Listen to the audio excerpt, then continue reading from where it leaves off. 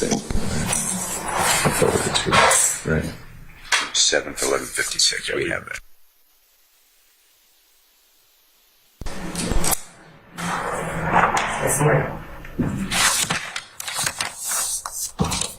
Oops, sorry.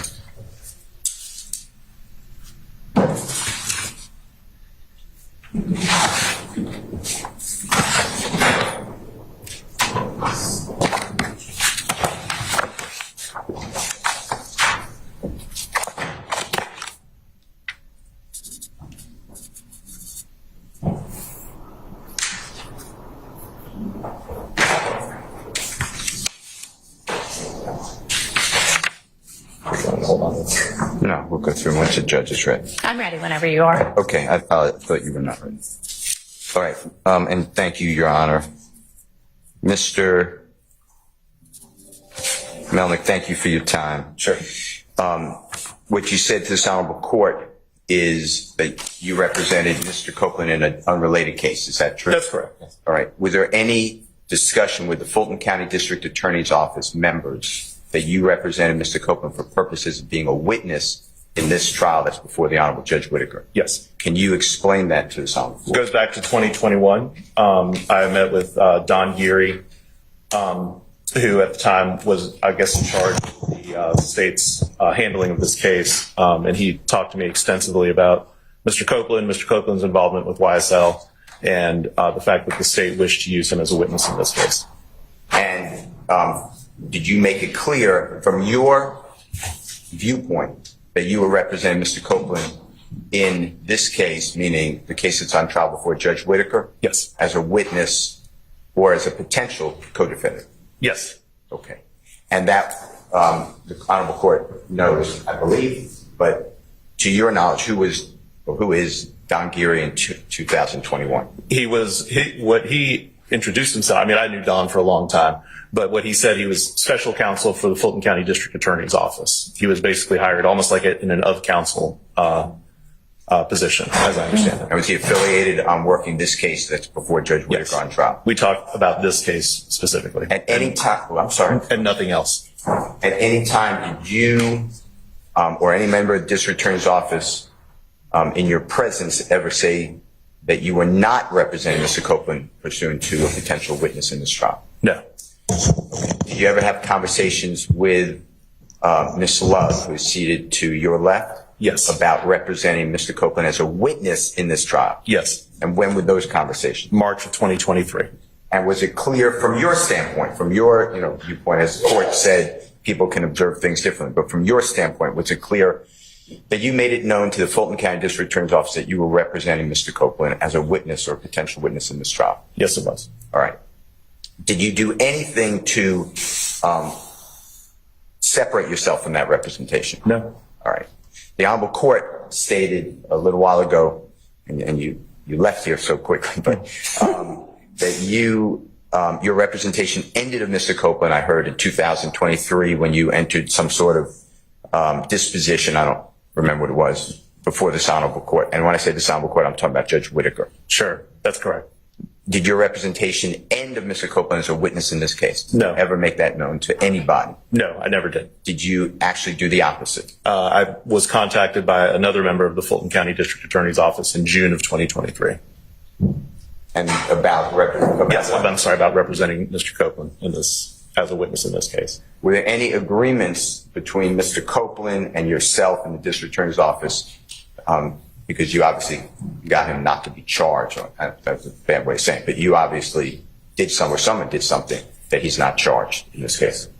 I would honestly say that may not have been due to anything that I did or said necessarily. I think it was an internal decision from the DA's office. Okay. All right. Now, I'd like to show you what I marked, and I just want this for the record.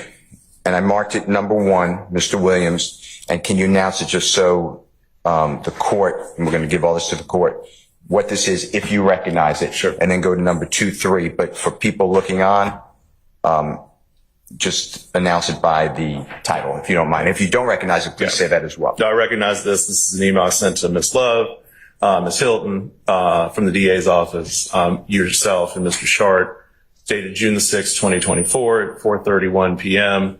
you want me to read it or? Sure. Says, good afternoon. All it has come to my attention that the Fulton County District Attorney's Office has questioned my client, Kenneth Copeland, without my knowledge or consent. Please be advised that my client does not wish to speak with any member of the Fulton County District Attorney's Office, nor any law enforcement officer from this point forward. My client will assert his privilege under the Wait, it's way too fast for the court reporter to take down. You with me? Law enforcement, nor any law enforcement officer from this point forward.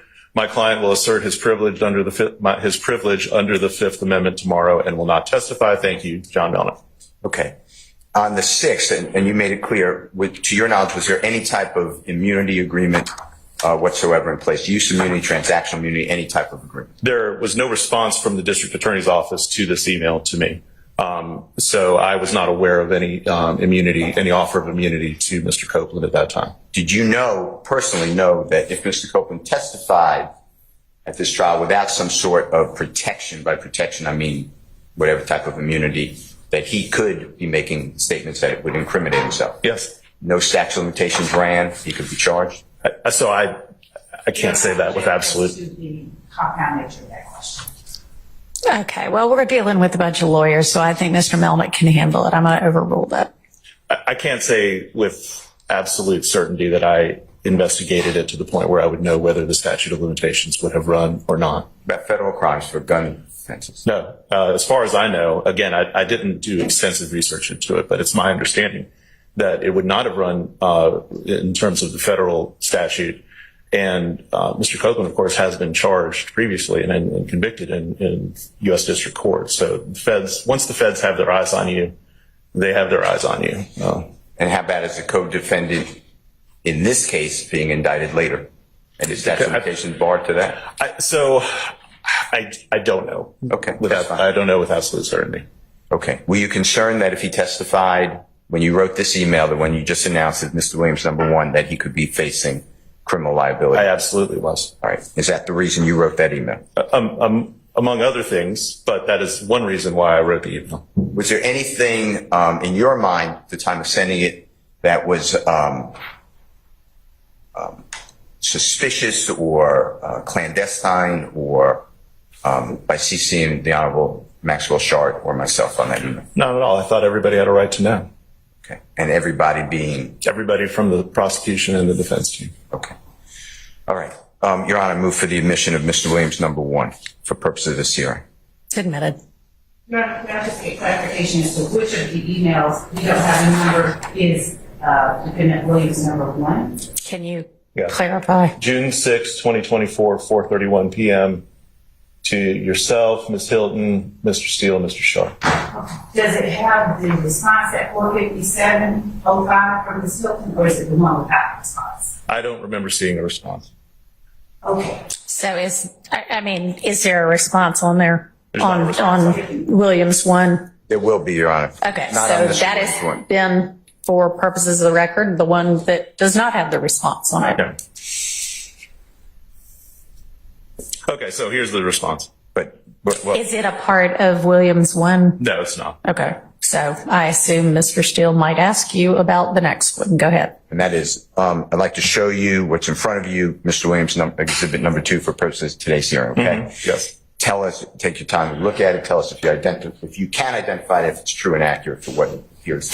I hope all of this is from I think exclusively from Ms. Hilton to me. But do you recognize it? I do. I recognize Is that it. accurate? Yes, it is. Yes. Okay. Your Honor, I move for purposes of this hearing, Mr. Williams, number 2, after you identify so everyone knows what you're looking for. June 6, 2024, 4:57 p.m.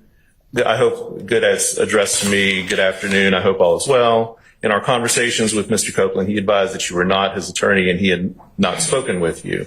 However, if you are asserting that you are his attorney, we will cease communication, but your client is under subpoena and is expected to be here at 8:30 a.m. It is our understanding that your client does not have transportation, so we're planning to pick him up. So please make sure that he is present so we do not have to take any further action if he fails to appear for his subpoena. Thank you and have a great evening.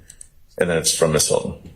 And did you respond to that email? And if yes, is it on Mr. Williams, number 2, and what does it say in time and date? If you don't mind. It is. I did respond. It's dated June 6th, at 5:47 p.m., again with CCs to everybody in the case. I have been Mr. Copeland's attorney. He tells me that he repeatedly told you that told you that when you were questioning him. I also spoke with Don Geary extensively about Mr. Copeland when he was assigned to this case, and I spoke with Miss Love. Slow down. I spoke with Miss Love early in the process around the time jury selection was beginning. I have a plea with Judge Carnicel tomorrow at 9:00, and I will come to the courtroom as soon as I'm done. Is everything that you responded about being Mr. Copeland's lawyer for purposes of this case true? Yes. Okay. And the court already admitted number 2. If you could go to number 3. Well, no, I haven't. Oh, I'm sorry. I moved for the admission of Mr. Williams, number 2. It's admitted. And that one contains both Ms. Hilton's response and then Mr. Melnick's response back that he just read. Is that correct? Yes. Okay. That's admitted. Okay. This is a repeat, so I'm withdrawing this. Okay.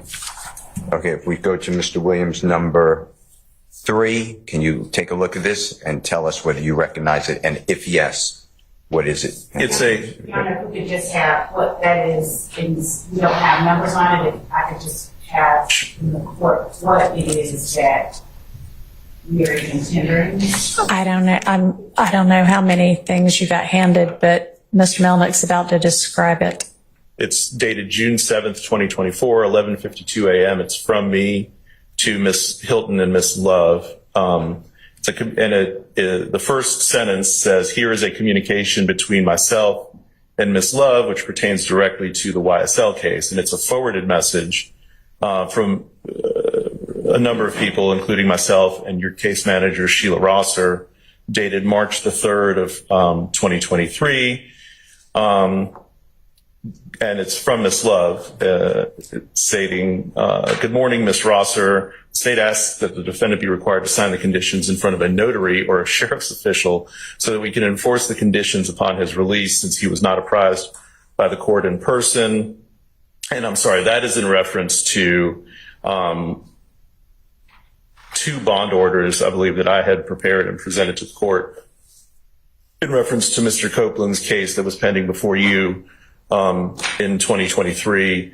That is an email dated Thursday, March 2nd, 2023 at 4:42 p.m. And this is just a chain of emails related to the bond order for Mr. Copeland's case in 2023. All right. And you're forwarding that in June of 2024 to say, see, you knew at some point I was representing him. Okay. That's correct, Judge. Is that document, is Defendant Williams 3 a 3-page document or just the one portion of the chain that you just read? So is this is a continuation of 3? Okay. There's more to it, Ms. Love. Is it a 3-page document? It appears to be I think it appears to be a 3-page document. Yes. Yes? Yes. Okay. Do you need me to? I don't need to read all of this. No, I don't think so. We move for the admission of Mr. Williams, number 3, for purposes of today's hearing. It's admitted. Why did you, Mr. Melnick, why did you send this to the district attorney's office on June 7th, 2024, 11:52 a.m.? Because of what they claim to be the confusion as to whether or not I was representing Mr. Copeland for purposes of his being a witness in this case. I think these emails demonstrate that I did, in fact, represent him and that they knew I represented him. And were there conversations that you represented Mr. Copeland for the witness in the YSL case during that time? Yes, there were. And who did you speak with? Miss Love. Okay. And you're responding to Mr. Williams, number 2, that's already in evidence? Yes. All right. Your Honor, I move for the admission of Mr. Williams, number 3. It is a 3-page document. It's admitted. And I'm going to mark this as Mr. Williams, number 4.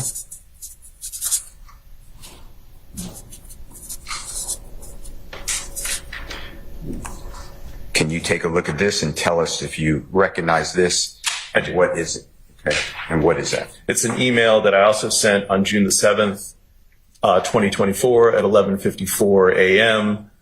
To Miss Hilton and Miss Love, referencing another communication I had from the district attorney's office. It was a forwarded message from Peachtree Offices, which is an executive office company that answers my phone for me, where I got a message from Peter Herzog asking me to contact him in reference to Kenneth Copeland. So it's a forwarded message from June the 27th of 2023 that I then forwarded to Ms. Hilton and Ms. Love, demonstrating that they should have just communicated with me about Copeland before questioning him.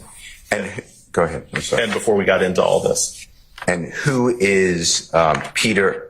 And I'm going to spell the last name, okay? Yeah. Herezog. Who is that person to your knowledge? I believe his last name is misspelled there. I think it's Herzog, but Peter Herzog is the assistant DA in the Fulton DA's office.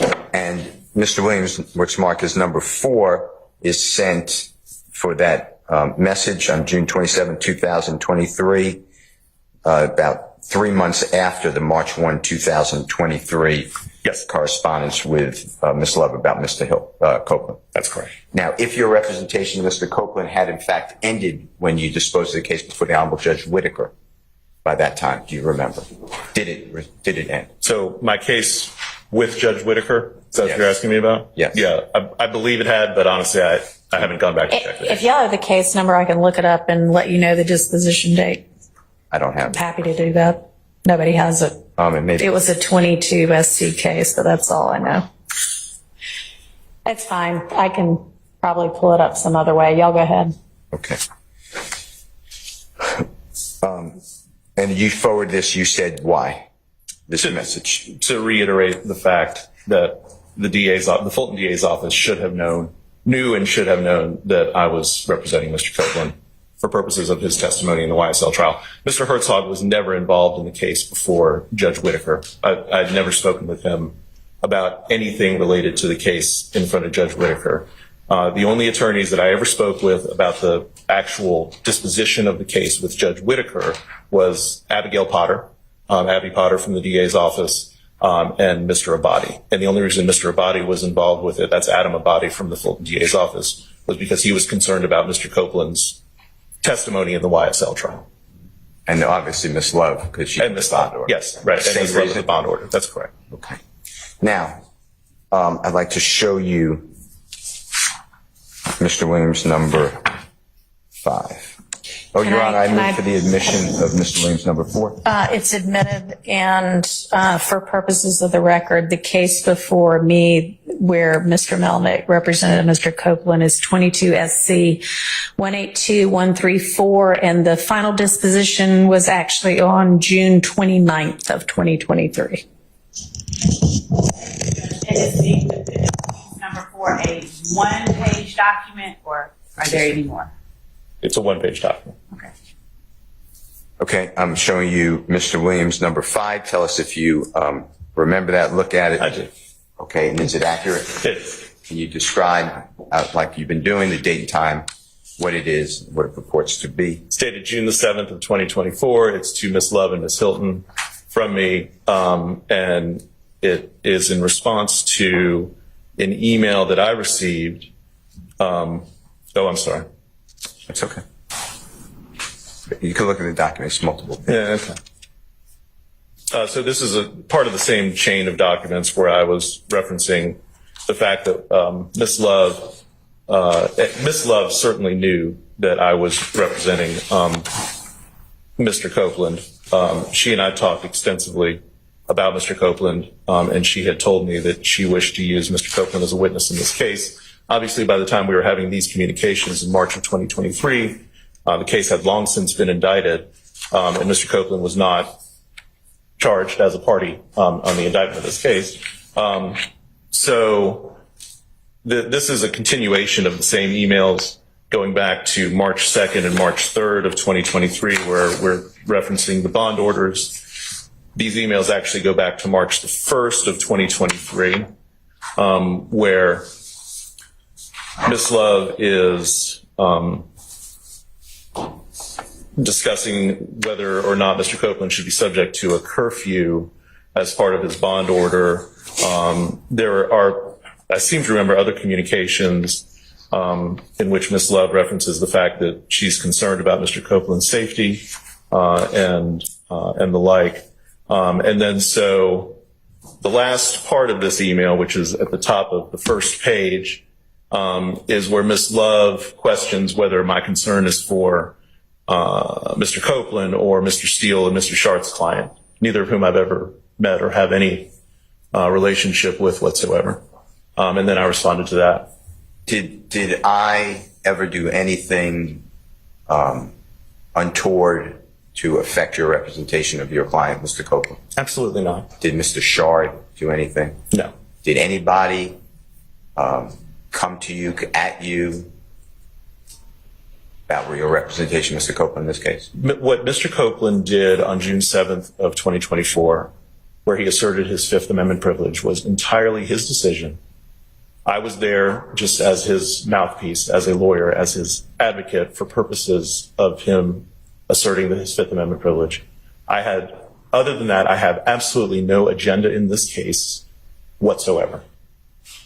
When Ms. Love wrote on a motion, ex parte motion for the former judge, the recused Judge Glanville, Yeah, I would Brand object your to client. the introduction through this witness or the posing to this witness of any question about a motion that I wrote, given that the witness cannot testify confidently about anything that I specifically wrote or what I. All right, well, I don't know yet what the end of the question is going to be, so I'll hold your objection until I hear the question. And it's in the record. Already, Your Honor, I could get another copy, though. Ms. Love wrote in that motion seeking use immunity under 25-5-507 for Mr. Copeland. Yes. That Mr. Copeland on Thursday, June 6, 2024, had some sort of interaction or dealings with members of the defense team. To your knowledge, is that true? I have no knowledge of that. Okay. All right. Do you want to admit, or did you want to tender for admission Williams 5? I do. Yes. All right, that's admitted. Thank you, Your Honor.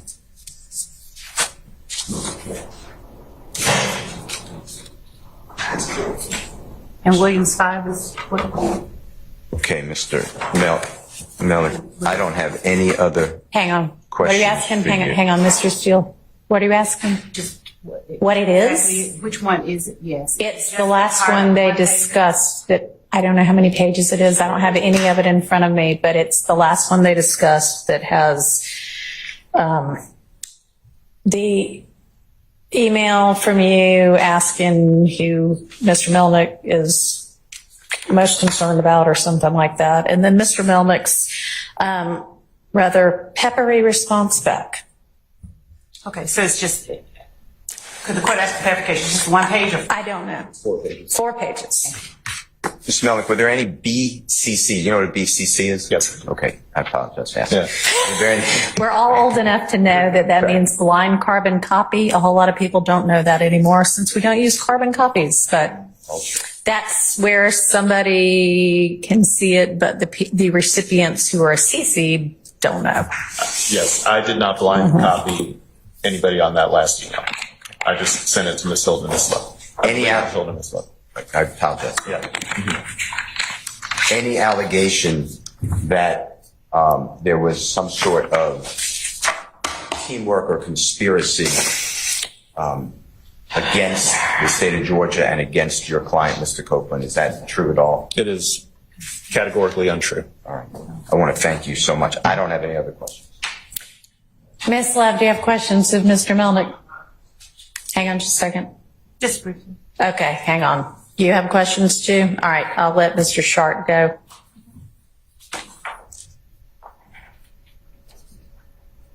And those are the court's copies. Okay. Mr. Melnick, if you're more comfortable taking the witness stand, that's fine, but, okay. Mr. Melnick, good morning. Good morning. You, as part of your representation of Mr. Copeland, as part of your representation of Mr. Copeland, Yes, sir. did you also make it known? Did you make your representation known to the defense counsel in this case, specifically myself and Mr. Steele? I did. Yeah. Okay. In your dealings with the defense in this case, have myself or Mr. Steele ever gone behind your representation to your knowledge and attempted to speak to Mr. Copeland without your knowledge and understanding? I have no knowledge of that. I'm not aware of any time that would happen.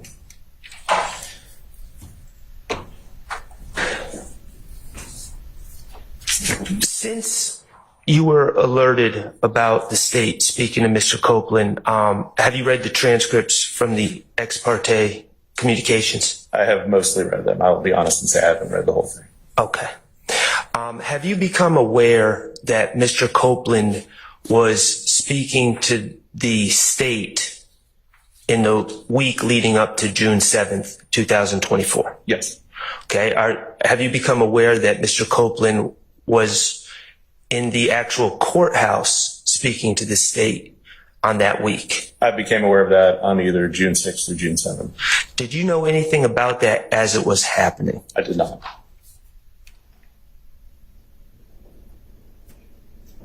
Before you reached out to the state via those emails that have been introduced, did the state ever tell you that they were communicating with your client? No. How did you initially learn that the state was communicating with your client?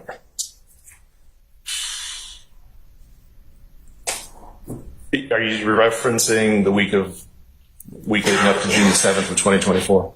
Yes. Let me ask in a more precise manner. Mm-hmm. Did you become aware on Thursday, June 6, 2024, that the state had been speaking to your client that week? Yes. And did you become aware that the state intended to call your client to the stand on the next day, that Friday? Yes. Okay. Did you, and how did you find out about the state's plans to call your witness to the stand? I believe you called me. Could you say it again? You called me. You being Yes. Max Sharp? Yes. Okay. And I called you on the telephone? Yes. Okay. In that conversation, did I ever ask you to do anything on behalf of myself or Mr. Steele or our clients? Absolutely not. Did I ever ask you to stop Mr. Copeland from testifying? Absolutely not.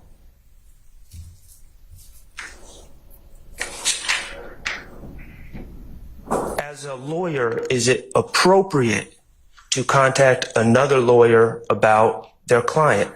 Objection, Your Honor, as to this witness being qualified to speak about what are in the ethics. I would hope that every lawyer in the state of Georgia is qualified to speak on what we're expected to do under our code of ethics. I'm going to overrule that. Would you repeat the question, please? In your experience as a lawyer, is it appropriate for another lawyer to contact you about matters concerning your client? That's Law School 101. And is that what I did on Thursday, June 6, 2024? Yes. Mr. Melnick, before you got in, well, your testimony is you were involved representing Mr. Copeland Yes. throughout this entire period, correct? Mm-hmm. Before you emailed the district attorney's office about their communications with your client that you were unaware of, to your knowledge, had Mr. Copeland been granted any sort of immunity or legal protections for his testimony? To my knowledge, no. Okay. After you contacted this district attorney's office and actively communicated with them about your client, what protections was Mr. Copeland granted? Use immunity. I have nothing further. Thank you. All right. Any other defense attorney with questions for Mr. Melnick?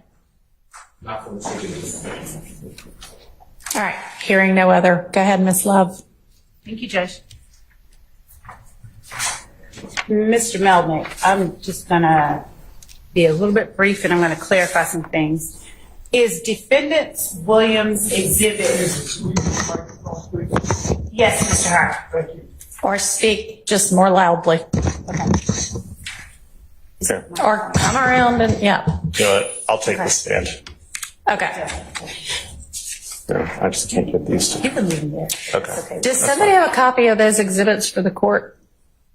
Judge, I'll give to the court the ones that he has admitted and I'll just go ahead and use the ones that I have copies. Okay. Thank you.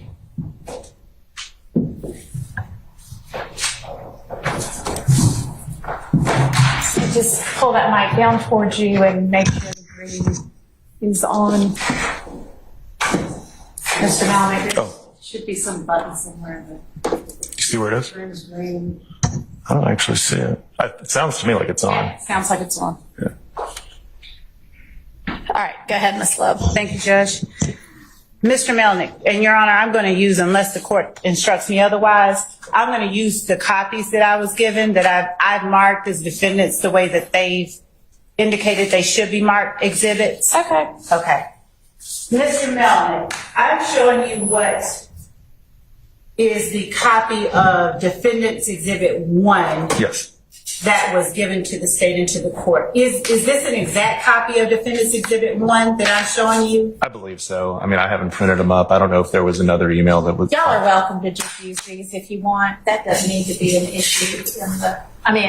They were handed to you, Ms. Love, by Mr. Steele, right? Yes, Your Honor. All right, then they ought to be exact copies. May I refer to them? Just a second. Mr. Harvey, yes, can you not hear?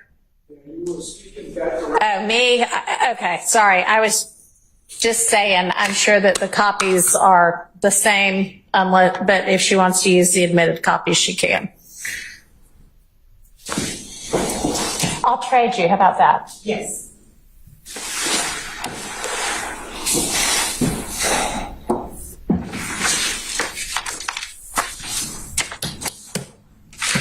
Just make sure you get the admitted copies to the court reporter when we're finished with this. Yes. Thank you. So showing you what has been admitted as Defendant Williams Exhibit Number 1. Yes. Looking at Defendant Williams Exhibit Number 1, is that an extraction? In other words, is that a portion of an email cut out and isolated from a larger email? I don't believe so. Okay. Then I'm going to show you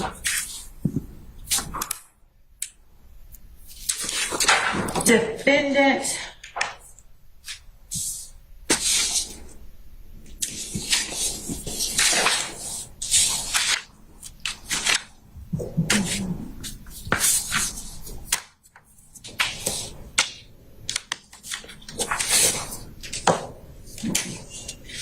Yeah, I just may need the portions that I gave to the court because I don't see. All right, here you go. Yep.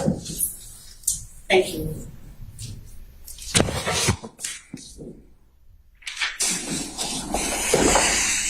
All right. All right. Showing you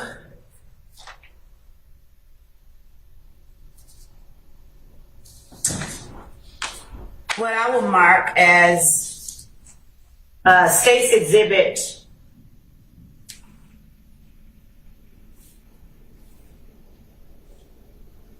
1, copy of Defendant Williams Exhibit 1, Melvin Crawford. And I was provided this by Mr. Williams, Your Honor. By Mr. Steele. Yes. Could you look at what I've now labeled as State's Exhibit 1 and compare it to what has been admitted as Defendant's Exhibit 1 and tell me whether or not those two documents, State's Exhibit 1, just for the purposes of the record, is a one-page document. Could you tell me whether these two documents contain the content from the same email? So the content appears to be the same, other than the fact that on the one that you just marked, there what appears to be the seal from the Fulton County, the Atlanta Judicial Circuit. And in fact, the one that I've marked as State's Exhibit 1 is the actual email that Mr. Steele would have had access to, correct? It's a portion of the actual email chain, given that it has that seal on it. Very often, if I'm sending an email, I'll just pick up from the last email that I sent to or from that individual. So that may well be. There may have been a prior email, but if it was between you and I don't remember exactly when it was. I'm showing you what has, I believe, been marked as Defendant Williams Exhibit number 2. Let's see if those two match. Give me 1 second, okay? Defendant Williams Exhibit 2. So you agree with me that Defendant Williams Exhibit 2 is in fact the top portion of the email that I have labeled and tendered as State's Exhibit, or not yet tendered, but labeled as State's Exhibit 1? Yes, that's correct. Your Honor, the state tenders State's Exhibit 1 just as evidence. All right. All right. Now, Admitted. thank you, Judge. So looking at Defendant Williams Exhibit 2 and State's Exhibit 1, are you able now to say with any more clarity that Defendant Williams Exhibit 1 is a document, a piece of paper where a portion of the email chain that is contained within Defendant Williams 2 and State's Exhibit 1 has been extracted and pasted onto a piece of paper? So I can't speak for how Mr. Steele printed this up. I wasn't there in his office when he did that, or whenever somebody in his office did that. You are correct that what has been marked here as Mr. Williams Exhibit number 2 is part of a chain of communications between myself, yourself, Ms. Hilton, Mr. Steele, and Mr. Shart. Looks like there's a CC to Antonio Long as well. Yeah, so this is a, but these emails were sent after the State's Exhibit 1, which is also Mr. Williams Exhibit number 1. These emails dated, so you can see here, Ms. Love, this is dated June 6, 2024, 5:47 p.m. Yeah, this is dated June 6, 2024, 4:31 p.m. Right. So this is just part of the same line of communications that we were having, where I said, Mr. Copeland doesn't want to plead, doesn't want to testify, wants to take the fifth. Ms. Hilton responds, and then I respond to her response. And in her response, this is where you get your insignia for the Atlanta Judicial Circuit. Okay, so let me be clearer. The exhibit that is labeled Defendant Williams Exhibit 1, did you ever forward that separately to Mr. Steele or Mr. Sharp? I think I just forwarded. I mean, I wouldn't have had to because they got the emails. Right. Okay. So they got this email initially. All right, y'all, when y'all are saying this email, we have no idea what you mean. Can you refer to the exhibit numbers? They got Mr. Williams email number 1, exhibit number 1, which is the first email from June 6th at roughly 4:30 p.m. Then there was a response from Ms. Hilton, June 6th, 4:57 p.m. And that's marked Williams 2. Williams 2, thank you. And then I respond to that, June 6th, 5:47 p.m. Okay, so and that's also on Williams 2, right? Yes. Yeah, okay. So as it pertains to my original question, Defendant Williams Exhibit 1 was never a communication that you sent separate from the emails that are contained in Defendant Williams 2 and State's Exhibit 1. Is that wrong or right? That is wrong. Okay, so you sent, without forwarding the rest of what is labeled as Defendant Williams 2 and State's Exhibit 1, you sent an email that contained only the document that is labeled Defendant's Exhibit 1 to Mr. Sharp, Mr. Steele, Ms. Hilton, and myself. I sent it on June the 6th at 4:30. Right. And do you also see June 6th at 4:31 p.m.? And when you say 4:30, you do mean 4:31 p.m.? Yes. Do you also see June 6th, 2024 at 4:31 p.m. on the email State's Exhibit 1? Yes. And in fact, the email State's Exhibit 1 is at the bottom, meaning it came before Yes. the emails that were Defendant Williams Exhibit 2. That is correct. Okay. And so given that State's Exhibit 1 looks as it does, are you saying that the email that is Defendant Williams 1 is the entirety and not a part of any other email chain that you sent. This email was the first email sent. Okay, so when I say this email, I'm referring to Mr. Williams' exhibit number 1. Okay. Was the first email sent on June the 6th of 2024. Okay. That is the first email. Mr. Williams' exhibit number 2 is the continuation of that chain of emails in which Ms. Hilton responded to me, and then I responded to everybody else, including yourself. Thank you for clearing that up. Your Honor, I'm going to give back to the court's copies of these emails. Okay. Thank you. And I apologize, they're not in there. That's fine. Thank you.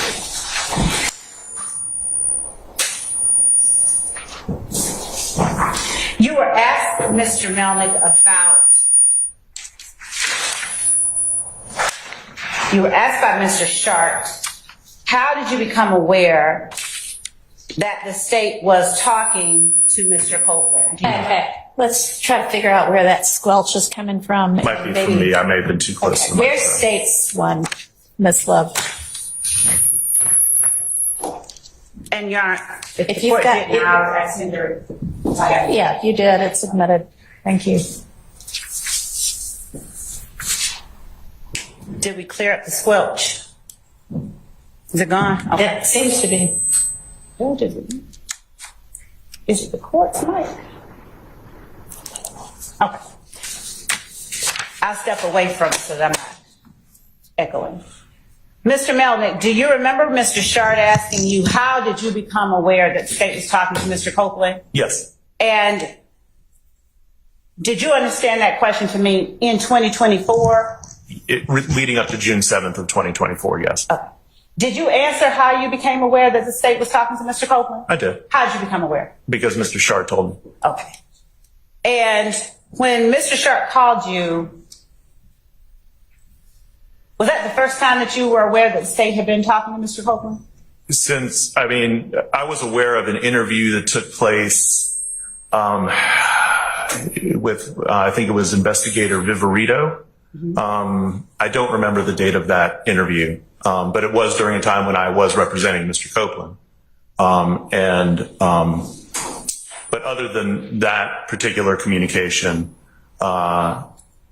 that was the first time I became aware of any direct communication between the district attorney's office and Mr. Copeland.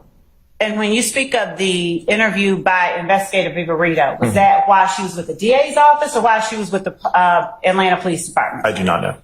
And was that interview one that you have seen or have knowledge as a part of the discovery in this case, or something different? I have knowledge of it. I've never seen the interview. I know that it exists. And was that interview a formal interview while he was in custody at the jail? Yes, as I recall. I mean, I haven't seen the interview, but I believe he was in custody at the time. And did you give permission for that interview? I'm gonna turn this off. Just speak loudly. Did you give permission for that interview, or did Mr. Copeland reach out to investigator Viverito to talk to her? I have no idea. I did not give permission for that interview. I do not know if Copeland reached out to her or not. And had you been paid by Mr. Copeland or retained by Mr. Copeland to represent him on criminal charges at that time? Yes. And was that prior to March of 2023 that this interview took place? Yes. Do you recall at any time representing to any member of the district attorney's office in 2023 that Mr. Copeland had not paid you for your services? No. Do you recall telling a member of the district attorney's office that you were not representing Mr. Copeland on his criminal charges because he had not paid you? I'm just asking if you remember. If you don't, that's fine. I don't. Okay. No, I represented him in his criminal charges to the end. We understand. Yeah. And when Mr. Sharp called you, what was it? What did he say to you exactly? He said that Mr. Copeland was being called as a witness the next day, June the 7th of 2024. So at what point how did he tell you that the state had been talking to you? During the course of that conversation, What did he tell you exactly? he just said that the state's been speaking to Mr. Copeland. How many times have you spoken with Kenneth Copeland between the time that Mr. Sharp called you and the time that you resolved his criminal matter before? How many times did I speak with him between June of 23 and June of 24? I mean, I can't give you an exact number, but Mr. Copeland has always been in communication with me. Did you speak with him more than one time? Yes. And during your communication with him, did he always have access to your phone number? Always. Did he appear to always be aware that he could reach out to you at any time? That's a privilege. This is something where we're going to have to, I don't feel comfortable. I can stop and pull that question all the way back. All right. And the court can decide if the next question is privileged. Did you assure Mr. Copeland? I'm not going to talk about anything I said to Mr. Copeland. Period. I'm not going to talk about anything that I said to Mr. Copeland. Okay.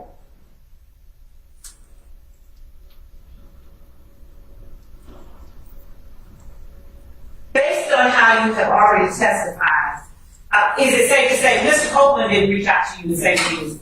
I'm not going to talk about any communication I had with Mr. Copeland.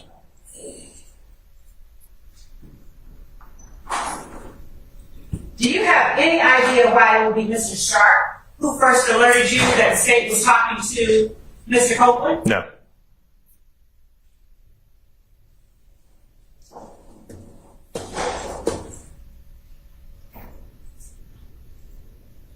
And are you aware of any communications Mr. Copeland made to state as it pertains to your representation of him get after his criminal case was resolved? I'm not. Do you recall, you indicated that you spoke with Mr. Abadi in the district attorney's office regarding Mr. Copeland as a witness in the case that we are in trial on now. Yes. Do you recall telling Mr. Abadi that you were not representing Mr. Copeland beyond the criminal case? No. Was the time or times that you spoke with Mr. Abadi in the context of resolving or getting a bond for Mr. Copeland's criminal charge? It was primarily with regard to the bond and the underlying criminal charges. I don't believe Mr. Abadi has much, if any, involvement in this case. What is your recollection of what it was that you said to Mr. Abadi or anyone else regarding your representation of Kenneth Copeland beyond his criminal charges? I don't really recall having, other than the fact that, he's talked to me and I've talked to the state, I don't recall having in-depth conversations about it. Y'all were still in the middle of jury selection. It wasn't much of an issue. Understanding you don't recall having in-depth conversations about it, what is it that you recall telling Mr. Abadi or any other member of the state about your representation of Kenneth Copeland beyond his criminal charges? I don't really have any independent recollection of anything specific. How are you then able to say that you spoke with members of the state and told them that you represented Kenneth Copeland in his capacity as a witness in this trial? Because I had specific conversations with Don Geary about this case and about Mr. Geary's desire to use Mr. Copeland as a witness. Am I correct that that was pre-indictment? Yes. And am I correct that that was at a time when there was at least a prospect that Mr. Copeland would be a defendant and not only a witness? That's correct. So apart from the conversation you had with Don Geary pre-indictment, where there was a prospect that Mr. Copeland would be on the indictment, do you have any recollection of conversations that you had with members of the district attorney's office regarding your representation of Kenneth Copeland as a witness in the current case 22 SC 18357? Ms. Love, we did not have substantive discussions about what his testimony would be, but everybody in your office knew that I was representing Kenneth Copeland. with respect, I don't mean substantive, I am asking you simply, do you recall what it was, if anything, you said to either Mr. Abadi or any other member of the district attorney's office regarding your representation of Kenneth Copeland as a witness only in the current case 22 SC 1835? Just that I'm representing him. And you recall specifically saying to some member of the DA's office, apart from the criminal charges that you helped resolve in 2023, you recall saying to a member of the district attorney's office, I'm representing Kenneth Copeland as a witness only in the YSL trial. I said that to you, That okay? is your memory. Yes. Where was this? Is it on the phone? Yes. Okay. And what was it? Was it before or after Mr. Copeland resolved his criminal charges? I guess before, because it was when we were talking about the bond issue. And so what exactly did you say about your representation? I said that I was representing him, and if you want to talk to him, talk to me. And when you said you were representing him, isn't it true that you were talking about this criminal charge? No, Miss Love, it's not true. Did you state that you were representing him beyond this criminal charge? Had you finished your answer? That's fine. Yes. Make sure he finishes his answer before you put the next one on the floor, okay? Did you state that you were representing Kenneth Copeland in his capacity as a witness in the 22 SC 183572 case Yes. outside of the criminal charges? Yes.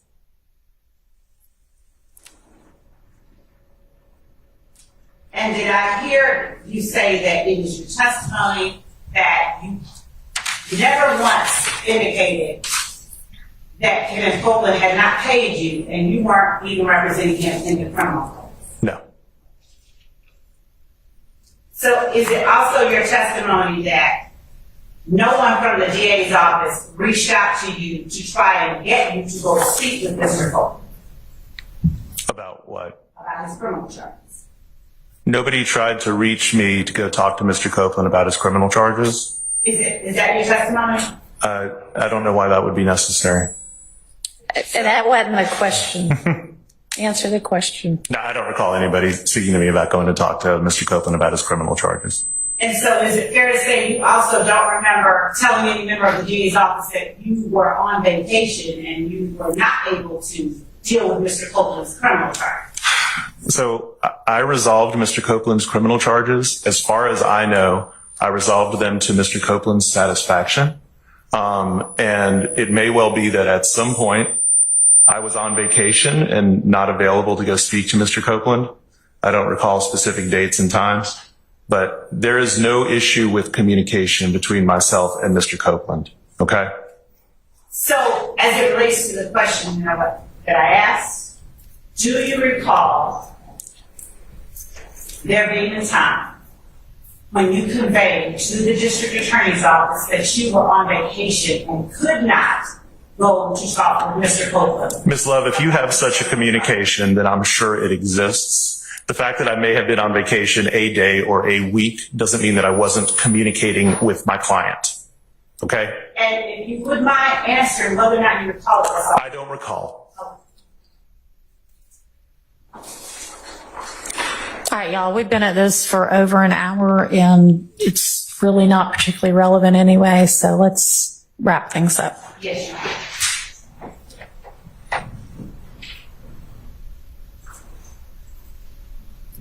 When you spoke about Mr. Herzog and you said he's never involved in the case, do you know what it was that he was talking about? He was calling me about Mr. Copeland testifying in the YSL trial. And you spoke with him Yes. and he said that? Yes. And what did you tell him? I told him that Mr. Copeland didn't want to testify. Now, that was in March. That was in June of 2023. And did Mr. Herzog ever say he was working on that trial? That was my understanding of the purpose of his call to me. Did he say he was working on it? Yes. You indicated, and Your Honor, I have about 5 more questions. All right. You indicated that upon questioning by Mr. Steele that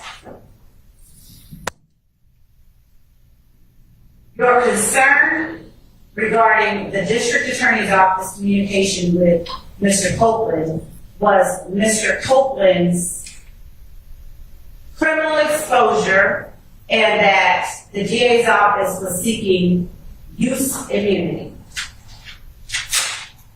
And that you considered it ironic that a motion would be filed on June the 7th, considering there should have been, or apparently there was no grant of immunity prior to that time. Do you recall saying? I do. You never once asked the district attorney's office what protections the immunity afforded to Mr. Copeland, did you? I'm familiar with what use immunity is, Ms. Love. Do you recall telling Ms. Hilton in the presence of an investigator that you had never heard of OCGA 245-507? I believe that I did not know that that was the use immunity statute, but once I read the order and saw that it was the use immunity statute, I'm very familiar with use immunity. I've been doing this for 30 years.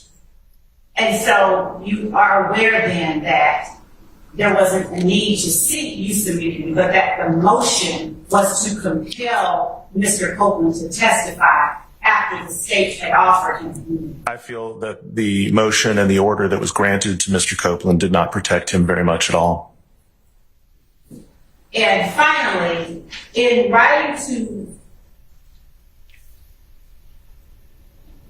the email that is labeled Defendant Williams Exhibit Number 5, you wrote, "My concern is for my client. Had I been involved, I would have demanded a much more specific immunity deal. You need him much more than he needs you. You've put him in a terrible position where you know his life is in danger, whether in custody or on the street. He's a marked man from this point forward. Go F yourself if you think I'm doing anything besides protecting my client." Yes. So what specifically did you intend to, you didn't include in here anything particular that you were worried about with the immunity deal, but you were very specific about Mr. Copeland's potential danger from testifying. Is that wrong or right? We all know that Mr. Copeland is in danger by virtue of his testifying here. Now, are you asserting that he is in danger for any member of the state from testifying? No. And what specifically did you want, more specifically, because you do understand it's not an immunity deal. We can't use anything he says in any way against him. Yes. So understanding that, and that the motion was simply to compel Mr. Copeland to testify, given that he had received that, what much more specific information did you want to see in the I would have demanded that he be given immunity from all state level prosecutions as a result of any action he may have had involved with any other individual in this case. And I would have seen if we could have included the feds in that as well. And did you not understand Mr. Copeland, or did you want more than what he was entitled? Did you not understand him to have been afforded immunity for anything he was asked about criminally, whether it was from the state or the defense? All that protects him from is from you using his testimony against him. So you did not understand that it actually protected us from using that testimony in any way to get information about him, to prosecute him regarding those matters. You didn't understand. It protects him from his testimony at trial being used against him, Ms. Lowe. And anything derived from that testimony. And anything derived from that testimony. Let's speak on the sounds. Anything derived from that testimony. Are you aware of that? Yes, ma'am.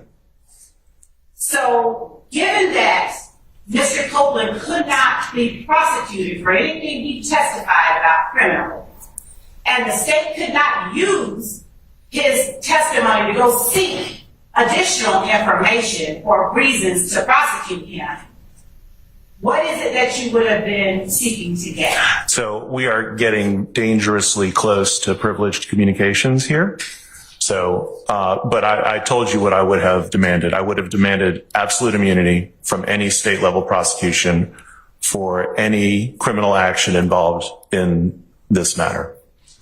Even those that he didn't speak about at all in the state. Yes.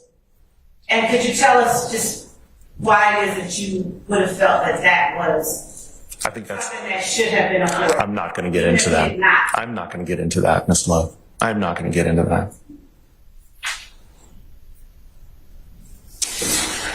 Yeah, I think that's all that I have to think. All right, is there any further questioning?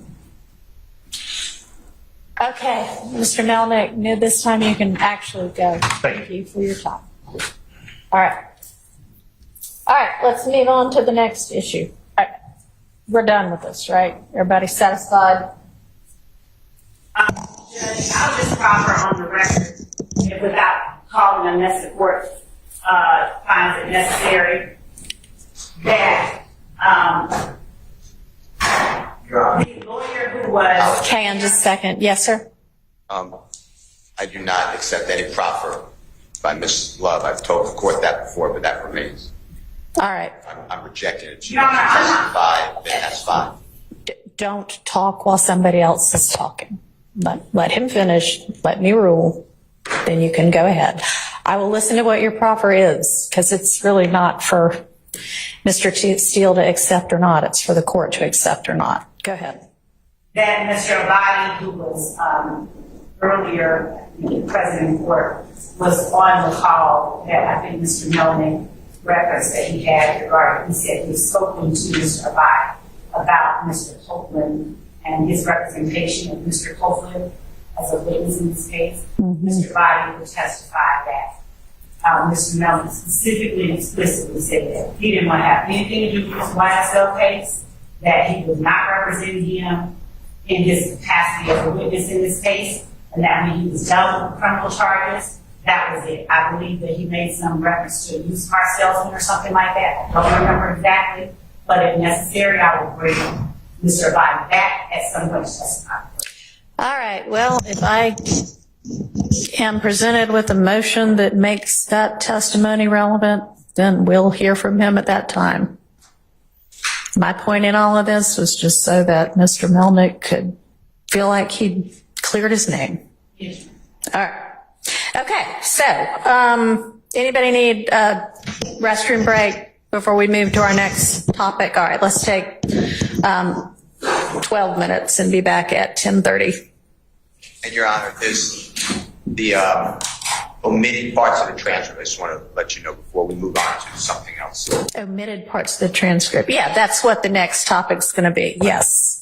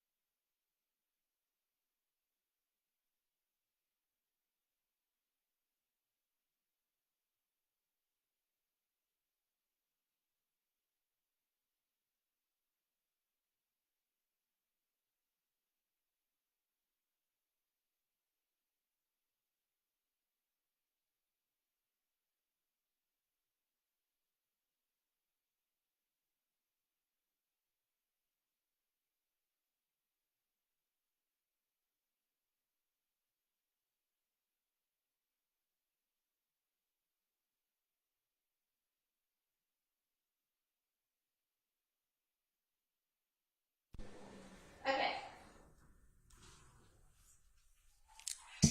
Mr. Steele, move into our next topic. I think Judge wants to. Okay. He has some problems. I do need to get. Could you please admit me to this? Oh, I guess if Zoom's relevant, I better get on the Zoom also. So give me a second to do that also. I'm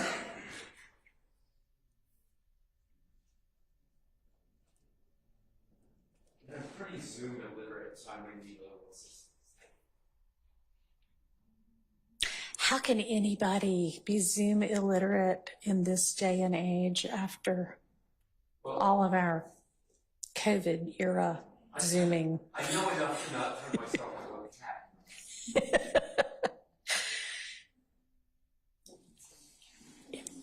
Okay, if you can let me in, and I guess.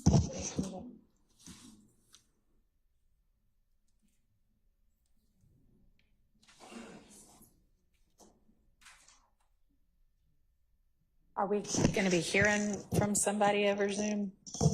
I just have a brief TikTok that I need to play. Really? It's very brief. Okay.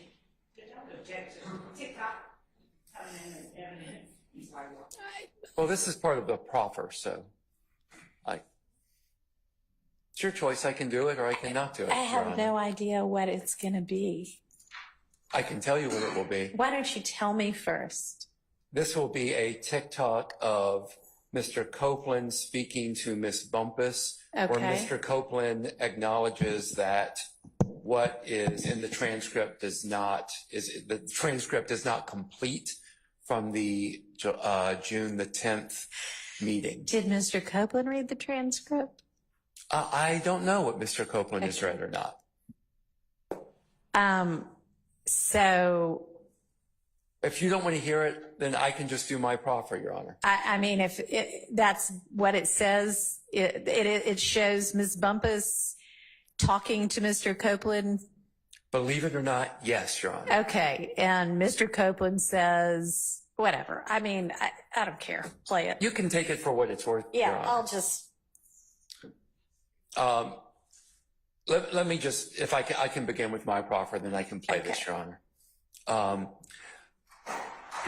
It is my understanding, based on my conversations with Ms. Bumpus, that while the transcript may be, let me be more specific, the transcript of the June the 10th, 2024 ex parte meeting, and I'm not going to list everybody that was in the meeting, but that transcript was complete in the sense that when Judge Glanville was in the room and the court reporter was in the room, I have no basis to believe that transcript is incomplete for when Judge Glanville was in the room. But there was a portion of that morning, a significant portion of that morning, based on my understanding, where it was Ms. Hilton was in the room, Mr. Copeland was in the room, Ms. Bumpus was in the room. And how is that your understanding? Because I don't see that from the transcript. And I know I actually said that at some point, but I went back and looked, and let me reference y'all to, let me find it. All right, so the beginning of the transcript, it is just if we all look at page 3, President Chambers were Judge Glanville, ADA Love, Attorney Bumpus, Court Reporter Weaver, and investigators Long and Hamilton.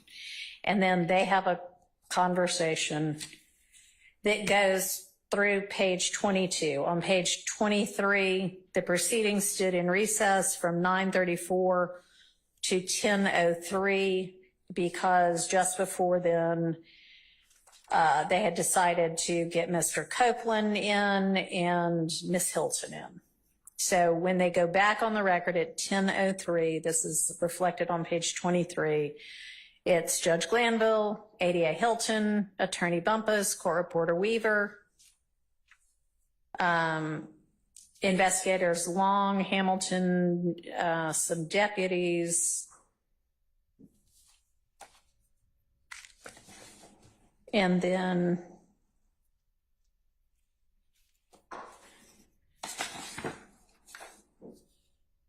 at some point, Mr. Copeland expresses that he might want to call his sister, and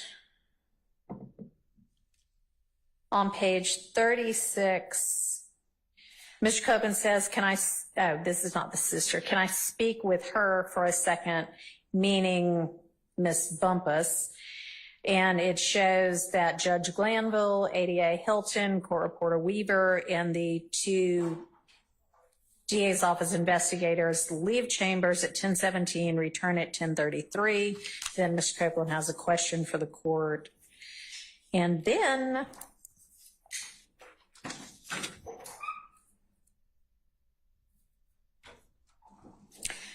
on page 46, a sheriff's office person comes in and tells Judge Glanville, we have a security issue. We need to stop for a minute.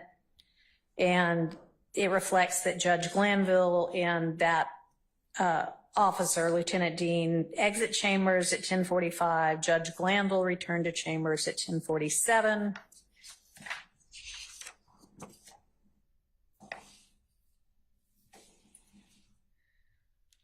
Okay, and then there's something about he might want to talk to his sister, and on page 52, they appear to maybe call his sister, and Ms. Hilton says, if y'all want to talk, let me go somewhere where I can't hear you. The judge is over there, so just speak low so he doesn't hear you. And the court says, hold on. And Judge Glanville exits chambers along with Ms. Hilton, Investigator Long, Investigator Hamilton, and the court reporter. They all leave from 10:53 to 11:28. When they come back in, and this was where I got confused, the court says, okay, all right, Mr. Copeland, have you had an opportunity to talk with Ms. Bumpus, your lawyer, and Ms. Hilton, the state's counsel? Have you got any other questions? And I hadn't looked up to see who left before, so I thought maybe just the judge had left, but it appears that they had all left. So, I assume he meant, obviously we know Ms. Hilton and Mr. Copeland had been talking prior to this. So I guess that's what he meant. But anyway, that's where I had gotten that. So where do you get your basis that they were in there at some point? I get my information from Miss Bumpus. Okay. So perhaps, and I don't know specifically at what point. I don't know if Miss Hilton came back in the room prior to going back on the record. I don't know. But at some point, Miss Hilton, Mr. Copeland, and Miss Bumpus were in that room discussing things amongst themselves. And my understanding is that Mr. Copeland relayed information regarding the murder of Donovan Thomas and perhaps some other information that Miss Bumpus indicated would be Brady material. And so I just want to put that on the record that this happened. Okay, so you can't put that on the record that it happened. You can put it on the record that Ms. Bumpus told you it happened. Well, Is that what you're saying? Yes, Your Honor. All right, I want to hear from Ms. Bumpus if that's the case. Okay. And then would you like to, are you interested in If you seeing this want me TikTok? to, that's fine. Okay. No, I'm not interested in seeing it, Yeah. but if you feel like it's relevant, I'll watch it. Thank you. May we approach briefly Mr. Kendrick? Yes.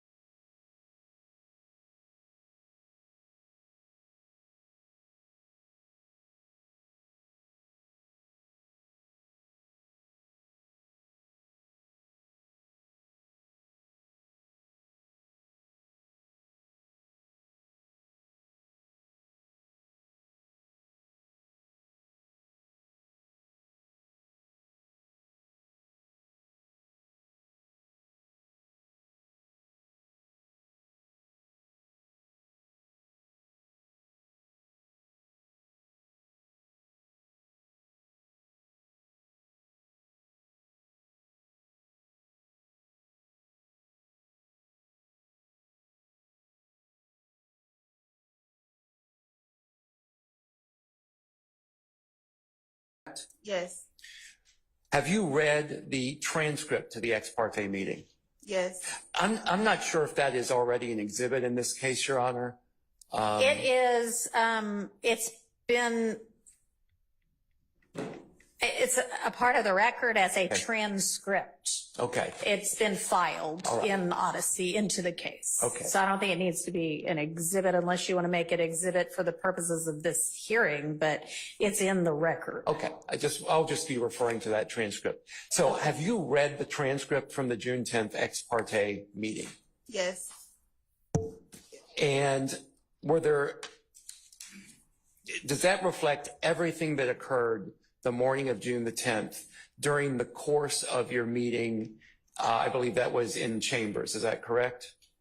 That was compound. That was a compound question. Was that Let's meeting read in that one. chambers? Where did that meeting take place? In chambers. In chambers. And was the ex parte transcript that you read a complete recording of absolutely everything that took place in chambers that morning? No. Could you please tell me, generally, when was there a time during the course of that ex parte meeting when y'all went off of the transcript? Clarify what you mean by that, when y'all went off. Was there a break in the proceedings at some point on the morning of June the 10th? Multiple. Multiple breaks. Yes. And during one of those breaks, did you have occasion to speak to Mr. Copeland with someone else, someone from the states, the state present in the room? Yes. And when you had that conversation, that was off the record. That was without the transcript being transcribed. Yes. Let's clarify who is in the room at Yes. this point in time. Okay. Who is in the room? And again, let me just make clear on this. I only want you to speak about conversations that you had with Mr. Copeland that are not privileged, where, for example, someone from the state was in the room. Do you understand? For sure. Okay. When there was a portion of that meeting that was not recorded on transcript, who was in the room? Myself, Mr. Copeland, and Simone Hilton. Who else? If anyone. I don't know all the deputies. But were there deputies in the room as well? Yes. Do you remember how many? 4. Okay. Anyone else other than the deputies and the 3 people you just named? Investigator Hamilton and maybe another investigator from the state. Okay. Approximately how long was that? Hang on a second. Was the court reporter in the room? I don't know. I don't recall. I can't remember. And at what point during the meeting did this allegedly occur? Towards the end. If you had a copy of the transcript in front of you, could you show me where? Like, if I you, could get close, Judge. okay. Do you have a copy for her? I don't have, does anyone have a copy? I do not have a copy Mine just printed out. disappeared. I don't know where mine went. Max, do you have one? I mean, I don't mind passing up, but it does have notes.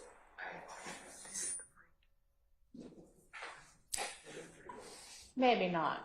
Let's get a clean copy. Okay. What had just occurred, and then what occurred following it? What had just occurred prior to? What had just occurred was we had been meeting for a really long time, and I needed to go to the bathroom because I was stressed out. And Okay. when I went outside in the hallway, Simone was outside in the hallway, so I guess she didn't want to be in the room with Mr. Copeland while I stepped out. That's all I can think of. So she was outside. She met me in the hallway, and she said, Okay, hang on before you get into what anybody said. So y'all are in chambers. Like, paint the picture for me. You're in chambers, and then and what happens for you to then leave chambers to go to the restroom? I needed a break. Okay, and so you leave chambers, Yes. and Miss Hilton leaves chambers. I don't know when she left because when I left, she was still in there. But when I came from the bathroom, she was in the hallway. Okay, when you left Chambers to go to the restroom, who was in Chambers at the time that you left? Mr. Copeland, the deputies that were with him, about 4, Miss Hilton, the investigators from the DA's office, the judge, and the court reporter. Okay, so you took a bathroom break. Yes. And as far as you know, you left and then you have no idea when or if anybody else left. But when you came back, Miss Hilton was in the hallway. Yes. All right. Well, then that's not the part we're talking about. No. Well, I think it leads up to the part we're talking about, and that interaction with Ms. Hilton may Okay. be relevant to where we're about to go. All right. Could you please describe the exchange you had with Ms. Hilton in the hallway? So she asked me, I think I get what you're saying. I think I get what what you guys are trying to say. And if he's trying to do what I think he's trying to do, then that's not going to work. And I said, well, I don't know what you're referring to, but I guess we can come back in and you could talk to him about it. Okay. And so when you said you can come back in the room and talk with him about it, was there any further exchange in the hallway? No. What happened after that? We go back in the chambers, Excuse me, we being you and Miss Hilton. me and Miss Hilton. You go back into the chambers, and then would you say again who was in the chambers when you went back in? Well, Mr. Copeland had then went to the restroom, so it was just me and Miss Hilton in chambers, and then they bring him back in. And Did then- you and excuse me, I don't mean to cut you off if you hadn't finished. No, then the same other people. Okay. When you and Miss Hilton were in the chambers prior to Mr. Copeland returning, did you and Miss Hilton have any further conversation in the chambers? No. Okay. When Mr. Copeland. Hang on. So you and Miss Hilton go back into Chambers. Do you go back? I mean, Chambers is, there's an anteroom where the judicial assistant sits. There's a staff attorney's office. There's the judge's office. Where are y'all? The judge's office? Yes. Okay. And when you and Miss Hilton go back to the judge's office, there's nobody else there but the two of you? And probably the investigators from the state. You don't remember? Well, the deputies had to take Mr. Copeland. Okay. Yeah. So Mr. Copeland was gone. Yeah, he was in Was the court reporter there? Yeah, she was there. Was the judge there? If you remember. I don't remember if he was in there. Okay, so you and Miss Hilton have a private conversation in Chambers? No, we don't talk. Okay, y'all just walk back in and then what happens? And then everybody comes back in. Okay. Who is everybody? The judge, Mr. Copeland, the 4 deputies, the 2 investigators from the state. Okay. We're just going to take it slowly, step by step. Okay. Okay. All right. So those individuals return. Does Judge Glanville return to the chambers? Yes. Is the court reporter in the chambers? Yes. Okay. When all of these people are in the chambers, what happens next? A step at a time. Simone starts talking to Mr. Copeland about what we talked about in the hallway. What specifically did Miss Hilton tell Mr. Copeland about what happened in the hallway? I don't remember what she said at the beginning because then she says, wait, Judge, can you step out? Who is the she that says, wait, Judge, can you step out? Simone Hilton. Okay, ask the judge to step out. At that point, does the judge step out? Yes. Does anyone else step out? I don't remember if the court reporter stepped out, but I know she stopped taking down what we were talking about. Okay, and she may or may not have remained in the chambers. Correct. Okay. And so at this point, you're saying that the judge is out, you, Miss Hilton, Mr. Copeland, 4 sheriff's deputies and 2 DA investigators are in Chambers. Yes, Judge. Okay. Okay. Next step. What happens next? Simone starts to talk to Mr. Copeland about, I guess this is the part about purging yourself and perjury and impeachment. Okay. What specifically did Ms. Hilton say about purging himself? About purging himself, once he began to testify that he would purge himself of him being arrested. Okay. What about perjury did she tell to him? Did Ms. Hilton say to Mr. Copeland? I think some of this is on the transcript, but she reiterated the fact that pretty much she wanted him to testify. She didn't know what he was going to say, but there was one thing that they know that he didn't do that she would not allow him to testify to. Okay. What did Ms. Hilton tell Mr. Copeland was the one thing she knew? All right, let's not assume any of this because this is your witness, so don't lead her, okay? Okay. So when you say that, what did Ms. Hilton specifically say regarding that? Well, first, Mr. Copeland said, I can claim all of this. I can claim all of this. I might as well just say I did all of this. And she said, but we know you didn't do all of this. And specifically, we know you did not kill Donovan Thomas. And I will not allow you to get on the stand and say that you killed Donovan Thomas. And when Ms. Hilton said, I will not allow you to get on the stand and say you killed Donovan Thomas, did she say anything else with respect to that? Pretty much, I was explaining to Mr. Copeland about independent evidence because she said if she had any independent evidence to prove that he was lying about anything, she would just use his statement to impeach him. But she would not necessarily press charges against him for perjury. But she said that if he said this thing, this one particular thing, which was the unaliving of Donovan Thomas, that she may move forward with perjury. And Mr. Copeland says, well, it's not just about me knowing who killed him, but it's about, I know more about that infinity, and I know something about somebody who's not even on trial. Okay, I'm going to stop you there a second because there's a lot to unpack, okay? So do I understand your testimony to be that Ms. Hilton said that she would prosecute him if he lied about the killing of Donovan Thomas, but she would not prosecute him if he lied about other things? Yes. Let's go back to the infinity, because I didn't catch all of that. What did Mr. Copeland say about the infinity? You just say, I know something about the infinity that y'all don't know. And how did Ms. Hilton respond to that? No, I don't remember, but basically she just like, okay. Okay. What happened next in that meeting? Oh, can I stop you a second? Had Judge Glanville re-entered the chambers where you were at this point? No. Okay. Please continue. What happened after the comment from Mr. Copeland about the infinity? I think that, I mean, she really didn't say anything about it. She just kept moving forward with explaining to him about she wasn't going to go for that lie about the unaliving of Donovan Thomas, but whatever else you lie about, I'll just use it as impeachment. And that conversation went on for about 5 minutes or so, maybe a little bit more. I don't know. At this point, we've been in there for 2 hours. And they gave me a second to talk to Mr. Copeland, and then that was the end. Okay. Who gave you a second to talk to Mr. Copeland? I guess Simone.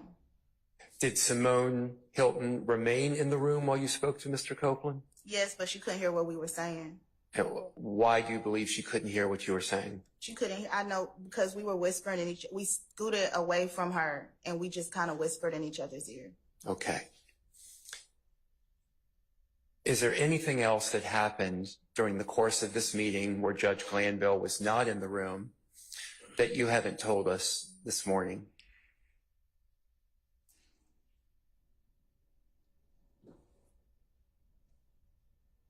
I'm not 100% sure, but I know there's one time where Adrian said something about Judge close your Where, case. I'm sorry, who?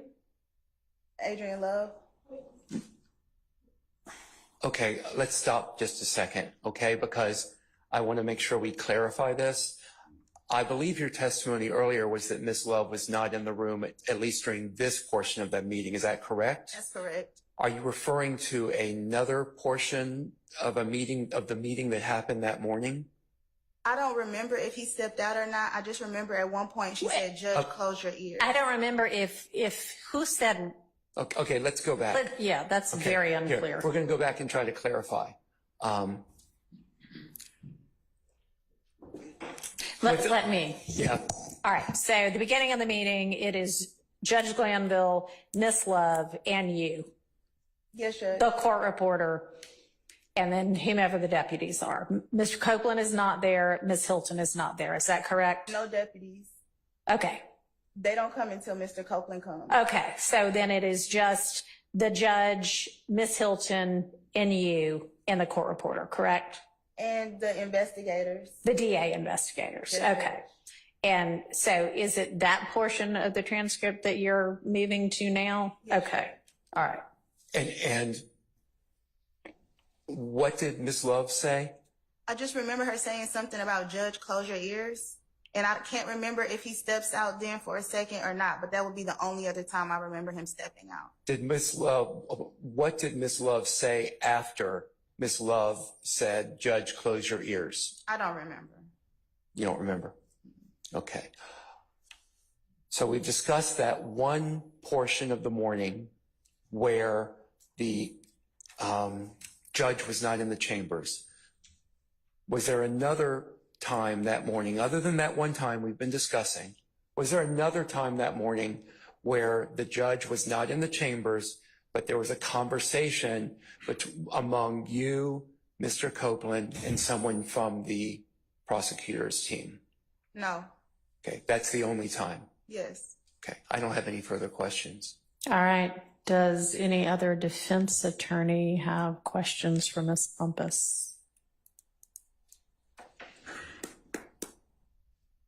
And we have a copy of the transcript now if anybody needs it. A clean copy. Yeah. It's sitting right up here. Oh, I'm sorry. I didn't.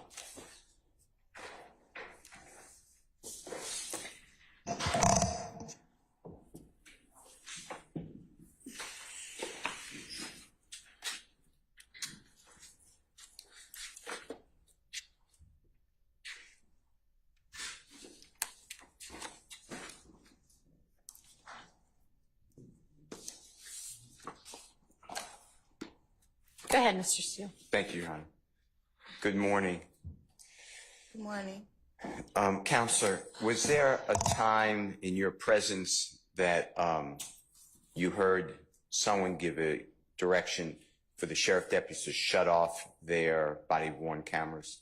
Absolutely. Do you know who gave that direction? Deputy Brown. And do you know at what period of time or what point in time that occurred? Were you alone with your client? Was it throughout the whole time? Were you with Miss Hilton? What was going on when you heard that? That was the first thing he said when the deputies brought Mr. Copeland in. So as far as you know, I'm not saying the sheriff deputies filed that order, but they were ordered to turn off all body-worn cameras as far as you were concerned. Yes. And this conversation that you just relayed to us with Ms. Hilton, you and Mr. Copeland, your client, was that a calm conversation? Was it heated? How would you describe?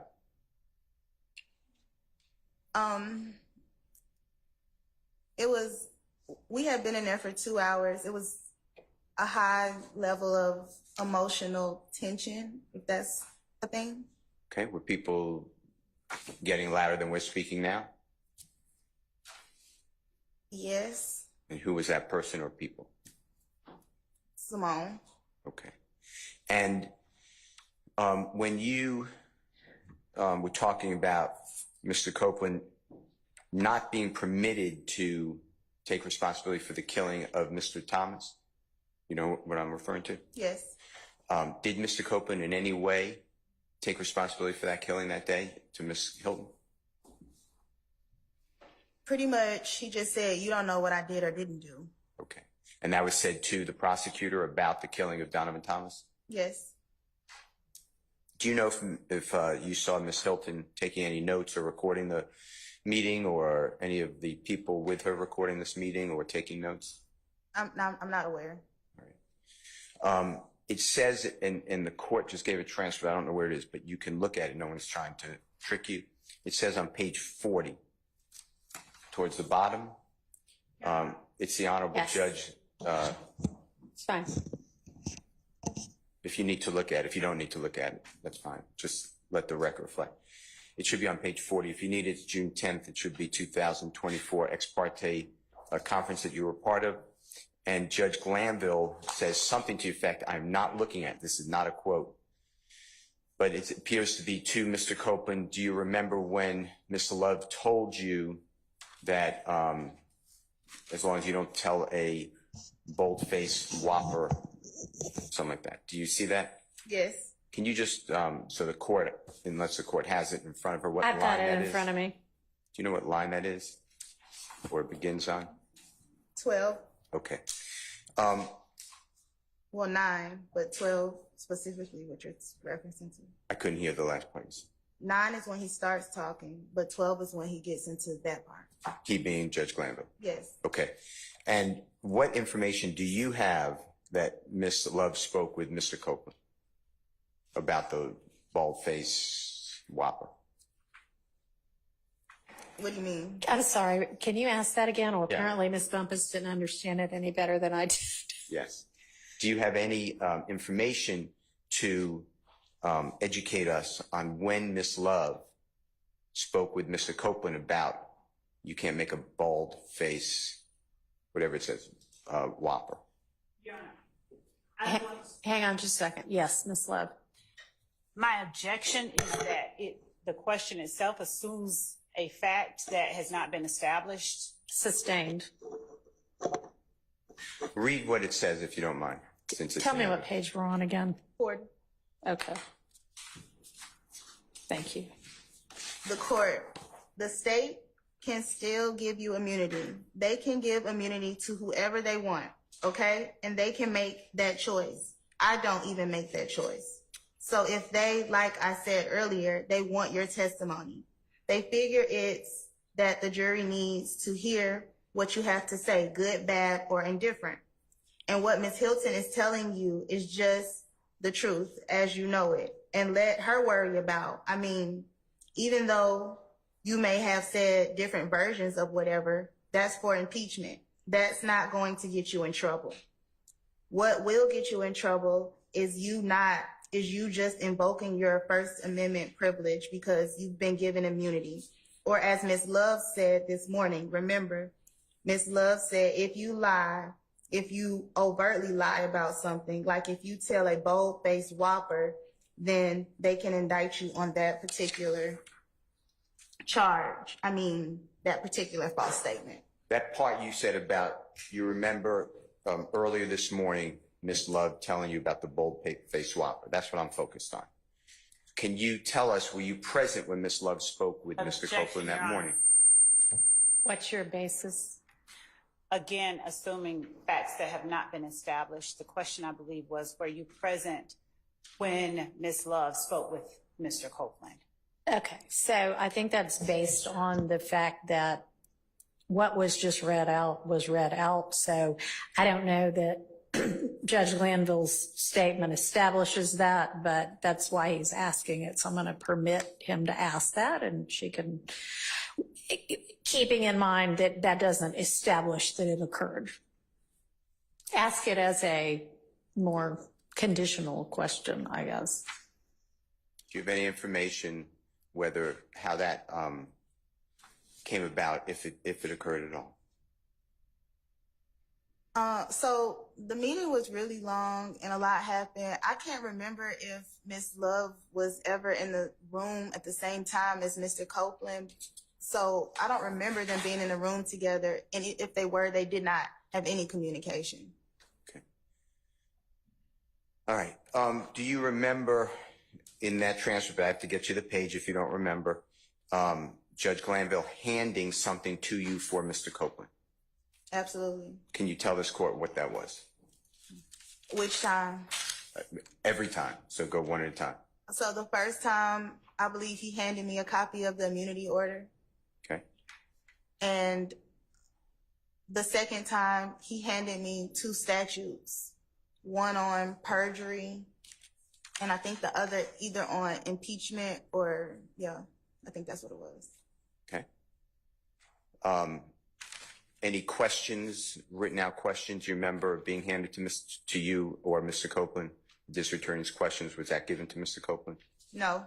Okay, you remember that discussion? No. All right. I don't have any other questions. Thank you. Thank you, All Your right.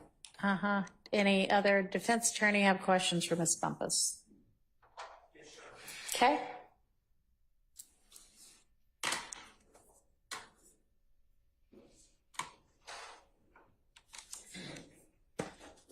Good morning, Ms. Bumpus. Good morning. Counselor, I want to take you back to that Monday, June 10th, 2024. When you arrived for court that day, you were arriving to represent Mr. Copeland, correct? Yes. As a witness. Yes. Okay.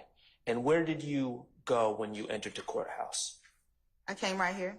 To this courtroom 1C? Yes. Okay. Did you ever request an ex parte meeting with the judge? No. To your knowledge, did Mr. Copeland ever request an ex parte meeting with the judge? No. Okay. How did this meeting come about? I was down here, and when I got here, the courtroom was closed. There was no one here. And so I contacted Mr. Chamberlain, and he came down. He told me to call him when I got in the courthouse. So I called him when I got in the courthouse, and I was right here. And he came down and got me, took me upstairs. Okay. Were you ever told why you were going upstairs? I was never told why I was going upstairs, but once I got upstairs, I thought I was upstairs because that was the only place I could talk to Mr. Copeland. Okay. At what point did you realize that you were being made part of an ex parte meeting? When Brian got up there and said it. When what? I'm sorry. Brian, Who's Brian? Attorney Steele, Okay. got up, and that was the first time I really realized that anything had happened because I had been sitting there and I did not realize what was happening. Where are you? I thought you had just been brought upstairs to Judge Glanville's chambers. But it was never a time where they said, oh, we're about to meet. They literally just start talking. So Mr. Steele's there? no, the first time I realized what had happened was when Mr. Steele made his motion in court. Okay, so you were in chambers with Judge Glanville and Miss Hilton. And Miss Love, correct? What I'm saying is, You answered the question that I am asking you. You were in chambers with Miss Hilton and the judge. I'm sorry. There are two different parts to this ex parte. You were in chambers with Miss Love and the judge and a court reporter, and y'all had conversations, correct? yes, Okay. And you were aware prior to that morning that this case was being tried, correct? yes, Okay. And you were aware that Miss Love was a member of the prosecution team, right? yes, And that Judge Glanville was the presiding judge at the time. yes, And that there were defense attorneys on the other side of the case, right? yes, Okay. And so when you went into the meeting, you could see that there were no defense attorneys present, right? no, but what I'm saying is, I didn't know I was going into a meeting. Ma'am, I understand. Answer the question I asked you. You could see at that point in time that there were no defense attorneys present in the chambers, correct? Yes, Okay. So at that point in time, you knew this is a meeting with the prosecution and the judge and no defense attorneys, right? what I'm saying is, Ma'am, answer the question I am asking you. I didn't realize it was a meeting. Okay. So at the point when people started talking, let's call it a meeting at that point in time. Okay. Okay. And so you knew that the defense attorneys weren't there then, right? Yes. Okay. And so you knew it was an ex parte. If you knew the term ex parte. Yes, I Okay. Go ahead. And in the meeting, who initiated the conversation about the purpose of the meeting? Was it you? No. Okay, who was it? All right. Let me ask y'all a question. I can read what's in the transcript. So unless there's, something that we're saying occurred before, the court reporter said, okay, I'm ready whenever y'all are. I don't need an exposition of who said what. I can see it, okay? Okay. I have no further questions. All right. Ms. Matthews. Ms. Bombas, good morning. Good morning. Just a few questions for you. At any time during the meeting that took place between the court, the prosecutor, yourself, Mr. Copeland, were you ever told by the court not to disclose any of the contents of the meeting? All right, we are not going to replow the issue of Mr. Steele being held in contempt. That is moot. So to the extent that this is going to that, move on. Okay, that's where I was going. All right. Thank you. No question. Anybody else? From the defense team side. Okay. Ms. Love, do you have questions for Ms. Bumpus? A few, Judge, just a few. Thank you. Ms. Bumpus, you were asked by, I believe, Mr. Steele, whether Judge Glanville ever handed Mr. Copeland anything. Do you remember being asked that question? No. Okay. Do you recall telling Mr. Steele or Mr. Shard or either member of the defense team this morning that in the June 10th hearing, Judge Glanville handed you a statute on perjury? Can you say that again? Do you recall testifying earlier that during the June 10th hearing, Judge Glanville handed you a copy of the perjury statute? You can correct me if I'm wrong, but I thought the question was, did he hand it to me to give to Mr. Copeland? Do you recall testifying that Judge Glanville handed you a copy of the perjury statute? Or better yet, let me do this. Did Judge Glanville give to you a copy of the perjury statute? And said, hand this to Mr. Copeland? Yes. Okay. And did Judge Glanville give to you a copy of the immunity statute? And say, hand this to Mr. Copeland? Yes. All right. And when you responded, let me back up. So do you not recall being asked in this courtroom today, did Judge Glanville ever give to Mr. Copeland anything? I don't recall. Okay. Do you recall what you were asked do you recall testifying that Judge Glanville gave you both a perjury statute, copy of that, and a copy of the immunity statute? Yes. Okay. Do you recall what question you were answering when you made those statements? The question that I was answering was, did Judge Glanville give me something to hand me a statute or hand me anything in a meeting? And you don't recall him asking whether Judge Glanville handed Mr. Copeland anything? Objection, asked to the answer. Yes. Thank you. I mean, I'm not sure we've got a clear answer on it, but does it matter? If she, there's a reason that I'm asking the question. All right, well, go ahead. You can ask it again because I don't think anybody's clear on it yet. Do you recall being asked today whether Judge Glanville ever handed Mr. Copeland anything? I believe that I just stated that he handed me two things. Ms. Bumpus, I don't think she's asking you about what happened. I think she's, for some reason, asking you about the question that was asked to you on direct. Do you recall being asked if Judge Glanville gave Mr. Copeland anything? I don't recall. Okay.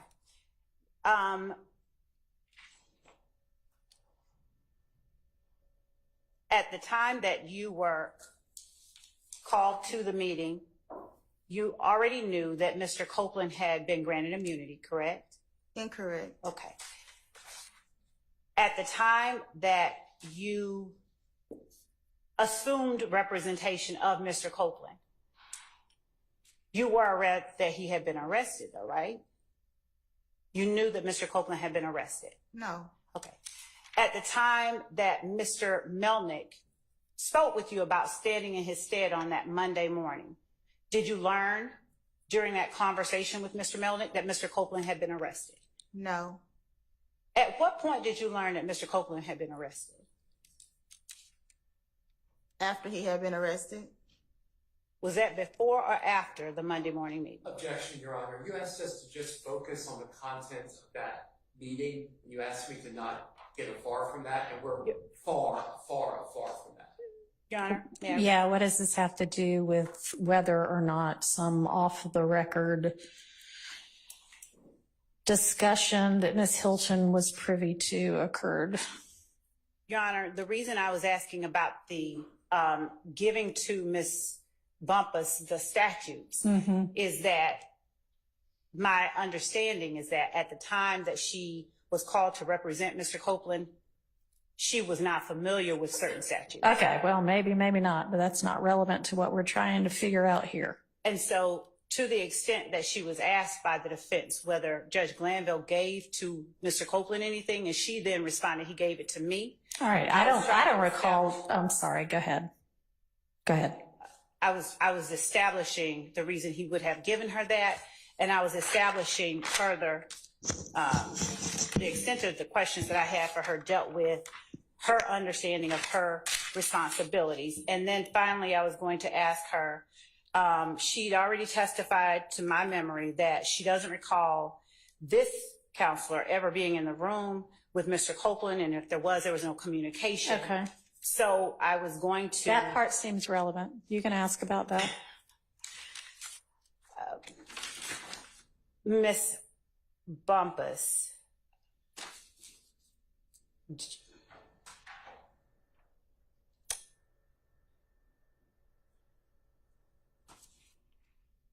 do you have any memory of Miss Hilton and me being in the room while you were in the room with Mr. Copeland? I have some memory of all of us being in the room for a very brief moment of time. When you say all of us, who is all of us? You just asked me, do I have any memory of you, Miss Hilton, and Mr. Copeland being in the room? I remember at one point you came back, but I can't remember exactly what happened while you were there.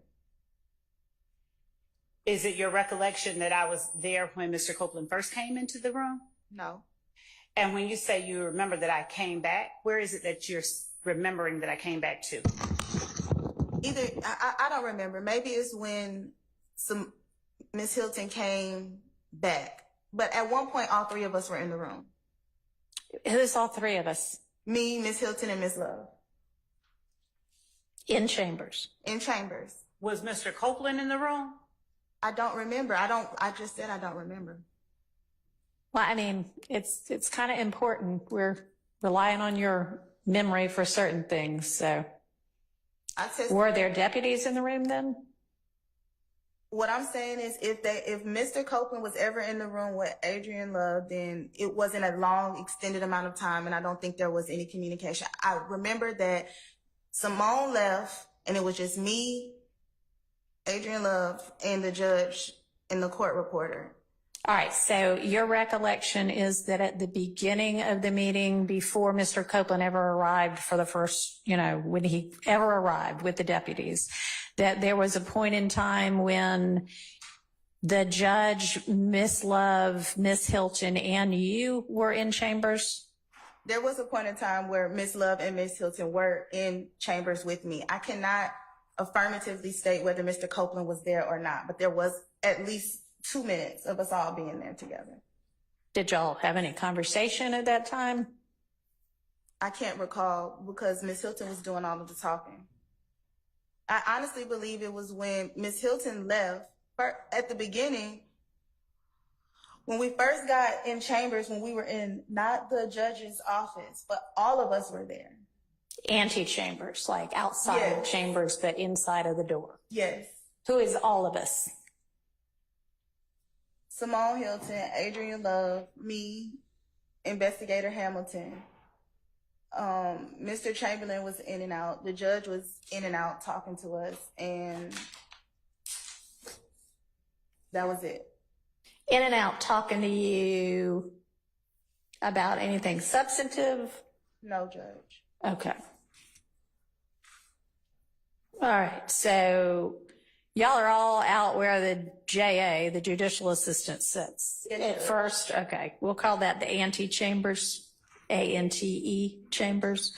So when is it that any of you go back into Judge Glanville's actual chambers, his office? Adrian Love says, Judge, can we talk to you for a second in chambers? Okay, and who goes then? Just me, her, Adrian Love, and Judge Glanville and the court reporter. Okay. Go ahead, Ms. Love, if you had anything else. Thank you. Ms. Bumpus, there were investigators present or no when you, me, Judge, the court reporter first went back? I can't remember. Do you recall a comment from either the court reporter or the judge just joking about the fact that I'm not allowed to go anywhere without the investigators? No. And when you say that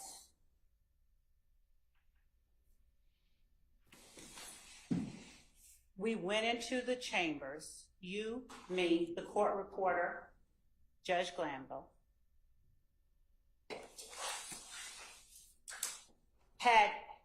was Judge Glanville's deputy there? Yes. I guess if he's a deputy, I don't know. Which person was there for Judge Glanville? Which sheriff's office personnel? Do you remember? No. And where was that person situated when you, me, Judge Glanville, the court reporter went into the chambers? I have no idea. That person was in chambers with the five of us? I don't remember. At some points, I don't remember about when he was walking in and out. Okay. And by he, you mean a sheriff's office personnel? If he's a sheriff's, I don't know what he is. Do you remember, do you have any memory of the investigator being present with me while I was in there? I don't remember. I know there were investigators there. I don't remember if they came in chambers when you came in or after Ms. Hilton came in. And seeing the transcript, does it do anything to refresh your memory about who all was there? No. Okay. And when you testified earlier that at some point after I left the first time, that Simone, me, and you ended up in a room together in chambers. Do you recall testifying that way to the court just earlier today? Yes, at one point, me, you, and Simone were in chambers together. Like I said, it was a brief moment, and I don't remember you saying anything. But are you saying that now that was after I left the first time? I really don't remember. Okay. So your memory, you know that at some point you, me, and Simone are in chambers together. You cannot recall whether after I left the first time I ever came back. I cannot recall. Okay. And when you said, let me ask you just this pointed question. Did Kenneth Copeland ever say, I killed Nut to Simone Hilton while you were in there? Can you ask the question again? Did Kenneth Copeland ever say to Simone Hilton, I killed Nut? No. Did Kenneth Copeland ever say to Simone Hilton, I killed Donovan Thomas? No. Did Kenneth Copeland ever say that he killed anybody to Simone Hilton? No. Did he say any of those three things in Simone Hilton's presence and hearing, to your knowledge? Can I answer that with a non-yes or no question, Judge? With a what? With an explanation, because he didn't say yes, or he did not say I killed, but he said, you cannot tell me what I did or did not do. Okay. That's the extent that he said? Yes. Okay.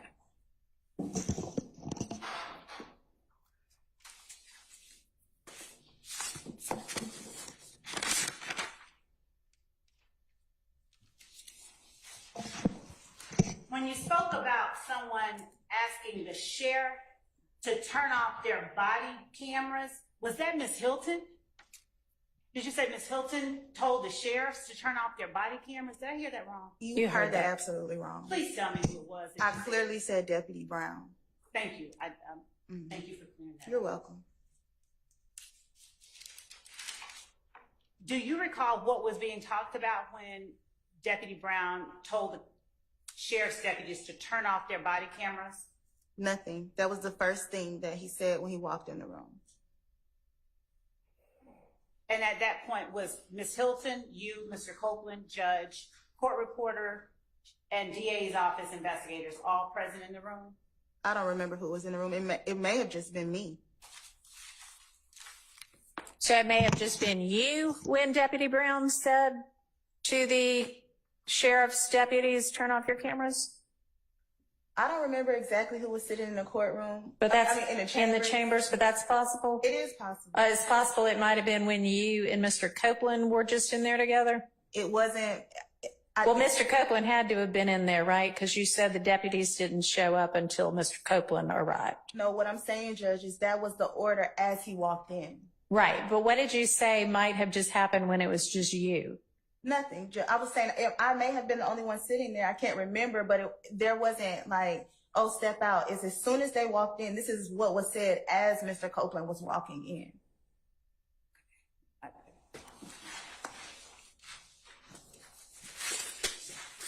And was there any, did you request at that point that they brought him in to have a private meeting with your client at the time? At that moment, I hadn't requested anything. Is it safe to say you don't know why they were told to turn off the body on him? That is correct. Okay. Did you ever hear anyone from the state ask the deputies to have those body-worn cameras turned off? No.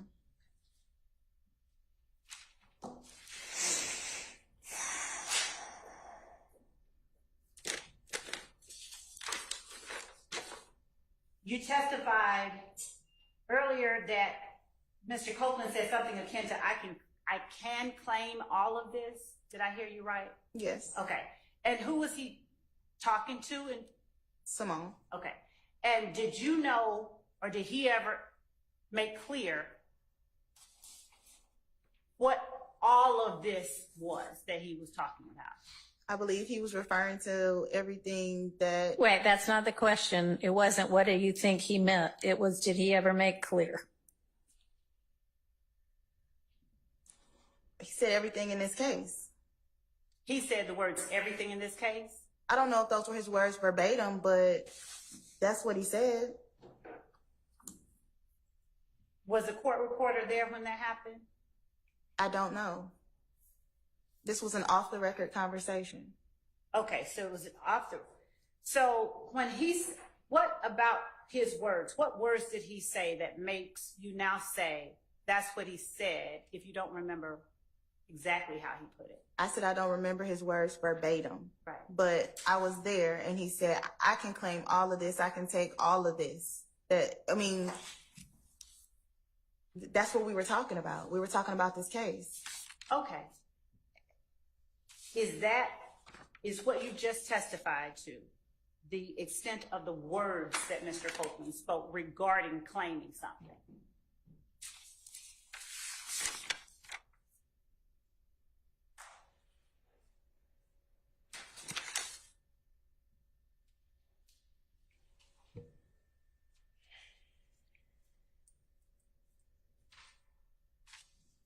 Can you repeat the question? Yes, ma'am.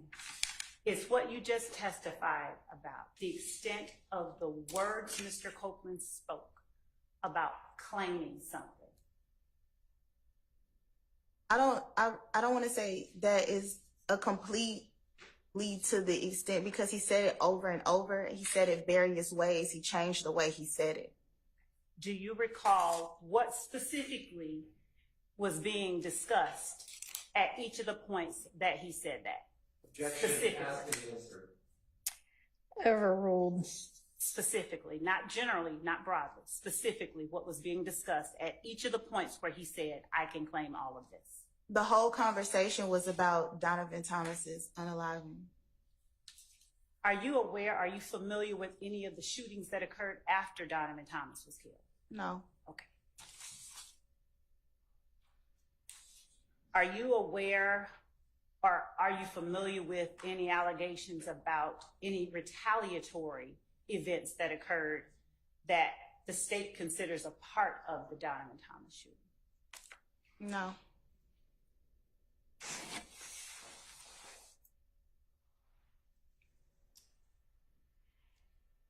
At what point, what was being asked of Mr. Copeland when he made the statement that you testified, it's not just about me knowing that, it's about who was in the Infinity? At what was being asked of him when he said something like that? Nothing was being asked of him. Okay. Did he just sort of blurt it out on his own? Yes. Okay. And what he said was, I know something about that Infinity that y'all don't know, and it got something to do with somebody who's not even on the case. Okay. Did he ever make clear what it was that he knew to Ms. Hilton in your presence? He wasn't given the opportunity to. But what do you mean? She continued to talk about what she was talking about. Okay. Did she ever tell him, don't talk to me about that? No. Did you ever hear him sort of interrupt her at any other time, at any time? The whole conversation was them interrupting each other. Okay. So did he ever interrupt her to give her more information or to tell her what it was about the Infinity that he knew? No. Okay.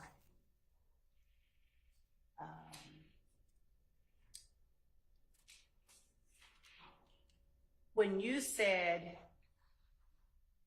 Adrian said, Judge, close your ears. Did you mean to say Adrian said, Judge, close your ears? You? Yeah. Yeah, you. Okay. At what point are you alleging, are you saying, does your memory tell you that I told the judge to close his ears? I don't really remember exactly what was saying. I don't know if it was you and Simone in there, but something about, we were having a conversation. Me, you, and Ms. Hilton were having a conversation about, I don't remember what we were talking about. And you said it, and then you said, Judge, close your ears. And what did I say after I said, Judge, close your ears? I don't remember.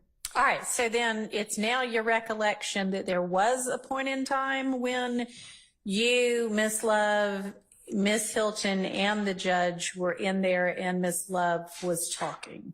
Judge, I've said that she never talked while Mr. Copeland was in the room. Okay. And you don't even remember really whether she was in there or not when Mr. Copeland was in the room. If she was, She Miss Love. It was very brief, but no. Okay. But you said before, I thought, that there was maybe a 2-minute time when you, Miss Hilton, and Miss Love were in a room together. Yes, that's what I'm referring to. Okay. So that was in front of also Judge Glanville? Because you just said it was. So I'm trying to get clarity. Here's the clarity. He wasn't at the table with us as normal. He was turned around on his computer, but still inside of his office. Okay. So when did this occur during, we have the beginning of the ex parte being Miss Love, all of y'all are standing outside in the ante room and Miss Love says, Judge, can we talk to you for a minute or something to that effect? And then who all gets up and goes into Judge Glanville's chambers? Simone has left to go to do something at that point. So it's just me and Adrian Love. Okay. And who else? And the court reporter. And she says maybe her investigator. I can't remember. Okay. And so the three of you talk for some amount of time, Yes. the three of you being Miss Bumpus, you, Miss Love, and Judge Glanville? Yes. All right. And then tell me when that changes and it becomes more or fewer of you in that room. The first person to join us is Simone when she comes back from court. Okay. And is that at the same time that essentially the same time that Mr. Copeland also joins you? Maybe within a minute or so. They don't come in like at the exact. Okay. So they come in essentially together. And where's Miss Love at that point? She leaves when Miss Hilton comes, but she does stay for, like I said, there's a brief conversation with me, Miss Hilton, and the judge. And the judge? Well, in the judge's chambers. The judge is Okay. not. With you, Miss Hilton, Miss Love, but it's not a part of the proceedings yet because the judge didn't even pay attention. He's over there working on his computer. Yes. What do y'all say at that point in time? I don't remember what the conversation Anything of substance? It was about maybe plea deals. I remember she said to me. She who? Adrian Love. I remember she says, which I can't forget this, is I don't know who's worse, you or Jacoby. What? That was the thing. That was the nature of the conversation. Say that again. She tells me she doesn't know who's worse, me or Jacoby. Me or Jacoby? Yeah. Jacoby Hudson? Yes. What does that have to do with anything? I don't know. It has nothing to do with this case. No, that's what we're talking about. You asked me what we were talking about. Okay, so something that had nothing to do with this case. And then something comes up about, I don't know if it's plea deals. I don't know. It was something about this case where she says, Judge, close your ears. Okay. So this is before y'all kind of gone back on the record. The judge isn't paying attention anyway. He's in the room, but he's over at his computer. Y'all are over at his conference table. Is that what your recollection is? Yes. Y'all are talking about entirely other things. And then I wouldn't say entirely other things, but we're not talking about the Mr. Copeland.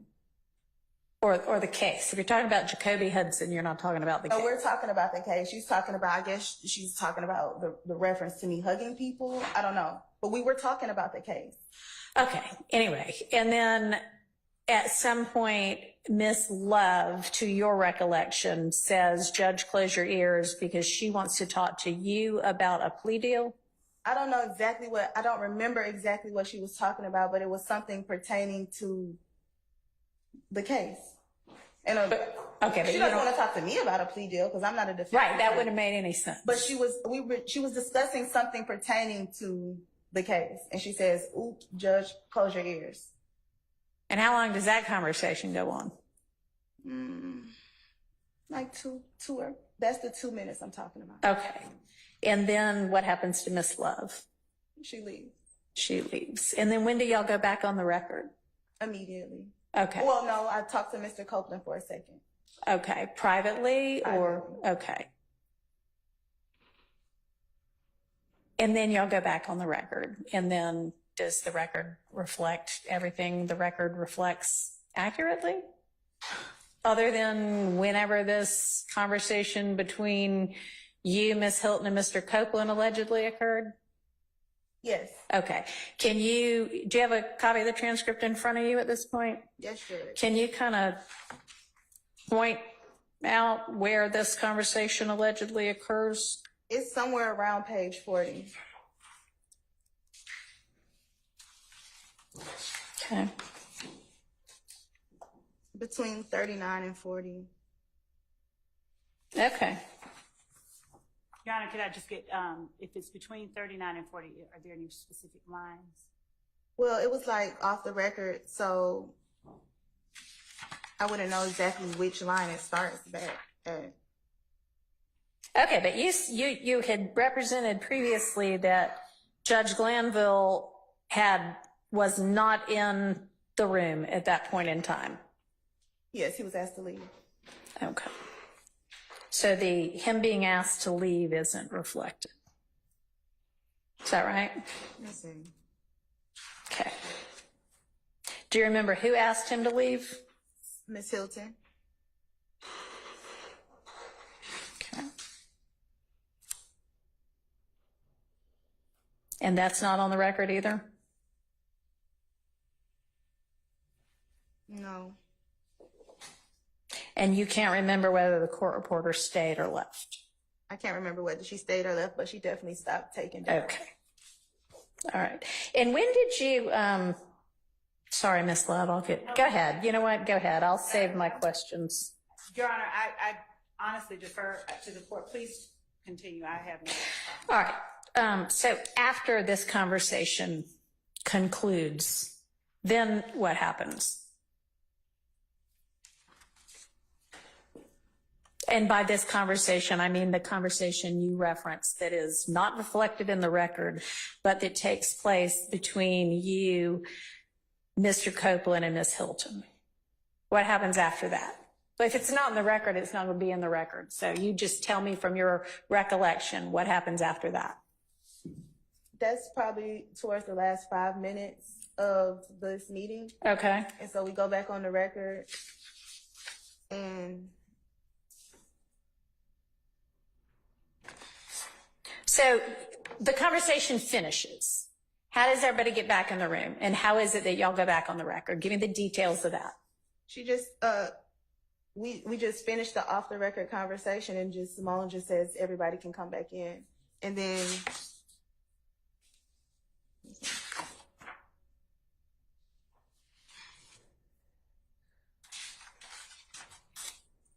okay, wait, Judge, I'm sorry. Mm-hmm. It's actually, Your Honor, does the court mind if I sit? Go ahead. I would say that the conversation actually happened around page 46, 45. 45? Okay.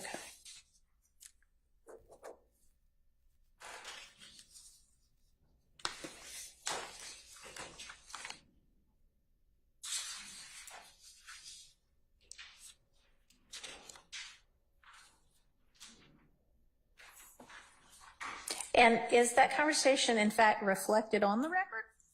No, but I don't know how. I mean, so how are you sorting out, oh, it's around 45 that it occurs? Because I try to get the conversation on the record. What did you say? To get the conversation or to try to get the conversation on the record? I say,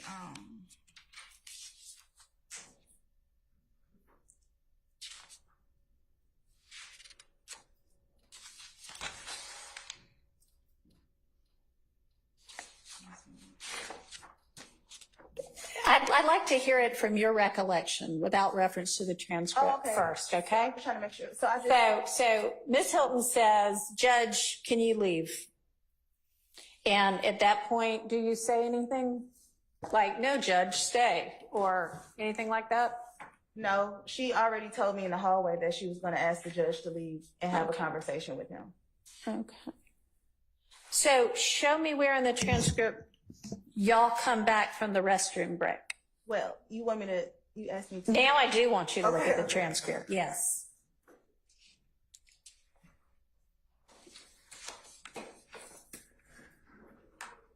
And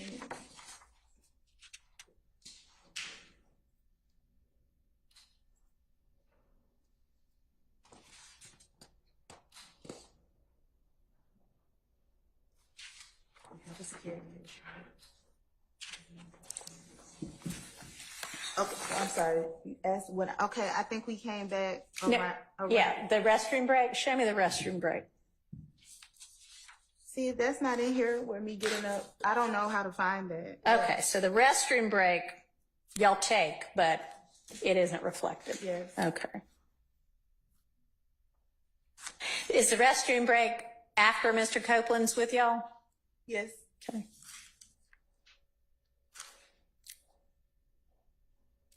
All right.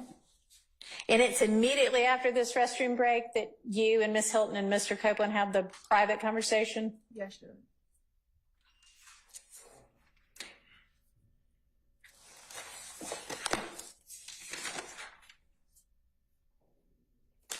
And Judge, you asked me a question earlier that I didn't get to answer. Okay, what's that? You asked me, can I, without looking at the transcript, tell you how I tried to get it back on the record? Yes. Can you give me a second before you answer? Because I'm looking for something in particular.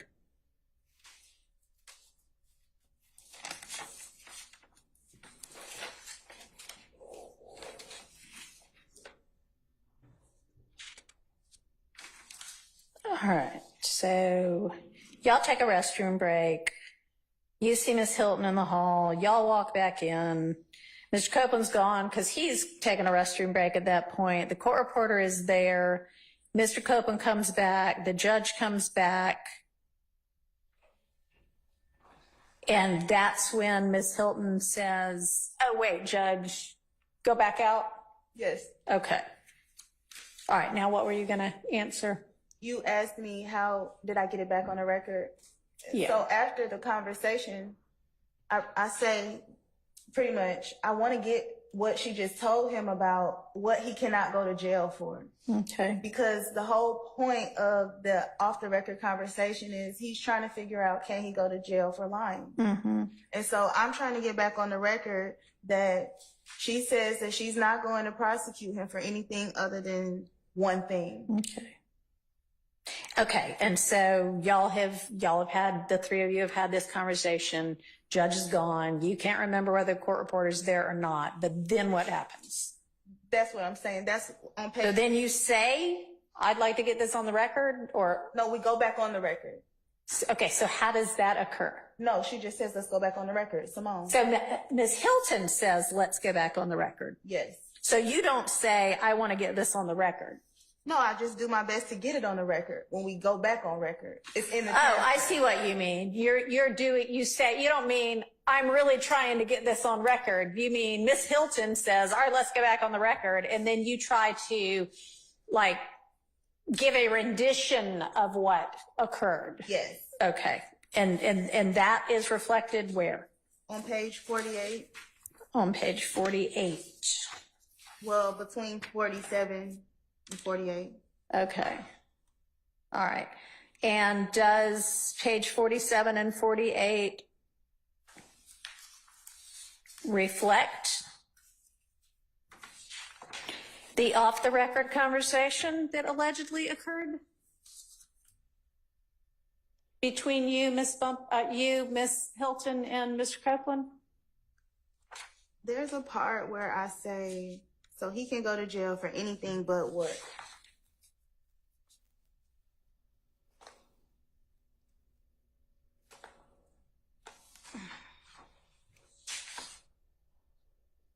Okay.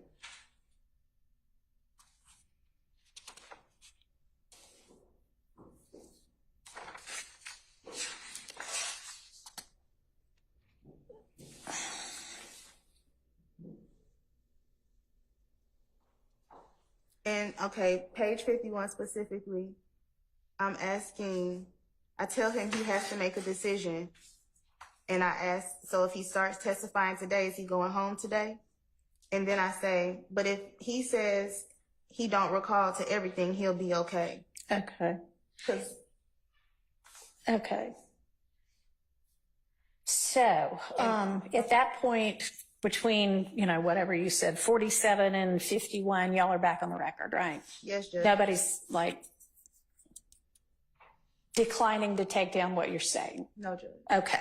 So any time during that point in time, do you say, let the record reflect that Miss Hilton, Mr. Copeland, and I had an off-the-record conversation, and I'd like to put on the record what was said during that conversation? No. Okay. And also on page 51, I say, are you saying you want to get up there on the stand and say something? Uh-huh. And then it's no response because he just looks at me. Okay. All right. So does 47 through whenever that last page number was, does that accurately reflect whatever was said during the alleged off-the-record conversation? It doesn't accurately reflect, but it does. I do try to mention what we talked about, but it doesn't accurately reflect everything that we discussed. All right. So was there something else that you discussed that you should have said, oh, and by the way, this also happened that you didn't say? I'm confused, Judge. What do you mean that who didn't say? You. That Simone didn't say? No. anybody during the alleged off the record conversation, when you're making this record after y'all go back on the record, you said it still wasn't accurate. And you also said you weren't stopped from saying anything during that part. So what is it that you should have said that you didn't say? Well, I guess the only thing that I should have said that I didn't say is that Simone said that she would not prosecute or move forward with any type of perjury if he said anything except for the unaliving of Donovan Thomas. Okay. All right. All right. So when is it that you actually reviewed and read this transcript?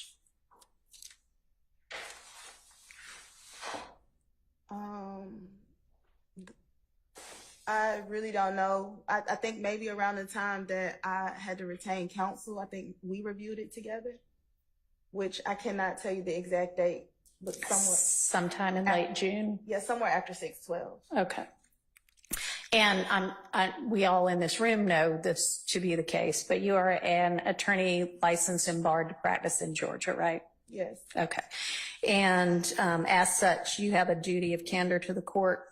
Yes, Judge. Okay. Is there any point in time after you read this transcript and thought to yourself, wow, that really doesn't include everything, that you brought it to this court's attention that the transcript was incomplete? This court, well, there really was no court's attention to bring it to, because after all of that happened, it's been on recess for so long. So you've been in court when we've been in session for the last week or two, right? Yes. Okay. So I was presiding at that point in time, right? Yes. Did you at any point bring to my attention that you believed as an officer of the court and a participant in this ex parte meeting that the transcript did not accurately reflect what occurred in that meeting? Well, Your Honor, I did not bring it to your attention, and I honestly still would not, as an attorney, if I can answer this as an attorney, I believe that there is some value in off-the-record conversations for specific things, and it has always been my position, even in speaking with members of the defense, that as far as anything minus the off-the-record conversation, that the transcript is complete. Okay.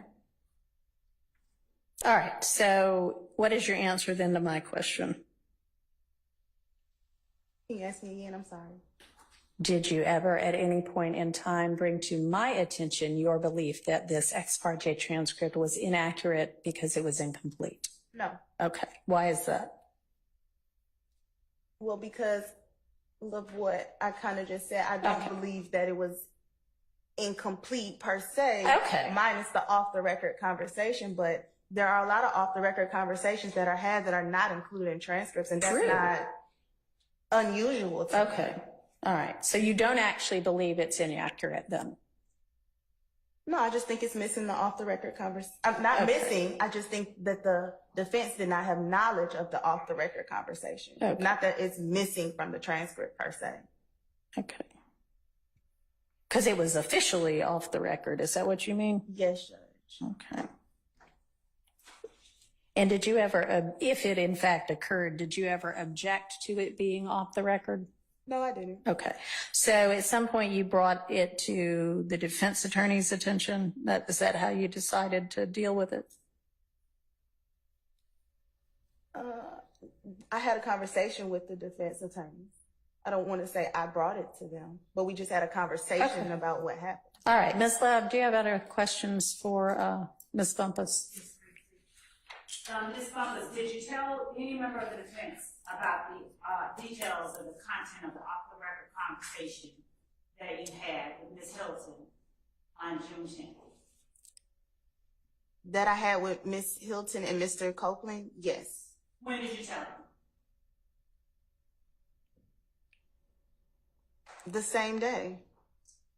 Did you tell them everything you remembered about it? I told them everything I remembered. And do you remember how long after the conversation took place it was that you told them? I don't know, maybe like an hour. Was court in recess or was court in session when you told them? Court was In recess. Between the time that the conversation between you, Ms. Hilton, and Mr. Copeland ended, and the time that you told defense attorneys all of the details you could remember about the off-the-record conversation, was court in session at any point? I'm sorry, can you repeat that?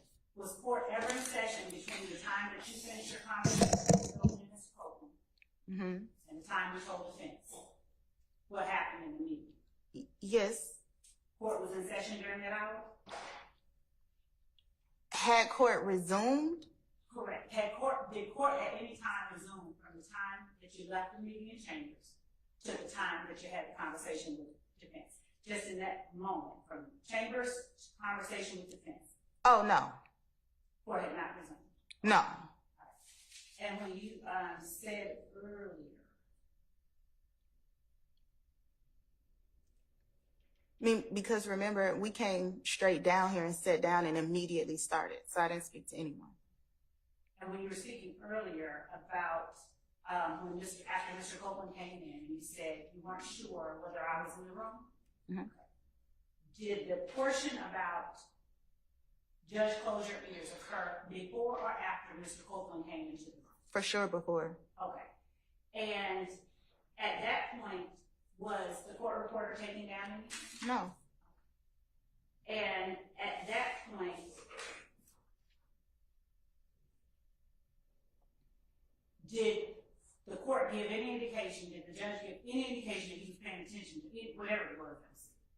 I can't answer that. Okay. Did he give any indication? Did you see any indication that he was paying attention? I can't answer that. Yeah, you can. I don't know. I wasn't paying attention to him. So no, as far as you know, he gave no indication. She's asking from your personal observation. Answer it as to that. That's what she's asking you. I would have to say no, but I would also say I wasn't looking at him at all. Do you remember Ms. Hilton at some point talking about the judge closing his ears at any time? I don't remember. And with looking at the transcript at all, refresh your memory.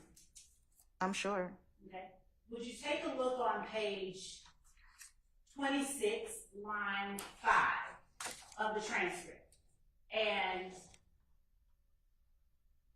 since it's a part of the record, read from line 2 to the end of line.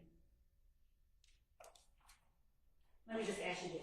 Do you see where Ms. Hilton says, Judge, you might want to close your ears? Yes. Did you hear that phrase or something like that said more than once in that meeting? Yeah. And before Simone got there, I know exactly what I'm talking about. So are you in here at this point? So my only question is, did you hear that phrase more than once in the meeting? I can't remember if it's that exact phrase, but I heard you say something to that extent, and I heard her say that. Okay.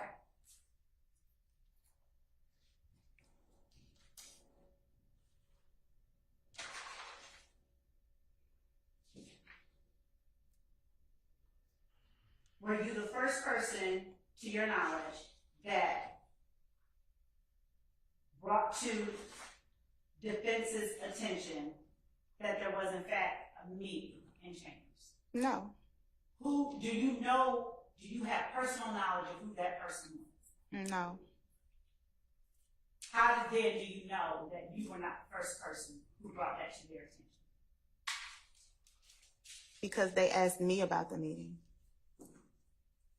Did they give any commentary to you that led you to believe that they knew what was said in the meeting? Yes. What did they tell you? Is it true that? Excuse me, can I object to the they? Sure. You know, defense attorneys, they, it's not all an all-inclusive group. So Yes, sustain. Can you be Yes. specific? Who specifically came up to you and asked you about the meeting in chambers? There were multiple attorneys that specifically talked to me at one time. Would you please apprise the court of the names of those multiple attorneys? Excuse me, objection, Your Honor. We're still far afield again of the limited subject matter that you asked me to stick to. Your Honor, as it pertains to Brady or whatever information, I think it's quite relevant. Who knew what and when, as it relates to what was said during the meeting? Okay, well, I don't know if it's relevant who revealed who revealed that a meeting occurred.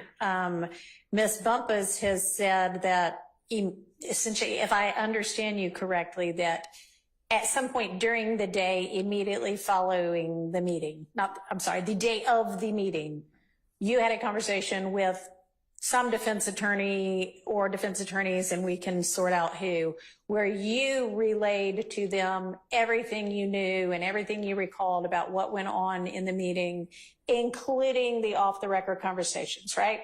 Yes. Okay. You can figure out who that is now. Thank you.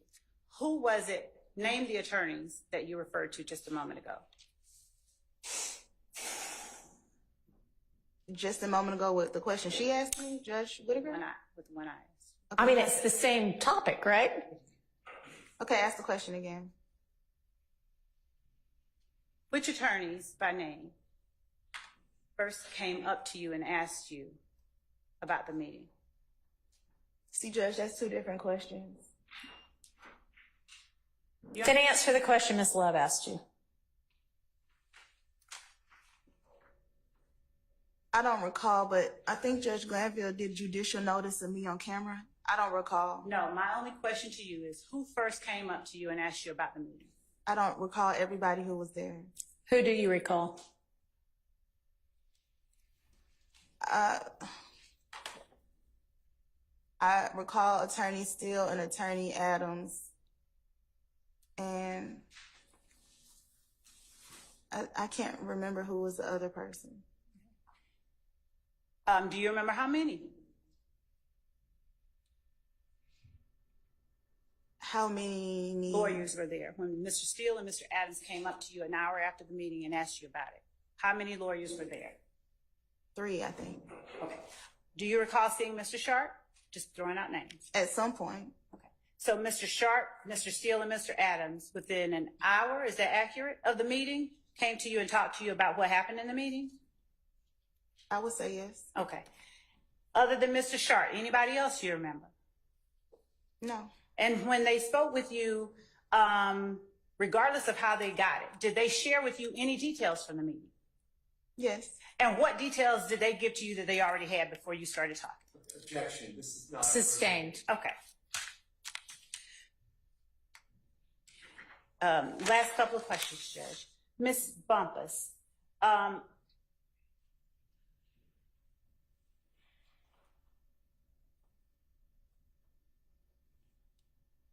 when you agreed to represent Mr. Copeland, did you, during the course of the meeting that you had in chambers, did you ask questions of the prosecutors or the judge about what the immunity statute meant or anything like that? Yes, I asked a lot of questions because I didn't realize until the end of the meeting what was actually going on. That information wasn't given to me.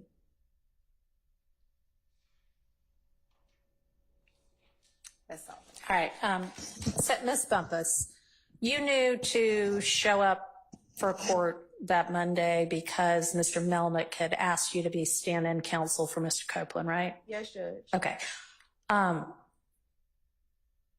Are you representing that Mr. Melnick simply said that and nothing else? He didn't give you any background about what you were walking into?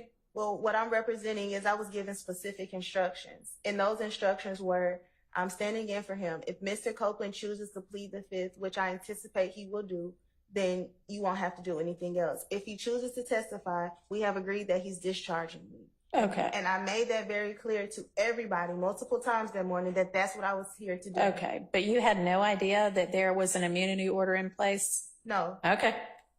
All right. Does anybody from the defense side have follow-up questions for Ms. Bumpus? I have just a few, Your Honor. Okay. In your cross-examination, you said, quote, she says she is not going to prosecute him for anything other than that one thing, unquote. What is that one thing? I can't answer that. I can only assume it would be the unaliving of Donovan Thomas, but those are the words that she chose to use. When you say unaliving of Donovan Thomas, what are you referring to? I get him being killed. During cross-examination, Ms. Love asked you about some alleged retaliatory acts. Were those being discussed when Mr. Copeland repeatedly said, I can claim all of this, I can take all of this? Nothing was being discussed. What do you mean nothing was being discussed when Mr. Copeland said, I can claim all of this, I can take all of this? He said that on his own, and that's kind of how the conversation started. What was the subject matter being referred to when he said, I can claim all of this, I can take all of this? Donovan Thomas's murder. Okay. I have no further questions. Anybody else?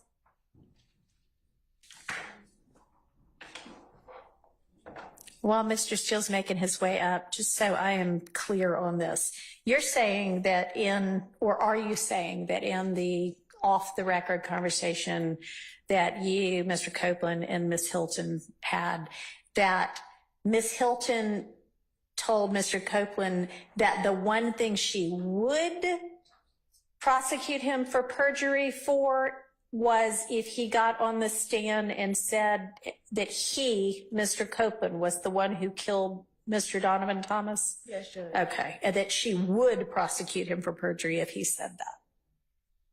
I don't know if she exactly said would, but she was comparing it to things that she wouldn't. Okay.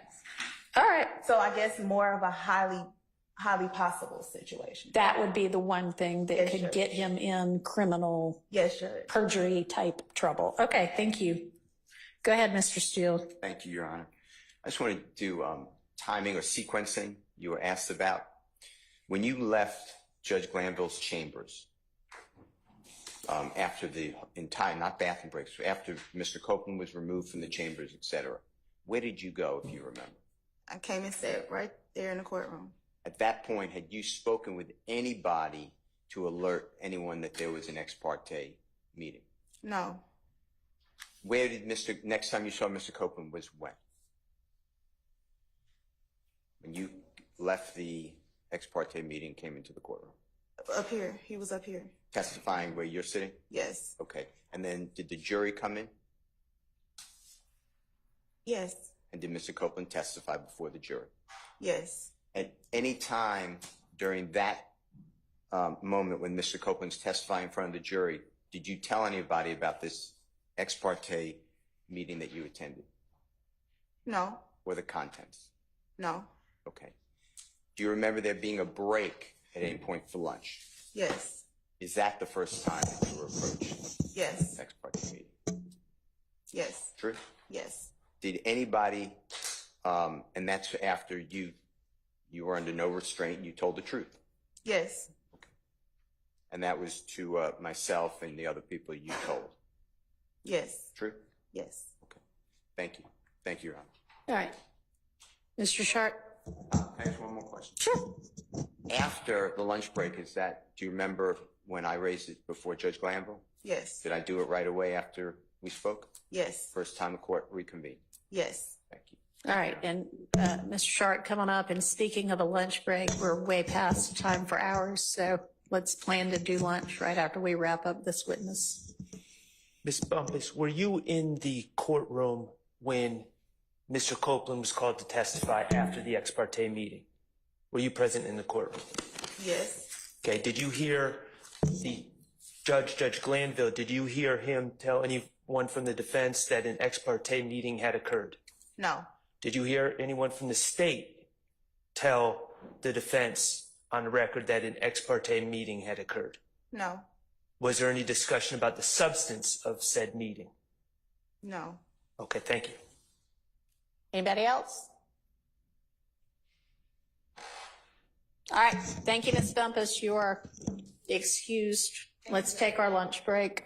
Let's come back. It's 20 till 1 right now. Let's come back at 2.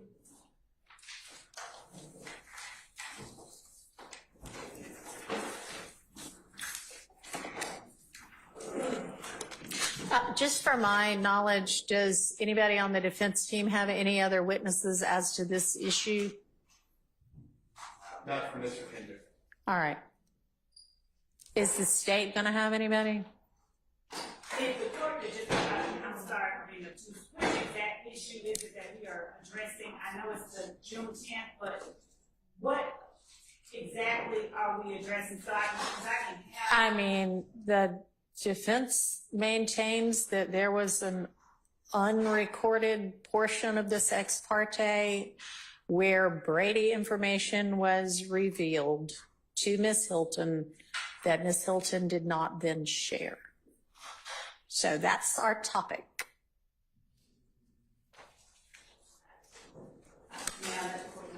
Sure.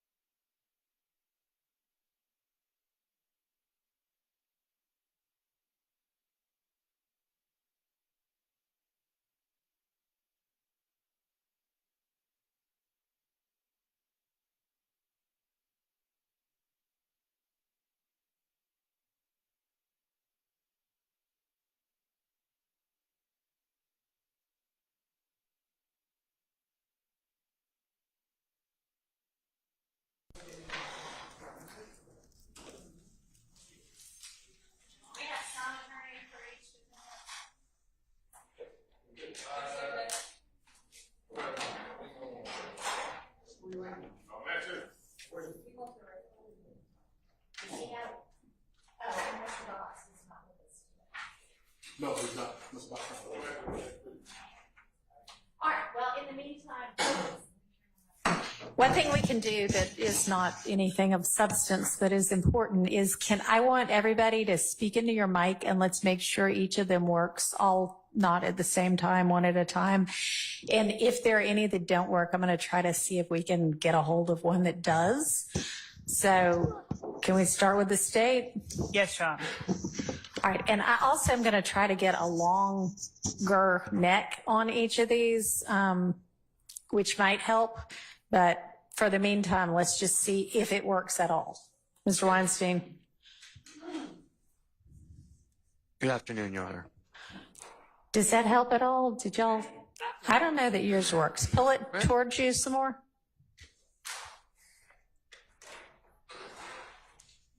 Good afternoon. All right. Yeah, you're just going to have to get it closer. User to you. error, I think, on my part. User error. Okay. Good afternoon, Your Honor. Okay. Mr. Steele, does yours work? Your Honor, is that helpful? I think we've all got to get closer to them. And I can hear, but I've heard that other people can't hear. So Is that okay? that's great. Mr. Sharp. Testing, Your Honor. Great.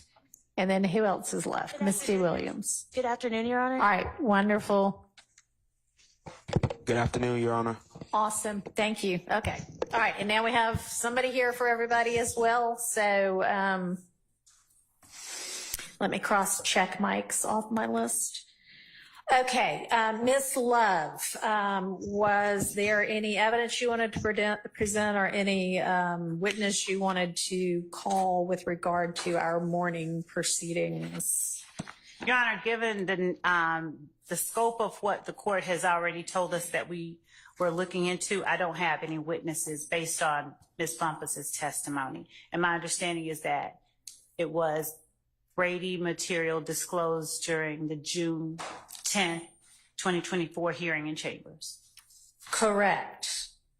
And what she alleges was disclosed is that Mr. Copeland said, I know more about the Infinity and it has to do with somebody that's not on trial. I'm paraphrasing, but. And so the fact that. Hang on a second. Yes. Yes, sir, Mr. Weinstein, you think sorry. there's more to it? I didn't mean to give you side eye, Your Honor. I do believe that there was more that she said that was disclosed other than just the Infinity. Okay, what else? Specifically when she said that the state would not prosecute Mr. Copeland for lying except for that one thing, which she said was the murder of Donovan Thomas. I believe that was on the redirect at the very end. That actually came through more clearly than I think anything else, Your Honor. Okay. So, may I respond to that? So because that did not, in my mind, amount to Brady, if the court is inquiring into a different issue of. hang on just a second. Everybody who's got a phone on you, make sure it is on silent. And you should only have a phone on you if you are an attorney or if you have a Rule 22 that permits you to have a phone. Anybody else in here should not have a phone on them at all. If you do, it should be turned completely off. I'm sorry, Your Honor, that was my computer. Okay, it happened. Oh, your computer? Okay. I silenced it. All right, thank you.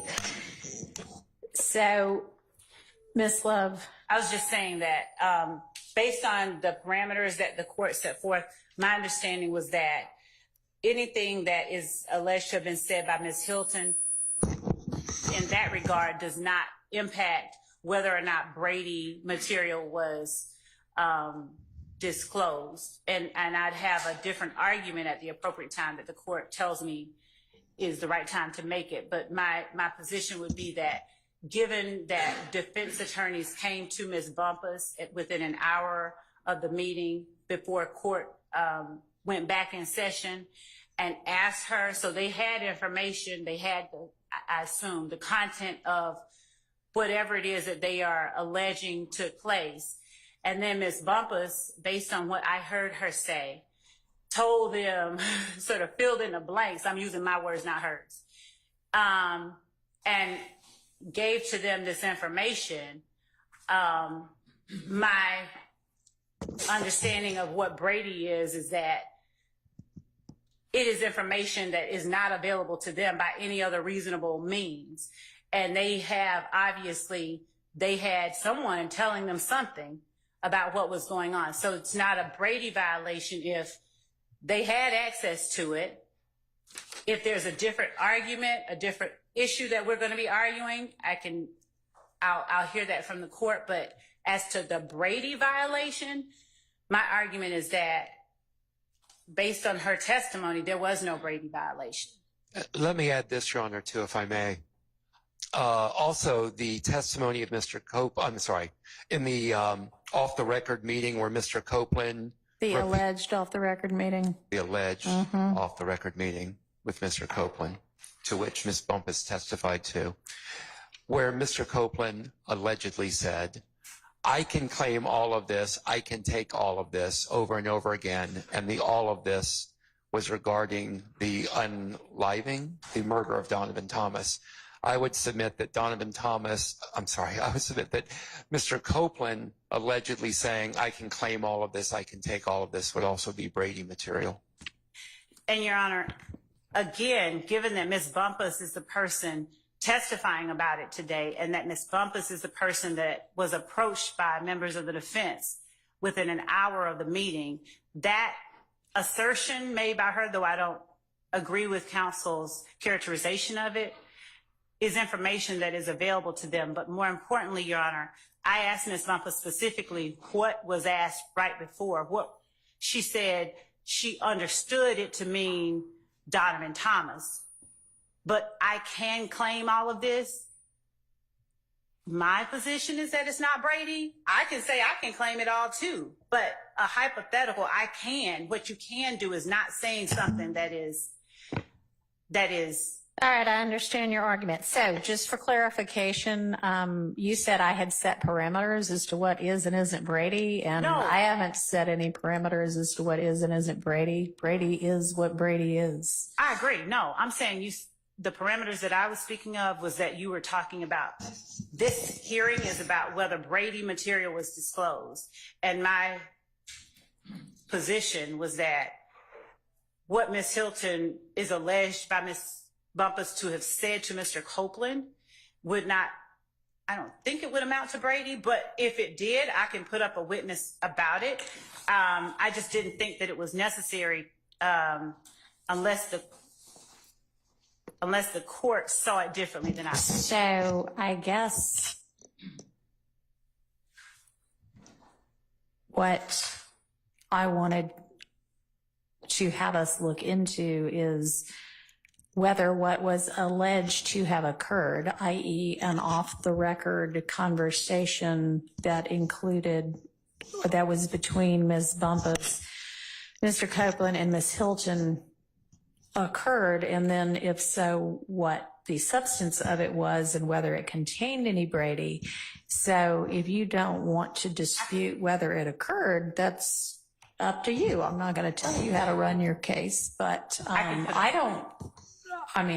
think that's a part of the inquiry as well. So I don't want to mislead you about that. So if you have any evidence that you want to present to dispute whether it occurred or to give us some more, shed some more light on that subject, you're welcome to do that as well. State calls Deputy Chief Investigator Antonio Long. All right. Your Honor, can I make a statement before or while Investigator Long is taking the witness stand? I am specifically objecting to the proffer of Ms. Love, always. But in addition, Ms. Love said that me and other people who represent people, God forbid, accused of these acts, knew already about the ex parte meeting and what occurred and the contents therein, and that is just false. that is just false, that was not testified to by Ms. Bumpkus. What she said was they knew that a meeting occurred. No one said contents.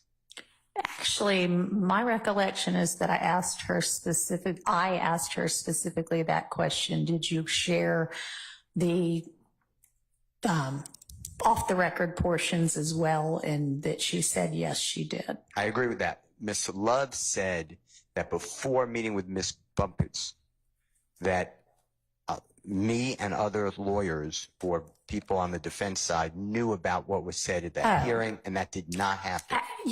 That's totally irrelevant. So I appreciate it, but I wasn't even accepting that as any kind of a proffer of hers. But yes, so noted, and that's fine. Okay, was there anything else with regard to that? All right. So you said you weren't going to accept a proffer from Miss Love, and that's fine. You said also Miss Long. Do you mean Investigator Long or Miss Hilton, or is there a Miss Long? Spoke. Miss Love is who I meant, but I think because Investigator Long has taken the stand, my mind may have been been with him. Okay. And with regard to just on that topic, the earlier proffer by Miss Love that you objected to, and you said on the record, I don't ever accept any proffer from her. And I said that's up to the court. I meant it's up to the court whether I want to hear it or not. But with regard to that, and that was about Mr. Abate, my ruling with regard to that was that's not even relevant until such point as there might be some other defense motion filed, at which point Ms. Love can call Mr. Abate. So, okay, so call Investigator Long. Thank you.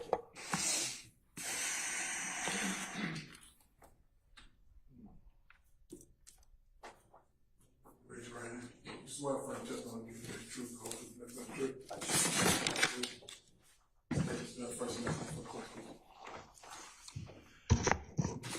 Antonio Long, Antonio, last name Long, Long.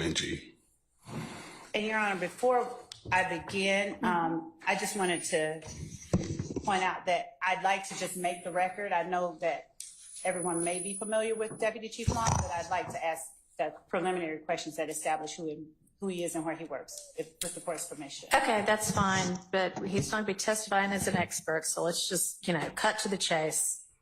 To the extent he's not going to be testifying as an expert right now. He's going to be a fact witness. Yes. Okay. Yes. So we don't need to go through all of his background. All right. Just good afternoon, Deputy Chief Long. Would you tell the court for the record where it is that you work? I work for the Fulton County District Attorney's Office. In what capacity? Deputy Chief Investigator. As Deputy Chief Investigator, are you over any particular units? I am. All right. Are you over the unit that is prosecuting this case that we are here in trial on? I am. And as part of your responsibilities as Deputy Chief Investigator, do you accompany attorneys to meetings with witnesses or other attorneys? Yes, I do. Specifically, are you tasked with accompanying Deputy District Attorney Hilton and myself when the needs arise? And among other attorneys, yes.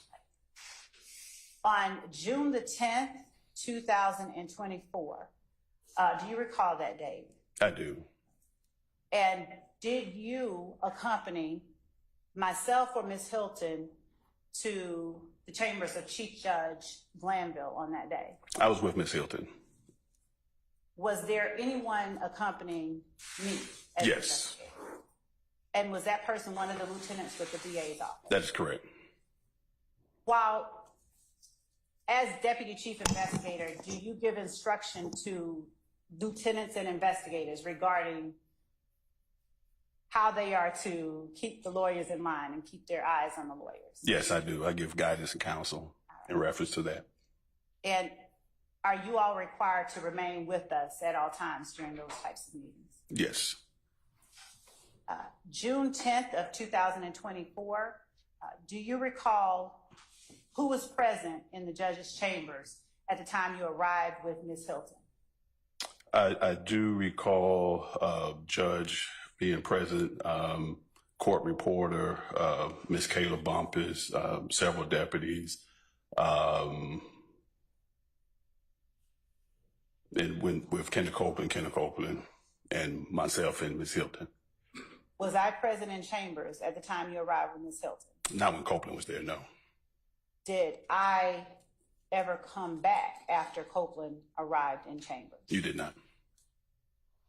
Did you remain with Ms. Hilton during the entire time that she remained in chambers? I remained with her the entire time she was with Miss Copeland. Okay. Were you present with Ms. Hilton when was Ms. Bumpus in the room during the entire time that Ms. Hilton was in a room with Mr. Copeland? Yes. At any time did Ms. Bumpus leave the room and leave Ms. Hilton in the room with Mr. Copeland without his attorney? No.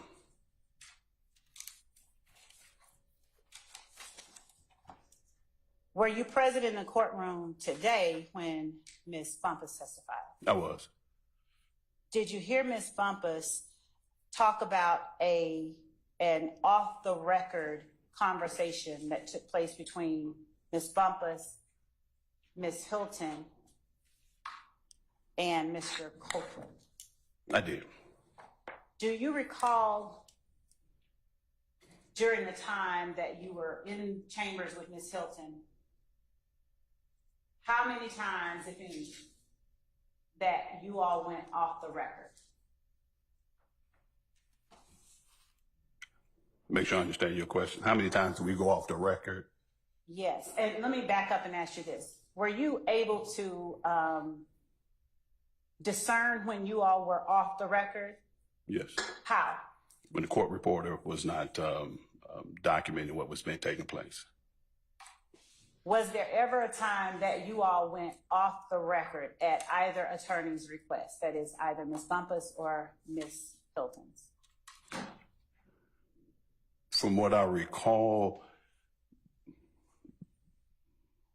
there were times we stepped out of the room so that Ms. Kayla could talk to Mr. Copeland. And then the last time, there was a conversation before we went back on the record. At any time that you all stepped out of the room so that Ms. Bumpus could speak with Mr. Copeland, did you observe me go into that room? No. Now, when you said there was a conversation that took place the last time, would you please tell the court what you're referring to? The conversation I believe Ms. Bumpus is talking about right before we went back on the record. There was a conversation where Ms. Hilton spoke with Ms. Bumpus and Copeland before the judge and the court reporter went back on the record. Did that conversation take place following a time when Ms. Hilton exited the room so that Ms. Bumpus could speak to Mr. Copeland? Or was that a time when you all were sitting in the room and you just went off the record? That was a time where we took a break, and before we came back on break, it happened. If I'm answering your question, if I understand your question. Did you all being you and Ms. Hilton, did you all leave the room when you say you took a break? Yes, everybody left the room. Okay. Except for Mr. Copeland and the deputies. Okay. Did Ms. Hilton have any contact with Mr. Copeland during the time that Ms. Bumpus was not in the room? No.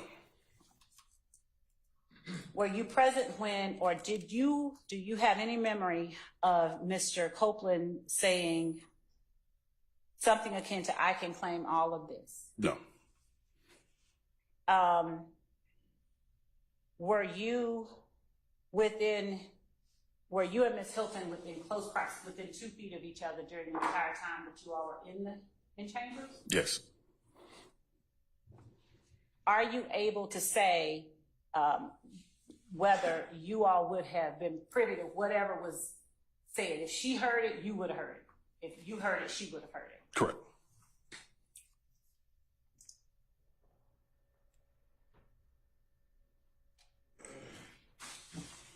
Do you recall speaking with Ms. Bumpus and Mr. Copeland about the Donovan Thomas murder?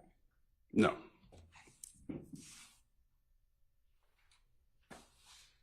Generally speaking, starting there, Would you tell the court what you recall talking about? I'm unclear as to when you're talking about. Starting where?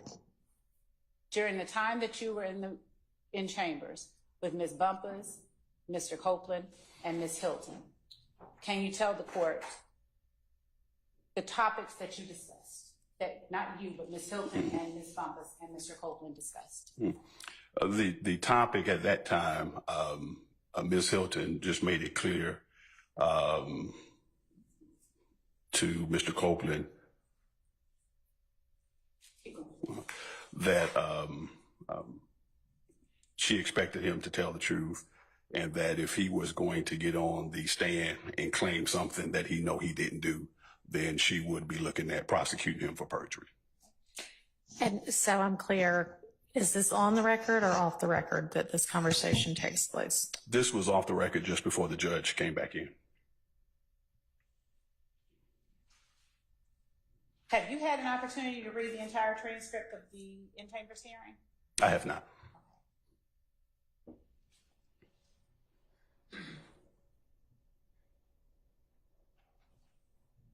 Do you recall Mr. Copeland making any direct statements about his involvement in the Donovan Thomas murder? He never mentioned anything about involvement in Donovan Thomas' murder. Do you recall him making any indirect statements or statements that could be construed as an involvement in the Donovan Thomas murder? No. Did Ms. Hilton, during her conversations with Ms. Copeland, while you, Ms. Bumpus, Mr. Copeland, Ms. Hilton, the court reporter, not the court reporter and the judge, in other words, during an off-the-record conversation, did Ms. Hilton... All right, hey, back up. So is it your testimony that there was one brief off-the-record time when Ms. Hilton, Ms. Bumpus, and Mr. Copeland were all in chambers, but before the judge was back in chambers? Or just tell me, maybe I'm yes, no? Yes, we broke for someone to use the restroom. Okay. And before we went back on the record, that's when Ms. Hilton and Kayla had the conversation before Ms. Weaver began to record everything. So Ms. Weaver was sitting in there. She was not in there at the time they were off the record. Okay, well, I mean, you can be off the record and still have the court reporter sitting in there, so I'm just trying to No, get she was not in there. clarification. So this was after a bathroom break. Right. Ms. Hilton and Ms. Bumpus head back into chambers before the court reporter and the judge are back. Is that right? Well, I want to say Ms. Weaver did come in, Okay. and then Ms. Hilton did ask she needed to say something with Kayla and Mr. Copeland before the judge came back on the record. And Mr. Copeland's in there at that point in Mr. time? Copeland was in there. All right, and so what is the substance of that very brief 2-minute or whatever conversation? It was Ms. Hilton explaining to Mr. Copeland that if he did get on the stand and take credit or try to take credit for something he didn't do, she would then seek prosecution for perjury. She would. Seek prosecution for perjury. And did she talk with any specificity about what crime or crimes that would include? She did mention the Donovan Thomas case, and that if you got and claim something that he knows he didn't do, and we have proof that he didn't do, then she would prosecute for perjury. All right, and so your recollection is that that conversation occurred off the record before the judge was in there? Yes. Okay. Do you have a recollection of a very similar conversation also occurring on the record? No. So if it's reflected on the record, then that's the conversation that occurred?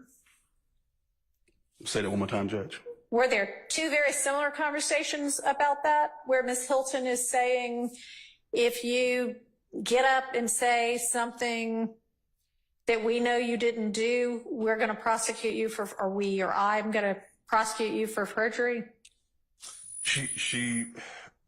The during the course of the conversation, Mr. Copeland's concern appeared to be his statements or inconsistent statements. I'm talking about just the off the record now. Just off the record was just in reference to him taking responsibility for something that he didn't do. Okay. I have no idea why that phone is ringing or how to turn it off. This is not my courtroom, so we're just going to ignore it. That phone being the desk phone on the bench for some reason. I don't know why. Okay, sorry about that interruption. All right, and you only recall one conversation about that, whether it occurred on or off the record? I only recall one conversation specifically in reference to Ms. Hilton saying that she would seek perjury unless it was something blatant, a blatant lie. She would or she would not? She would not, unless it was a blatant lie. She wasn't concerned about inconsistencies that she would use impeach. She would just impeach him for inconsistencies. Okay. So do you recall any conversation where Ms. Hilton says, and this is on or off the record, Ms. Hilton essentially says, look, if you get up there and you claim something that you're the one that did something and I flat out know you didn't do it, I'm not going to prosecute you for perjury for that because I don't know what your reasons might be. I don't recall a conversation to that. I do know that she used an example that she would have to corroborate something before she prosecute. Okay. All right. So the extent of the off the record before the court got back in their conversation was her essentially just saying what?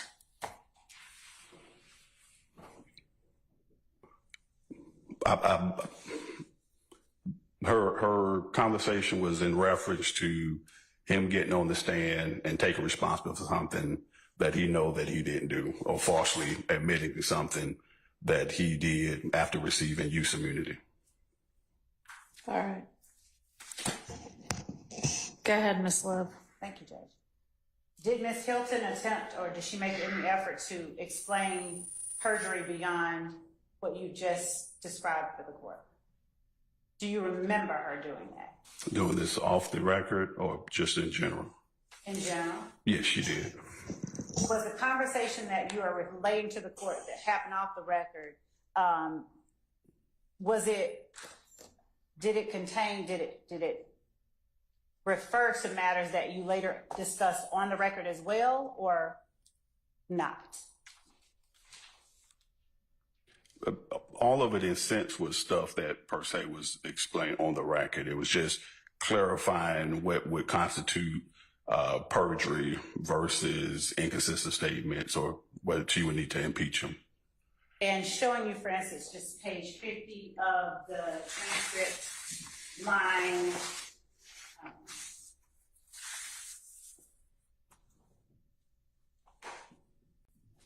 11.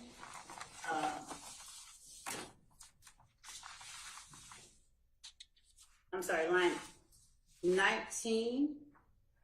If you'll just take a look at it, is that an instance that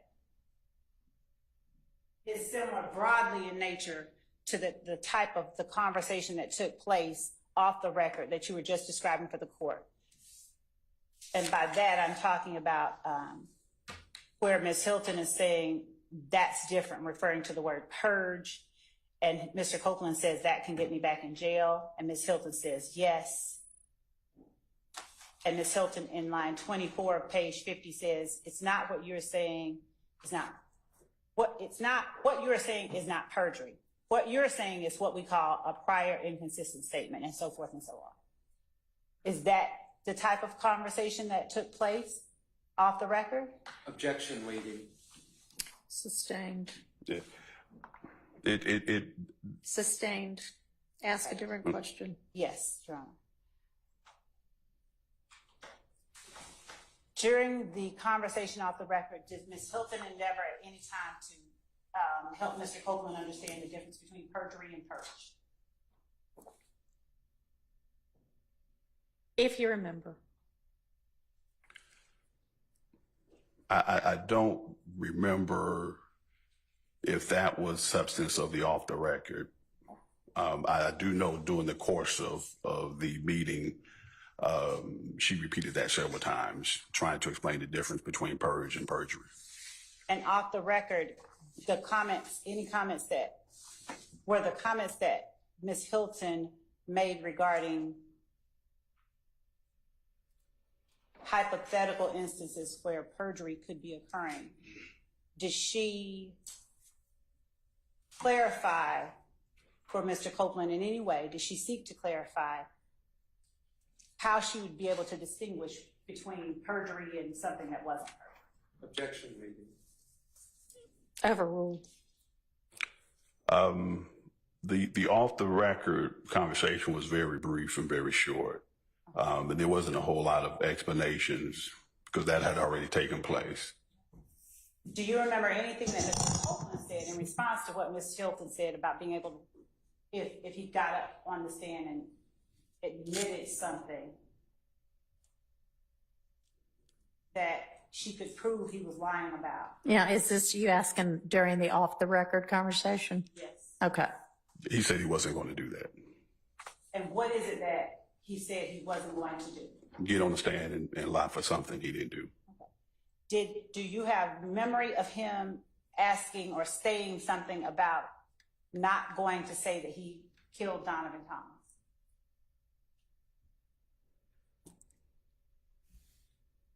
He didn't use that word. He said he wasn't going to take credit or say he did something he didn't do. Yeah. Do you recall that those words you just spoke were in response to a question about the murder of Donovan Thomas? It wasn't a question specifically about Donovan Thomas. It was a question about him getting on the stand. It was a statement about him getting on the stand and taking credit for something he didn't do. And broadly, do you recall Ms. Hilton making comments about Donovan Thomas that Mr. Copeland didn't make any comments about? Other than if he got on the stand and took credit for something or said he did something that he didn't do and we knew he didn't do. That was the only statement she made, and that he said he wasn't going to get on the stand to do that. Now, do you have any memory of Mr. Copeland, either on the record or off the record, saying anything about a gray infinity that the state, about having information about the infinity that the state doesn't know? He never said anything about an infinity to me or Miss Simone, Miss Hilton. Did you ever endeavor to find out what he may have told Ms. Bumpus privately? I don't want you to reveal if you heard it. I just want you to know if you ever endeavored to find out what he may have said to her privately. No.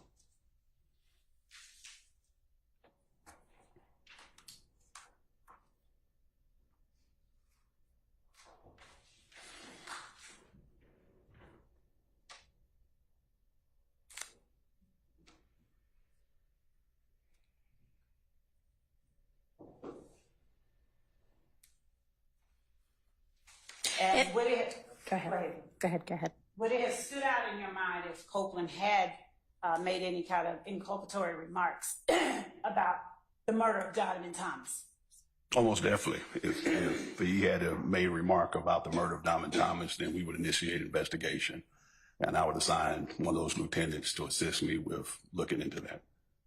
Do you have any memory of any exculpatory remarks Mr. Copeland made about any defendant currently on trial or not on trial regarding the Donovan Thomas murder? No. Your Honor, I'm Go ahead. ceding the floor. That's Okay. fine. All right.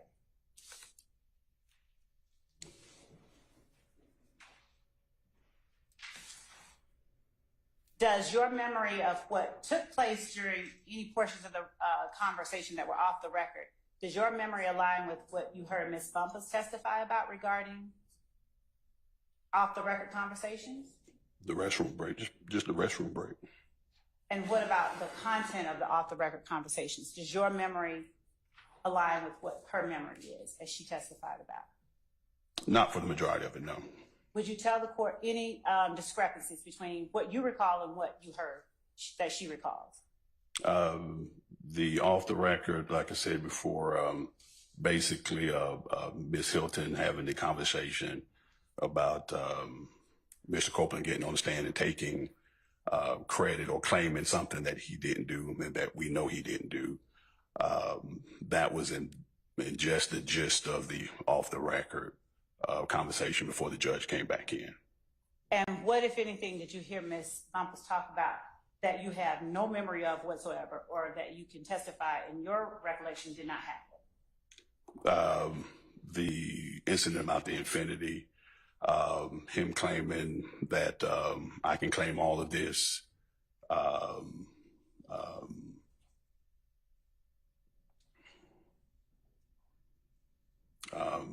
the part about you coming back the second time,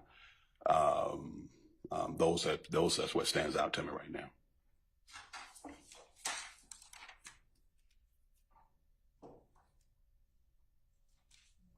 And was my absence from the interactions between Ms. Hilton and Mr. Scratch that. Your Honor, that's all the questions. All right. Thank you. Anybody from the defense side have questions for Investigator Wong?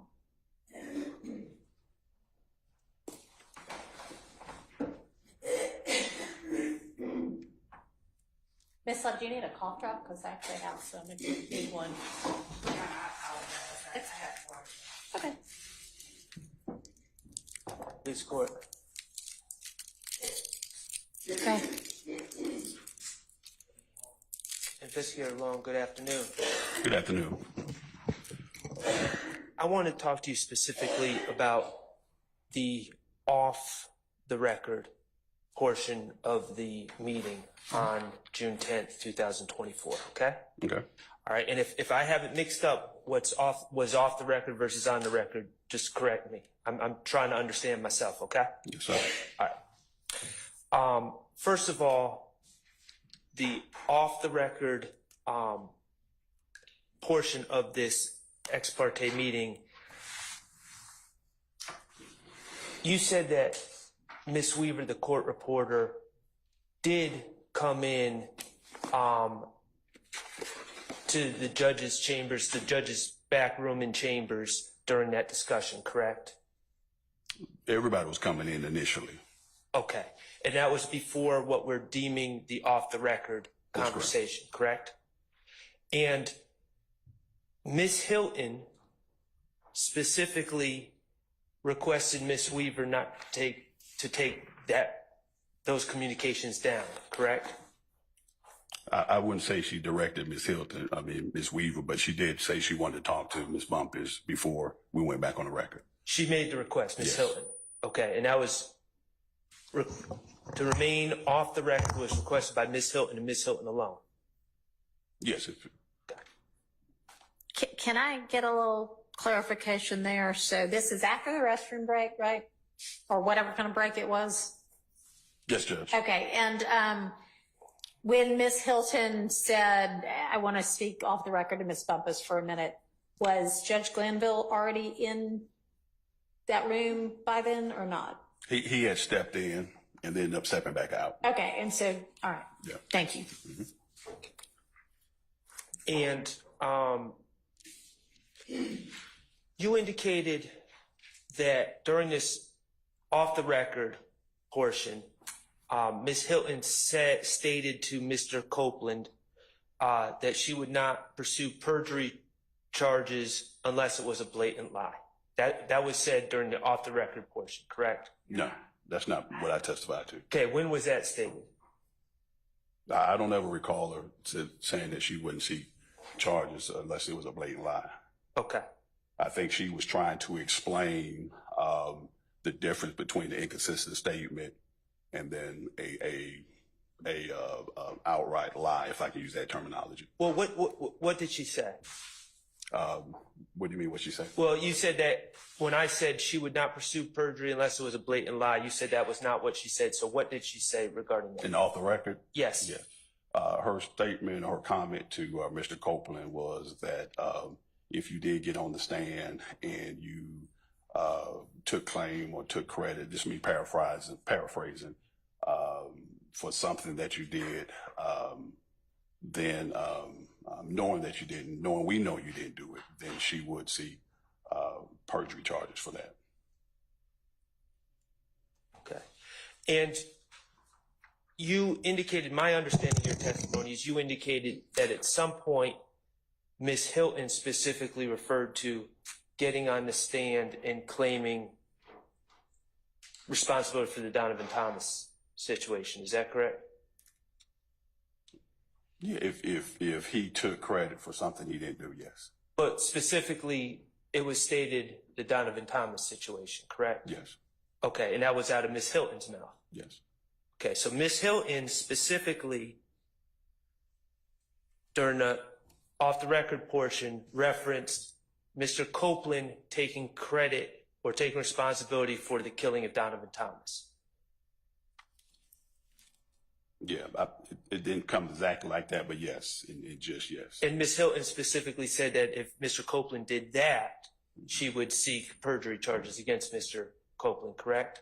If he got up and he took credit for something he knew and he didn't do, yes. Well, you keep going back to you didn't do, but in the fact is in that off-the-record portion of the conversation, it wasn't just generally something we know you didn't do. She specifically said it was both. Killing. Okay, so it was specifically something we know you didn't do, and then she also said specifically for claim responsibility killing of Donovan Thomas. Okay, so to your recollection, if you recall, prior to Ms. Hilton, did Ms. Hilton just bring Donovan Thomas that case into the discussion, or did Mr. Copeland say something that Ms. Hilton was responding to when she warned him not to take credit for the Donovan Thomas killing? Ask the question one more time. What did Mr. Copeland say before then that prompted Ms. Hilton to start talking about Donovan Thomas's murder? Mr. Copeland didn't say anything. I can only, I believe Ms. Hilton was attempting to just explain because he had received use immunity, not to go in and try to claim something that he didn't do because he received use immunity. So your testimony is Mr. Copeland didn't bring up Donovan Thomas, but Ms. Hilton brought up the Donovan Thomas murder. Right.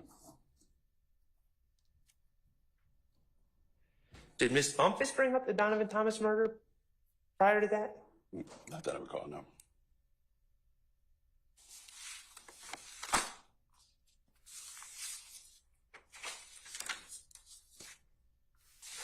And how was it determined when Ms. Weaver was going to start making a record of this meeting again? I don't know how it was determined. Did someone call her in? Did someone ask her to start recording now or taking minutes now? Yeah, I believe if you're asking what made her prompted to, Yes. yeah, we said, I don't recall if it was Ms. Hilton, but Ms. Hilton may have said we're finished talking, and we called everybody back in. And instructed the meeting to go back on the record? Instructed that the meeting should go back I on don't the know if we record? instructed, but we were clear to go back on the record.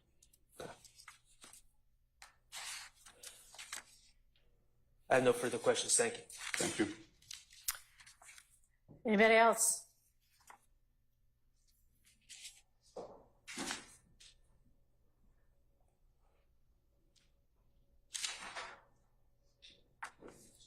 How are you, sir? How you doing, Mr. Steele? I'm okay. How you doing? I'm doing fine. Blessed and highly favored. Can I answer you a couple of questions? Yes. What was your understanding, if you had one, of why you were having this ex parte meeting? Objection, relevance. Sustained. At what point were you initially told that you're going to this ex parte meeting? Objection, relevance. I want to know which part he was there for. The beginning part, he said he came with Miss Hilton. I want to clarify.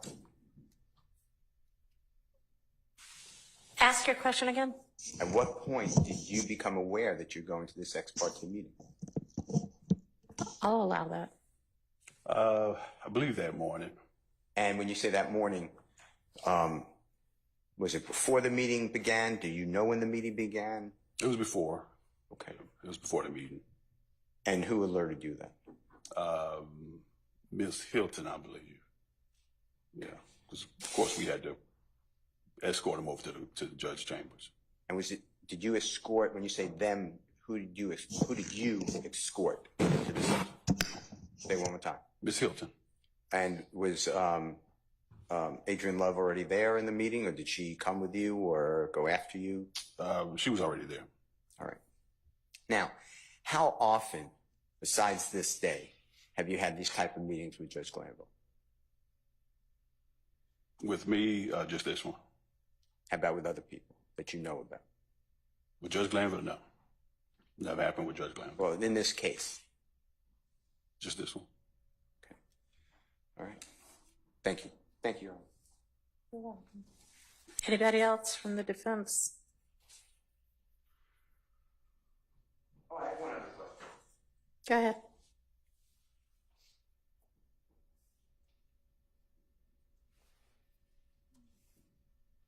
Did anybody tell you that that was not to be told to other people who are not invited to that meeting? What's the relevance of that? The state of Georgia, I objected to it, made a statement that I somehow knew about this beforehand, which is not true. So I want to ask if anybody directed anybody to tell somebody from the defense, not tell anybody from the defense. I'll allow it. Your Honor, I did not represent to the court. That's fine. It's all right. I'm going to allow the question. No. If I understand you correctly, did anyone tell me not to say anything? One more time, you spoke very fast. I'm sorry. Was your question, did anyone tell me not to say anything about this meeting? Yeah. No. Did you tell anybody about the meeting? Did you personally tell anybody, me, any of the other defense lawyers, any of the people accused of this meeting? No. Thank you, Your Honor. Mr. Matthews? While Mr. Matthews is making his way over, what is your recollection as to sort of when during the meeting, like within the first 10 minutes, within the last 10 minutes, right in the middle, if you recall that the bathroom break and then short off the record conversation occurred that you testified to? This was near the end. Near the end? Near Okay. the end. All right. Good afternoon. How are you today? Mr. Mathis, how you doing? Doing well, thank you. Just a couple of questions. Did you have any recording devices in the meeting yourself? No. Did you make any written notes of any of the meeting yourself? No.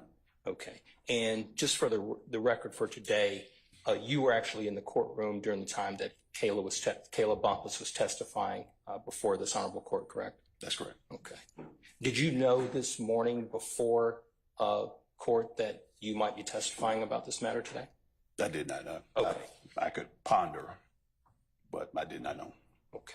All right. That's all I have. Thank you. All right. Anybody else? Any redirect?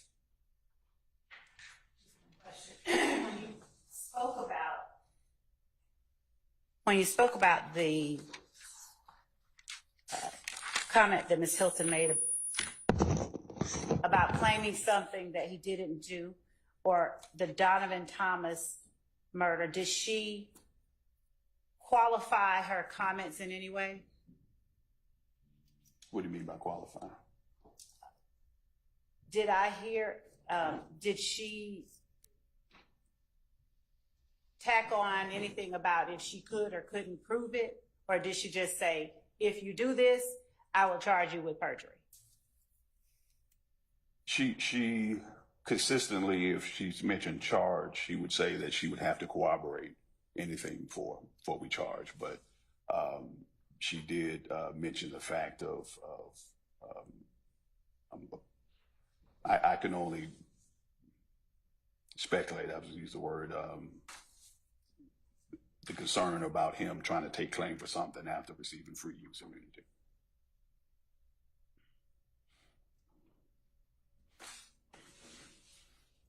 And were those comments that she made that you're talking about also accompanied by any kind of explanation, like if I can prove it or?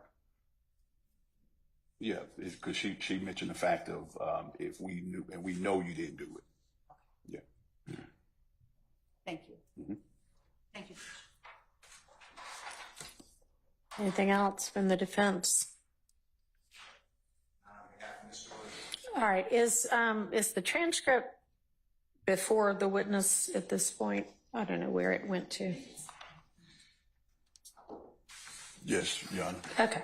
Can you flip to page 41 and take a look at, well, the end of 40, starting at line 20, and then review that through the rest of the rest of page 41?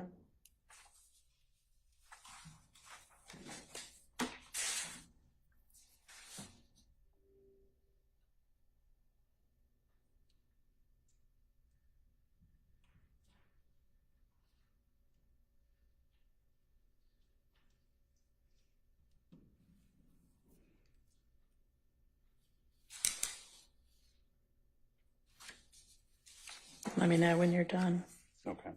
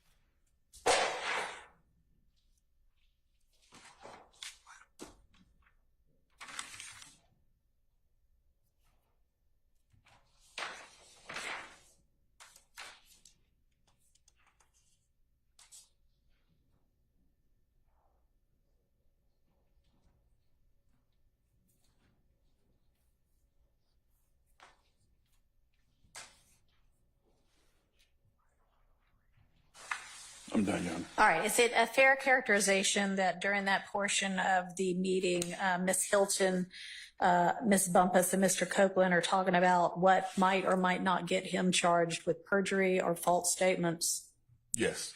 And does Mr. Copeland raise the issue of murder and whether it has a statute of limitations? Yes. Okay. And does Ms. Hilton at some point after that talk about if she knows that he's lying about something and there's no other evidence, what that might or might not result in?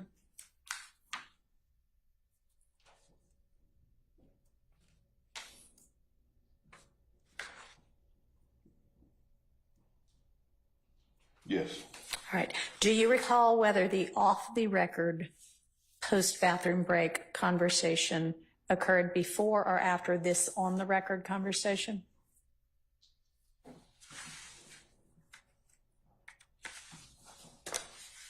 Give me just a second. Let me look a little past just to make sure. Sure.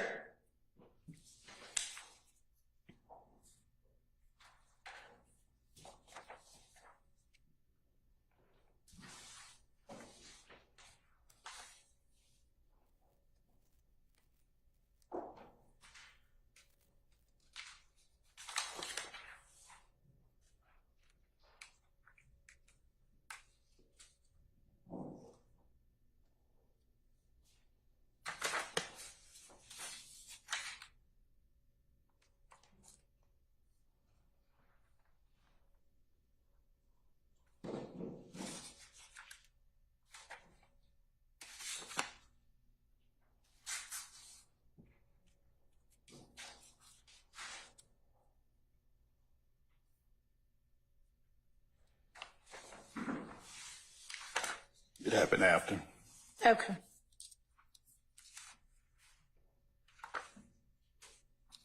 If you take a look at the entire rest of the transcript, do you think you might be able to figure out about when that break and off-the-record conversation happened?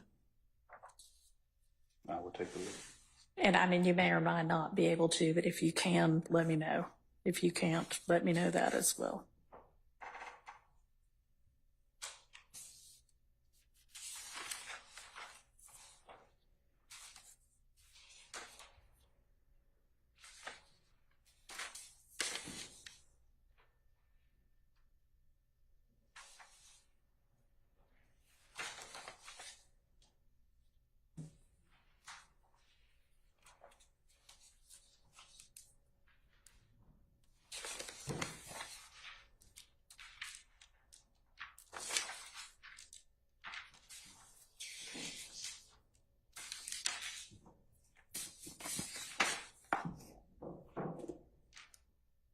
Your Honor, I believe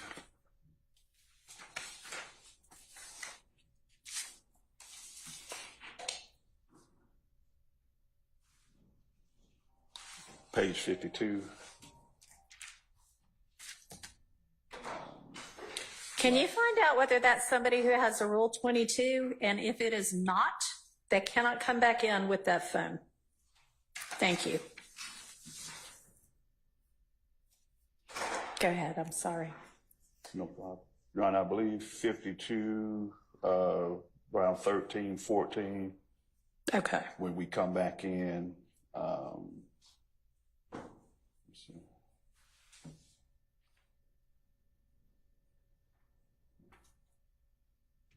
Yeah, I think somewhere around in there. Okay.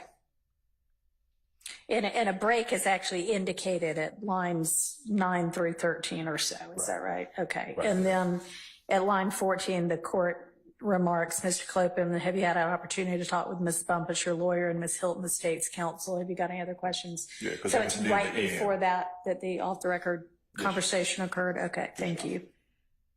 All right. Any other questions by any counsel? Defense counsel? All right. Anybody else? Silence equals none. Okay. Ms. Love, anything? Yes, Your Honor, thank you.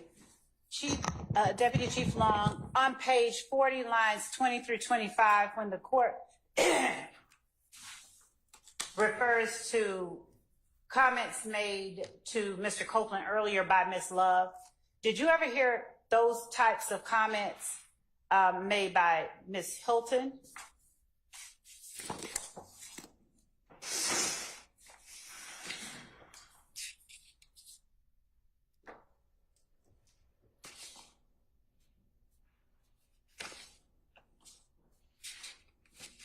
Yeah, Ms. Hilton. Yeah. Was there any time you are aware of that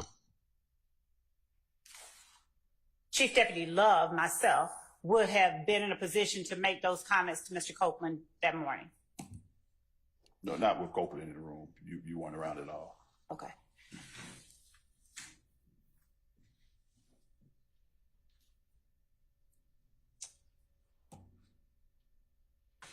Thank you, Judge. Okay. All right. Investigator, thank you. You may step down. Any other evidence? Ms. Love? Not about, no, Your Honor, not at this time. All right. Any rebuttal evidence from anybody on the defense side of the room?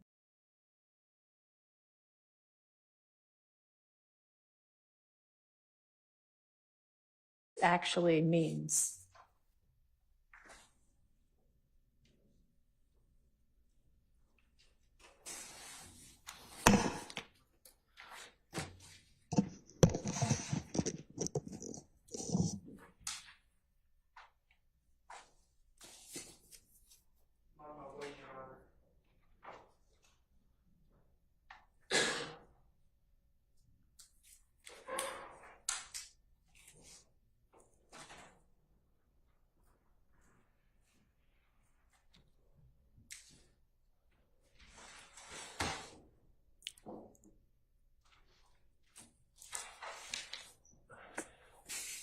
So, Your Honor, there's a case that I believe that Mr.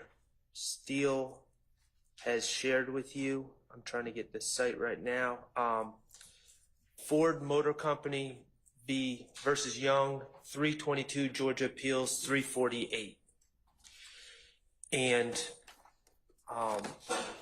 that case that case, when we've been discussing this in the past, there's been suggestions that if there was judicial misconduct or what we believe is judicial misconduct from this side of the room, or if there was prosecutorial misconduct or what we perceive to be prosecutorial misconduct from this side of the room, that the remedy was with the bar. And that case, the Ford case, indicates to me that Your Honor and the trial court can play an active role in fashioning remedies in the case of judicial misconduct and or prosecutorial misconduct. I don't know about judicial misconduct. That's not what that case stands for. Prosecutorial misconduct, or lawyer misconduct, I should say. Violations of the state bar rules. Yes, and can I go get one thing for myself? Sure.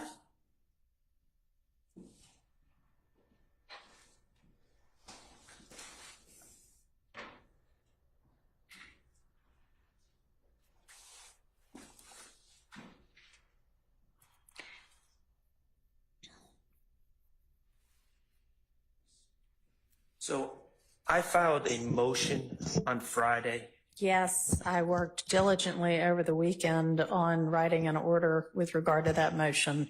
Haven't gotten to the Brady portion of it yet.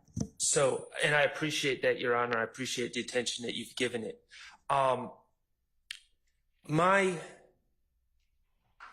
That motion in the beginning lays out things that I've observed, that I've felt have been highly irregular about this case.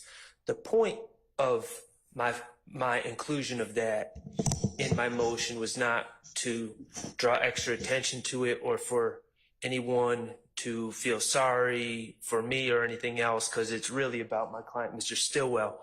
But the purpose of it was to try to inform the court, at least from my perspective, and I think the perspective of some of my colleagues, that things have been irregular in this case.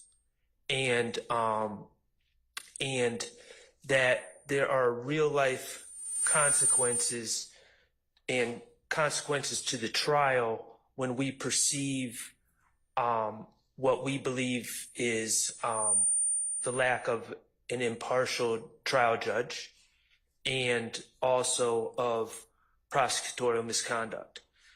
In this case, from my perspective, we've had, with the ex parte communications in themselves, I don't believe that there was a valid reason to initiate the meetings.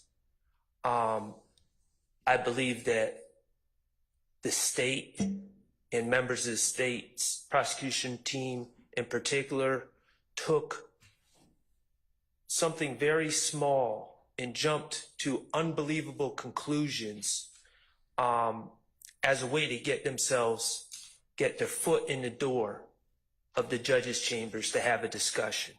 And there were at least two discussions that took place.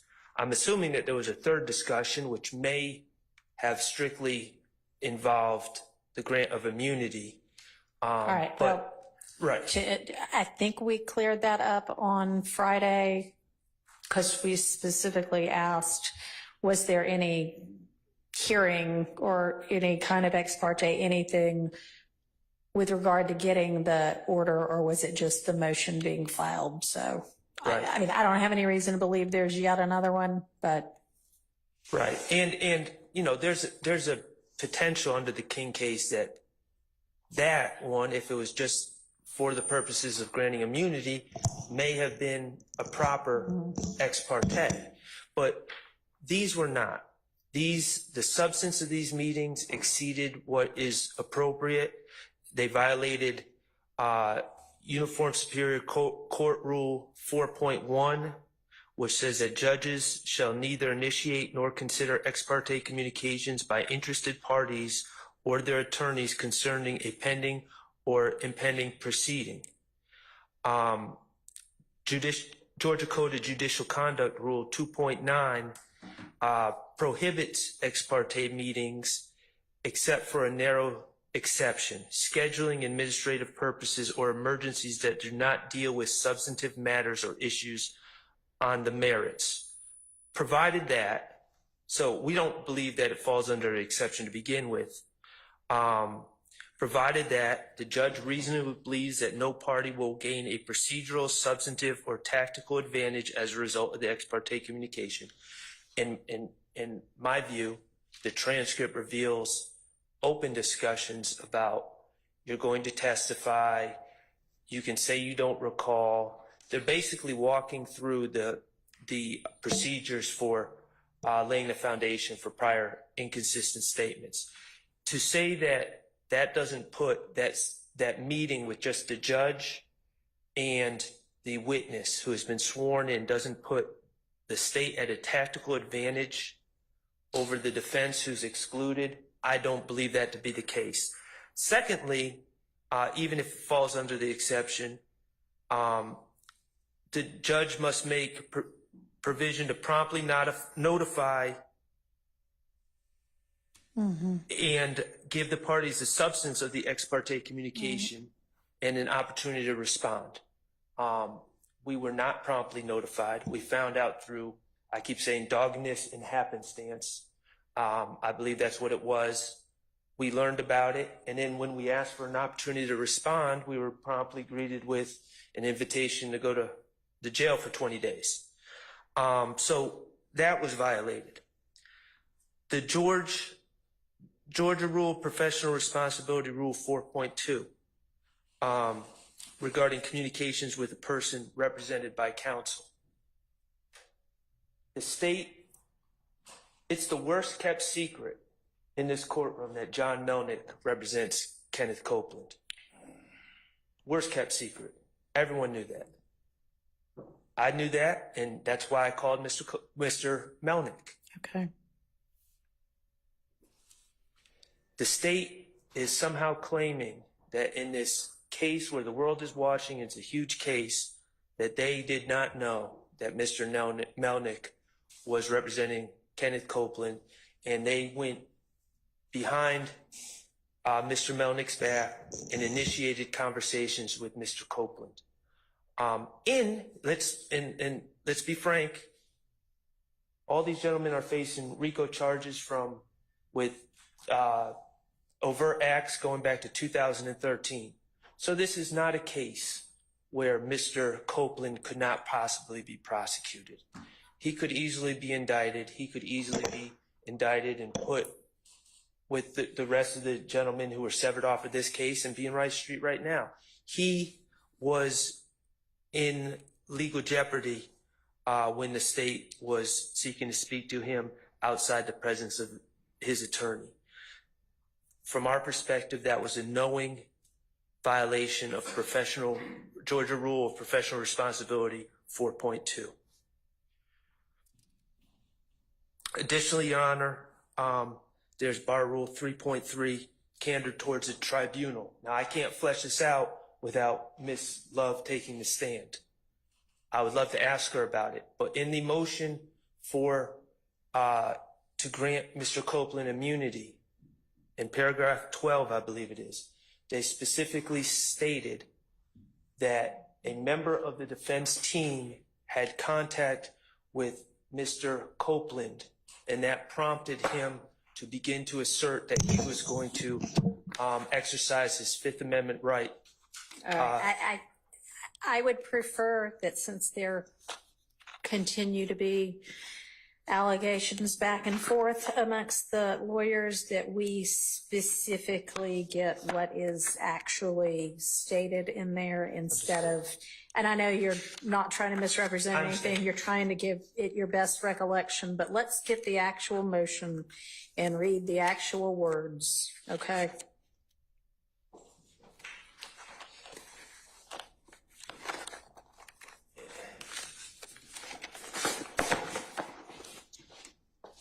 I've got it somewhere. Okay, I've got it right here, Your Honor, from Ms. Persifield's email to us.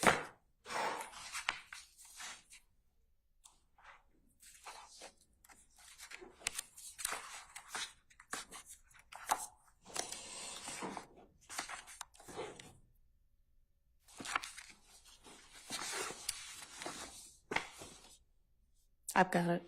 If you've got it at hand, go ahead. But if you don't, I've got it now. Okay. I'm trying to find out exactly, try to figure out where it was. Okay. Paragraph 11. Go ahead. I'm sorry. Paragraph 11. Yes. And it says, Kenneth Copeland has been subpoenaed to testify in the above style case. Copeland is the next witness scheduled to testify in this case on June 7, 2024, beginning at 9:00 a.m. On June 4th, 2024 and June 5th, 2024, investigators with the Office of the Fulton County District Attorney coordinated and arranged with Kenneth Copeland to provide Copeland transportation to court on Friday, June 7th, 2024. However, on Thursday, June 6, 2024, after an encounter with defense team members and members of the Fulton County District Attorney's Office, Copeland stated to an investigator and to an attorney with the Office of the Fulton County District Attorney that Copeland may attempt to plead the Fifth to avoid testifying against members of YSL. I can only speak for myself. I did not have any encounters with Mr. Copeland on June 6, 2024. I don't believe that any of my colleagues did. I don't believe any members of the defense team did. I don't believe that what's asserted in paragraph 11, to my knowledge, I don't believe it to be the truth. If it is not the truth, and again, I would love to inquire, but Ms. Love would be a witness at that point. Bar Rule 3.3, candor towards the tribunal, would also have been violated. The reason I focus on the violation of these rules is because of the Ford case and the proposition that we can do something about this besides run to the bar. And that makes sense because it's ultimately if, and I say it did happen, and I say the transcript establishes that it did happen, and you have the transcript, Your Honor. We have in the transcript the state and Judge Glanville both affirming each other that Mr. Copeland can essentially be incarcerated indefinitely until this trial is over, until the trial of the co-defendants is over. That, to me, is coercion. That's intimidation. We have other examples where Mr. Copeland is given what I would say incorrect legal advice about what his exposure is for these allegations and his potential criminal liability. That is coercion. That's trying to convince him to take the stand and plead so that the state can then impeach him with his prior inconsistent statements, presumably. Mr. Copeland, the act of him taking the stand as a result of those ex parte communications has prejudiced, has harmed all of these young men in court here today. So there has to be relief beyond bar issues for them. Your Honor, I'm not going to repeat everything in my motion. You have my motion. I know you've read my motion. But they have a right to a trial. They have due process rights. They have a right to a trial free of prosecutorial misconduct if that misconduct rises to the level of a due process violation. They have an absolute right to a fair trial and due process in front of a fair and impartial trial judge. They also have the right to be present at all critical stages of the proceedings, including, I'm saying, and I think it's fairly clear, that those ex parte communications talking about the witness under the Scudder case that I provided to the court before, that was a critical stage and they were unlawfully excluded. And of course, there's no way we could have acquiesced because we knew nothing about it ourselves. So those are all violations that have harmed these individuals. There has to be a remedy. I believe that The facts are there for you to consider disqualification of district attorneys in this case. And I think Mr. Steele is going to argue that further. But also, I believe that the facts are there under the Wilson case, as well as the State v. Jackson, 306 Georgia 626, Anderson v. State 285 Georgia Appeals 166, and Wilson v. State 233 Georgia Appeals 327. Wilson v. State 233 Georgia Appeals 327. All right, and those are the three cases that y'all gave me a couple of days ago. About goading. And the reason I cite to those cases, because it's not often, well, it would be never probably, that a district attorney or prosecutor is going to say, yes, I did this intentionally, I did this to goad.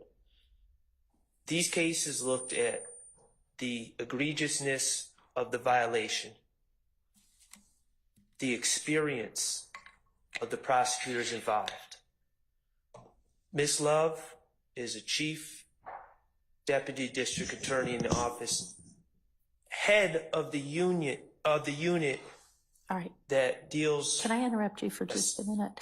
So all of this is in your motion, and if and when we get to that point, that would be an appropriate argument, but let's Okay, well pause it for now. I have it. You asked where we are right now, and that's from my perspective, that's where we are right now. All right.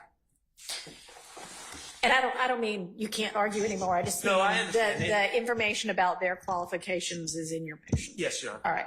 Thank you. Okay. And if Mr. Steele's going to argue as to something else, that's fine. But I had said a little while earlier that with regard to Ms. Love, your proffer about what Mr. Abadi might or might not have to say about Mr. Melnick's representation was not yet relevant. I think it is now relevant, and the proffer has not been accepted. So if you want to present evidence as to that, that would now be appropriate. Thank you. And I don't mean this very instant, because I'm going to hear from Mr. Steele, but we now know that is an issue. So you can go ahead and get him lined up. Thank you. All right, go ahead, Mr. Steele.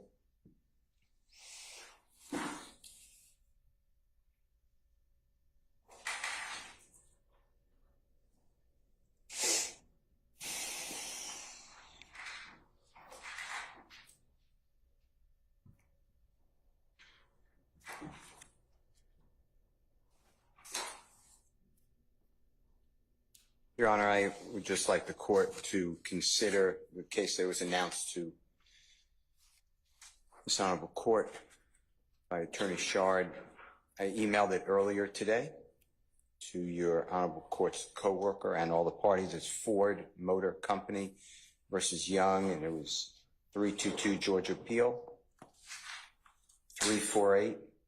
It's in Division 3. 745 Southeast 2D299 2013 case. And what our second highest court wrote was, and I've given a copy actually to this court. And Oh yeah, I got the copy. I appreciate it. Thank you. It's on page 8 of 9 of the copy I've given. It's on the right-hand side, first full paragraph.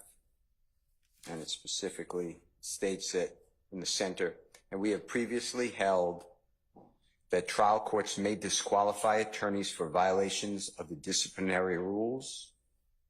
We held that the trial court erred in ruling that because sanctions for violations of disciplinary rules appear to be the exclusive province of the Supreme Court of Georgia, not of the trial court, it lacked authority to determine whether plaintiff's counsel violated 4.2, Rule 4.2 of the Georgia Rules of Professional Conduct, and therefore should be disqualified. We noted that the determination of whether an attorney should be disqualified from representing a client in a judicial proceeding rests in the sound discretion of the trial judge. So I'd just like you to reconsider your order, not disqualifying Ms.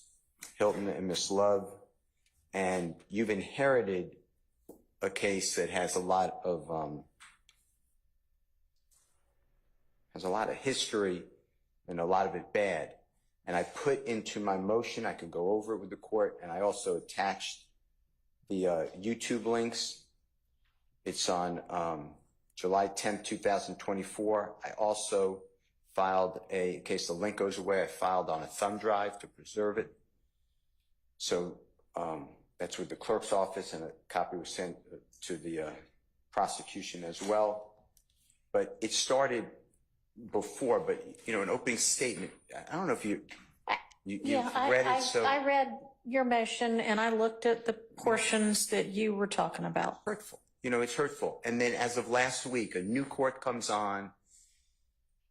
It's almost like, a breath of fresh air. It's all new. And again, I'm hit with a motion by Miss Love that was the fourth time the same thing's argued, talking about a duty that is intentionally and knowingly not followed through by me, and I owe it to her. And I saw your email saying, whoever wrote that, you come into court. I understood it. I don't think Miss Love did herself any favors with that. Well, the favors have to end. I'm not trying to, I've never done this before in my history of living in a courtroom, but it's just not appropriate that I can't accept a proffer from a lawyer. I've never said that before. I've never uttered any of those words. So I'll leave it with you. My point is, it doesn't end. There have been no sanctions. It's been ratified almost. And it's from everything. It's just, I put in paragraph 2, just choice examples from my memory. But it is constant. There are great people everywhere in the courts, and they shouldn't be treated like this. So I'm asking you to disqualify because it's just not, at some point, the message needs to be sent that this is not the state of Georgia and this is not our bar. All right. Thank you. As I understood the gravamen of your motion that you filed since I've been the presiding judge to disqualify Ms. Love and Ms. Hilton, it was because you needed them as a witness, and that was the basis of my ruling. And in Mr. Shart's motion that is under consideration right now is a request, again, to disqualify them. And I know that I previously said, y'all, that's a matter for the bar. And when I was talking about that, I essentially meant and I don't want to call it bickering back and forth because I'm not sure it's been back and forth to any large extent, but that kind of thing, whatever it is that had been talked about before, that's what I was talking about. I will tell you that this court takes Brady violations very seriously. And I mean, everybody ought to, prosecutors ought to. And I am considering that right now. So rest assured that I am aware and have been aware that I have the authority if I choose to remove them. Thank you. So, all right. Do y'all want to be heard from the state on this? Or do you want to go ahead and present some testimony to counter the Melnick, that you knowingly contacted Mr. Copeland, knowing he was represented by Mr. Melnick? Absolutely, Your Honor. All right. What we did was ask that our witnesses be summoned, if you will. Okay. If the court would just give us Sure. Why don't we take a convenience break, and can you let a deputy know when you're ready with somebody, and we'll come back out. Thank you. Thank you. Appreciate it.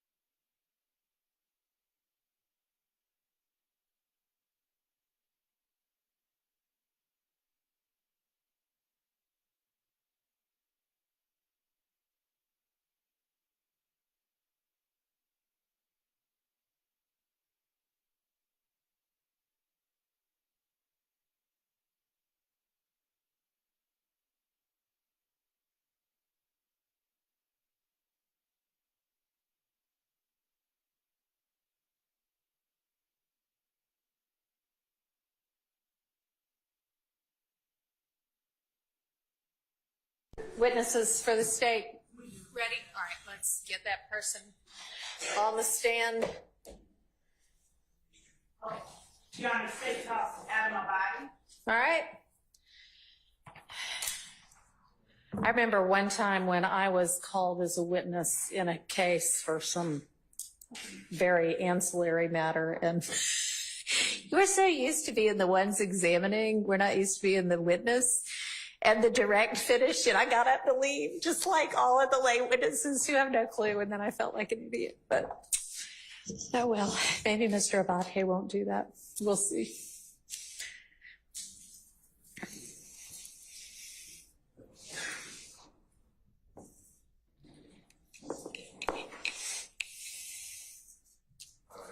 You're coming up to the witness stand.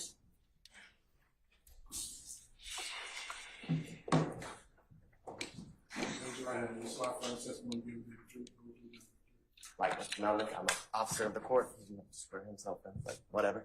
All right, let's. Like Mr. Melnick, I'm an officer of the court. He wasn't sworn in, but yes.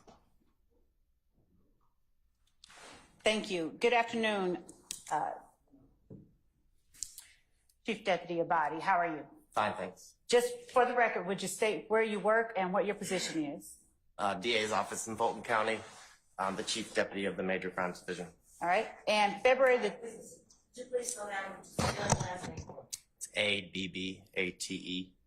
And I said Chief Deputy of the Major Crimes Division. February of 2023, where were you working within the DA's office, if anywhere? Same position. All right.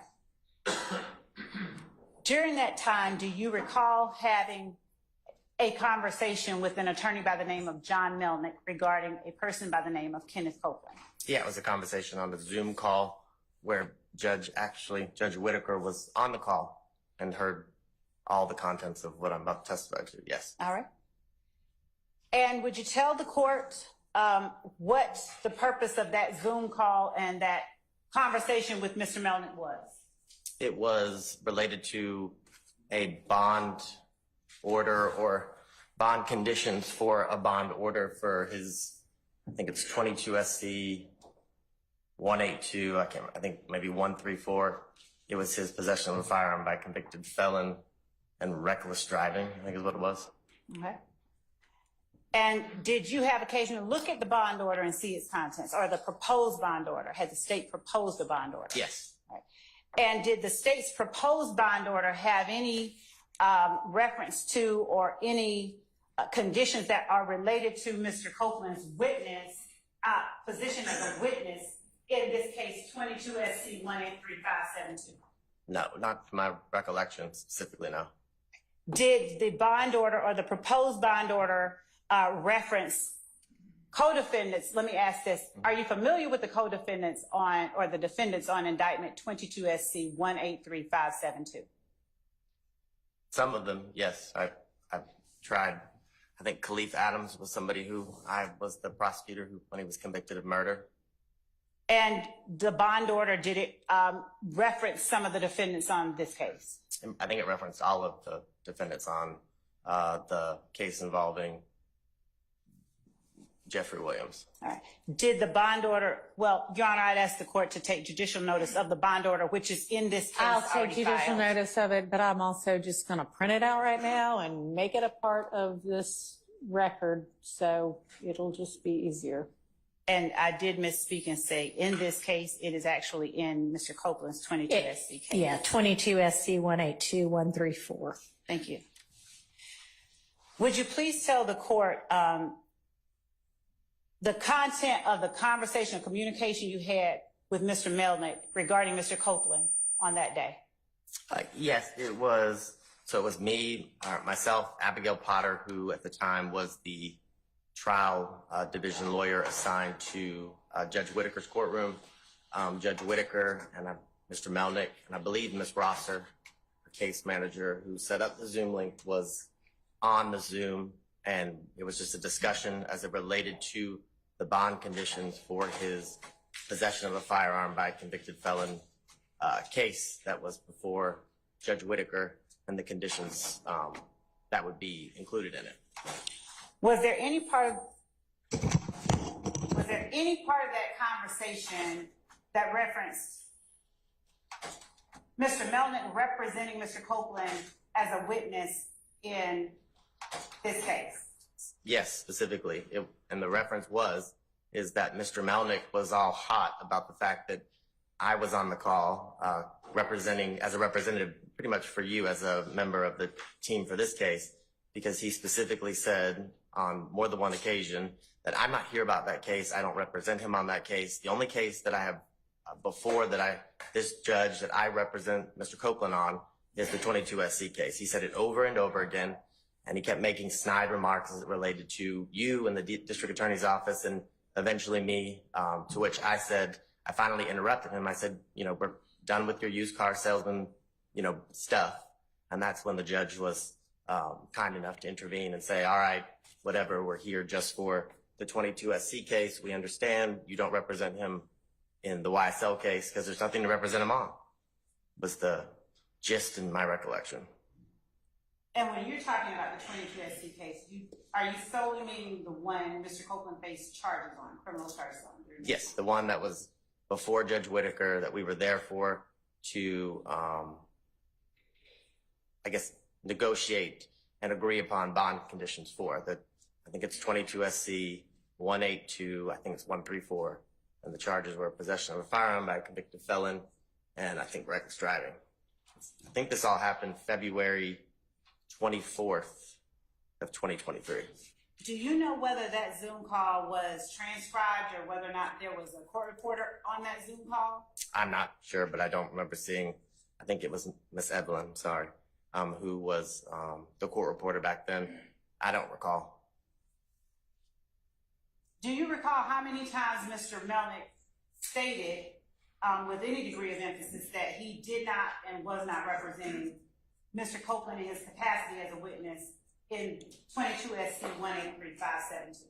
2 or 3 times, and it was all in relation to the state's request that he be fitted with an ankle monitor. And that was particularly angersome, I guess is the correct word, as it relates to Mr. Melnick's reaction, because that's when he kept saying, this case has nothing to do with that case. I have nothing to do with that case. I don't see why he has to have an ankle monitor. Are you familiar with what it is that the state was trying to secure with the ankle monitor? His location at all times, I suppose. And are you familiar with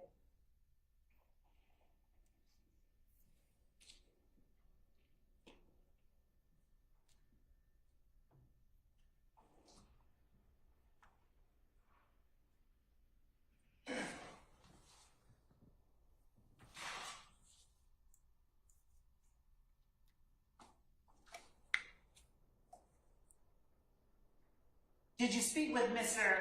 Melnick at any other time regarding his representation of Mr. Copeland as a witness in this case? No, I try to avoid him as much as possible. Has he ever in life represented to you that he represents Kenneth Copeland as a witness in this case? No, it was the exact opposite in front of the exact same judge that we're sitting before today.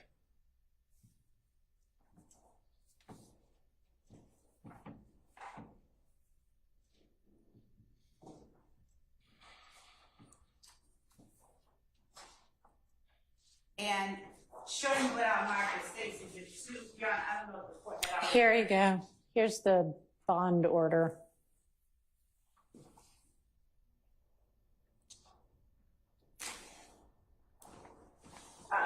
Showing you States Exhibit 2, which I'll mark, which is a copy of the filed bond order. Is that the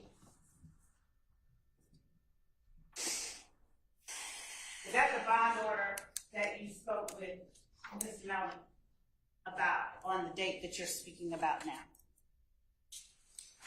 Or is there?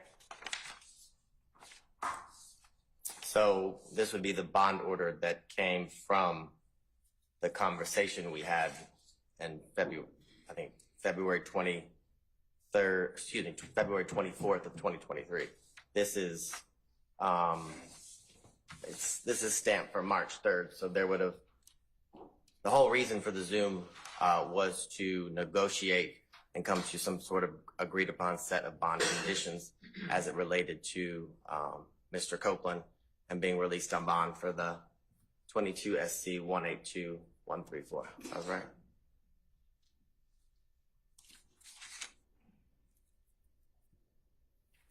So this would have been the product of that conversation. Okay, thank you.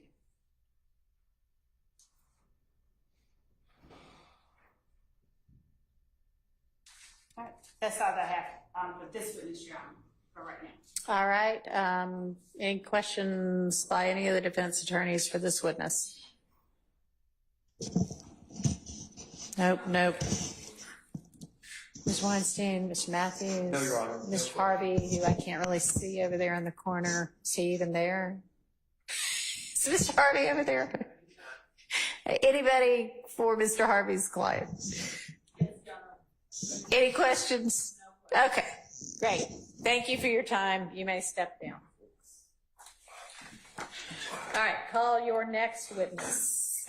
State calls Attorney Peter Herzog. Okay.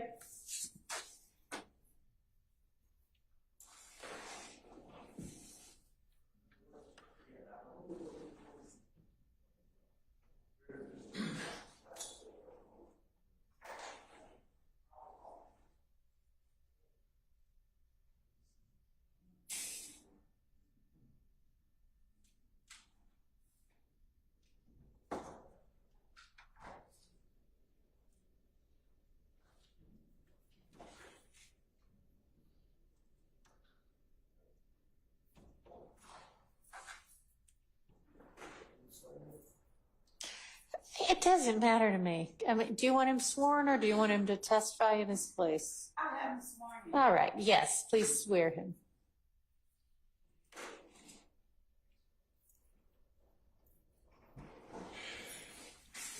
I raise your right hand. Swear I first testimony you. You tell the truth, the whole truth, nothing but the truth. I do. Have a seat. First name, of course. Peter, P-E-T-E-R, Herzog, H-E-R-T-Z-O-G. T-Z-O-G. Good afternoon, Mr. Herzog. Good afternoon. Would you please, just for the record, state for the court where it is that you work and what position you hold there? So I'm a senior assistant district attorney in the anti-corruption unit of the Fulton County District Attorney's Office. How long have you worked in the anti-corruption unit? Since I started in the office, about a year. I think I started March of 2023. Did you say March? And I just need to speak up a little bit louder. March 2023? Yeah, I think it was March. I've been here about a year and a half. Okay. Have you ever worked in any unit besides the anti-corruption unit? I did a short stint where I screen cases and then I cover a court part for a complex, but I've always remained in anti-corruption. As an attorney with the anti-corruption unit, have you ever had an occasion to speak with Mr. John Melnick about a person by the name of Kenneth Pope? Yes, I believe so. At any time during those conversations, did you ever, in any way, seek any information regarding Mr. Melnick's representation of Kenneth Copeland as a witness in the case 22 SC 183572? No. Did you ever, in any of those conversations, have any occasion to talk with Mr. Melnick about his representation of Kenneth Copeland as a witness in any YSL related case? No.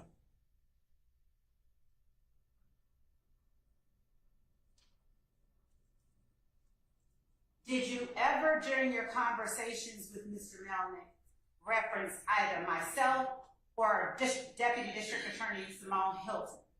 No, not to my recollection.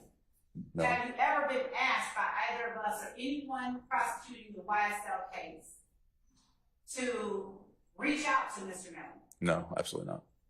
Is this the longest you and I have ever even talked? I believe so. I think I ran into you once in the hallway and said hello. Other than that, I don't think we've had much contact.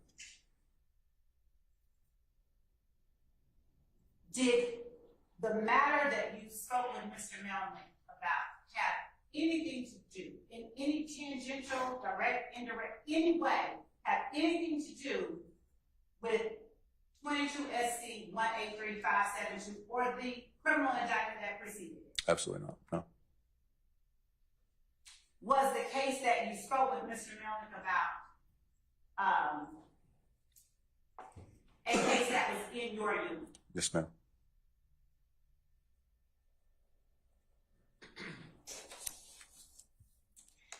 Were you ever asked by anybody within the DA's office to have any communication with Mr. Melnick regarding his representation of Kenneth Copeland as a witness in this case? No, ma'am. Did Mr. Melnick ever just tell you, hey, I'm representing Kenneth Copeland as a witness in the YSL case? No, not to my recollection. Do you recall sending Mr. Melnick an email back in March of 2023? March of 2023. I don't recall. Your Honor, I'm not certain exactly where the evidence. I'm sure it's somewhere with the court reporter.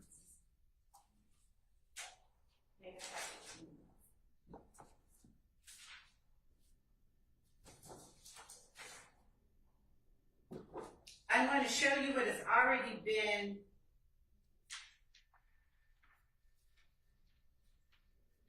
admitted as defendant Williams number 4, Your Honor.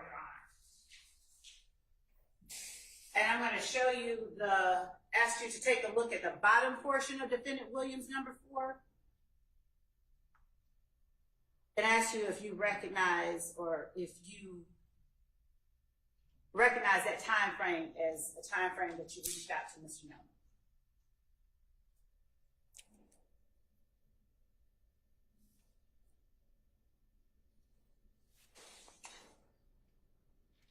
I did reach out to Mr. Melnick. It could have potentially been around that time frame. If you'd like, I can go into more detail. Yes, please. So we were investigating, as part of anti-corruption, we were investigating. Without getting into the details of any anti-corruption case Okay. at all. There was an allegation made that involved Mr. Copeland. At the time, I was relatively new to the office. I'm not from here. I'm from New York. I spent years practicing up there. So I know nothing about what's going on down here in relation to this case. I reached out to Mr. Melnick to see, as per our usual in our unit, to speak with every witness. And I believe I asked him if Mr. Copeland wanted to talk about that specific matter. And I don't believe we ever followed up on it. Was Mr. Copeland in jail at the time that you reached out to Mr. Melnick? I believe so. So was when you reached out to Mr. Melnick, where and why did you seek to go through Mr. Melnick to get to Mr. Copeland? Because, if I remember correctly, he represented Mr. Copeland in that other matter. To your knowledge, had that other matter been resolved? At the time, I'm not sure if it was resolved at that time. I don't believe so. I think that's why I went through Mr. Melnick, I believe. Outside of the anti-corruption matter, did you speak with Mr. Melnick regarding anything else related to Mr. Copeland? No, ma'am. That's all I have. All right. Any defense examination of this witness? You know, I did a thing. I wrote a check mark, and I'm gonna have to get that off the report. Okay, probably have some white on it. That would work. Is that okay with everybody? If on stage 4, Miss Love White felt the check mark she inadvertently wrote on stage 4, which is why I don't like to ever handle the evidence, because I'm constantly taking notes and then I end up writing on the evidence. And it's defense Williams exhibit. Is that okay? All right. Thank you. With the court's permission, I'll do that after Mr. Sharp has had an opportunity. Go ahead, Mr. Sharp. Good afternoon. Good afternoon. So, from what I understand, March 2023, you are working for the DA's office in the anti-corruption. Correct. Okay, and you are building up a case? Yes. I'm investigating a case, not building up a case. I'm investigating a case. And is Mr. Copeland the target of this case? No. Okay, so he is a witness. Yes, he would have been a witness. He's a fact witness, I assume? Objection, Your Honor, to the relevance of what type of witness. Sustained. What kind of case is this? Objection as to. Well, can we just leave that it's an anti-corruption type case? May I ask, was Mr. Copeland the alleged victim? No. So he's a witness. Well, it's. Your Honor. Yes. Do we need a bench conference?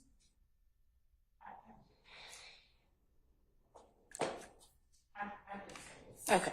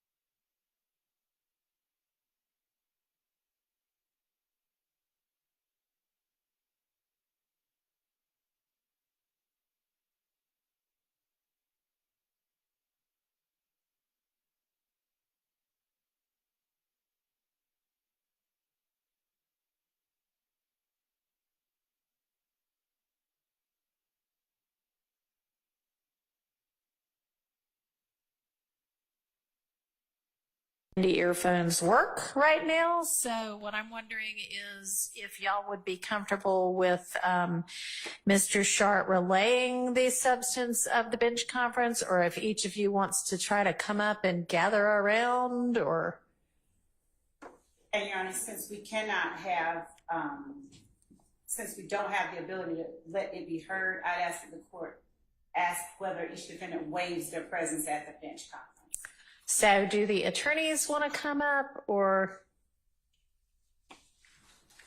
Okay, so I know the defendants normally are able to hear what's going on. I'm sorry we're having technical difficulties. Apparently you need to put these things on their charger pretty frequently in order for them to work. So I'll know that for the next time.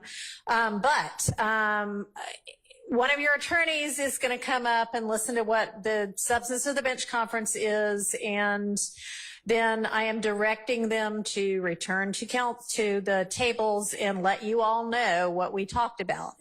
I want to find out whether that's okay with each of you defendants. And also, I am happy if you're not satisfied with what the attorney has told you about it, then you can let me know and I can say, well, here's my take on what happened. Okay. So, Mr. Kendrick, are you okay with Mr. Weinstein just coming up and then telling you what we talked about? All right. How about you, Mr. Huey? All right. Thank you. Mr. Williams? Okay. Who else do we have? Mr. Stillwell, are you okay with that? All right. And then Mr. Ryan, you okay with that? All right. Thank you. Appreciate it.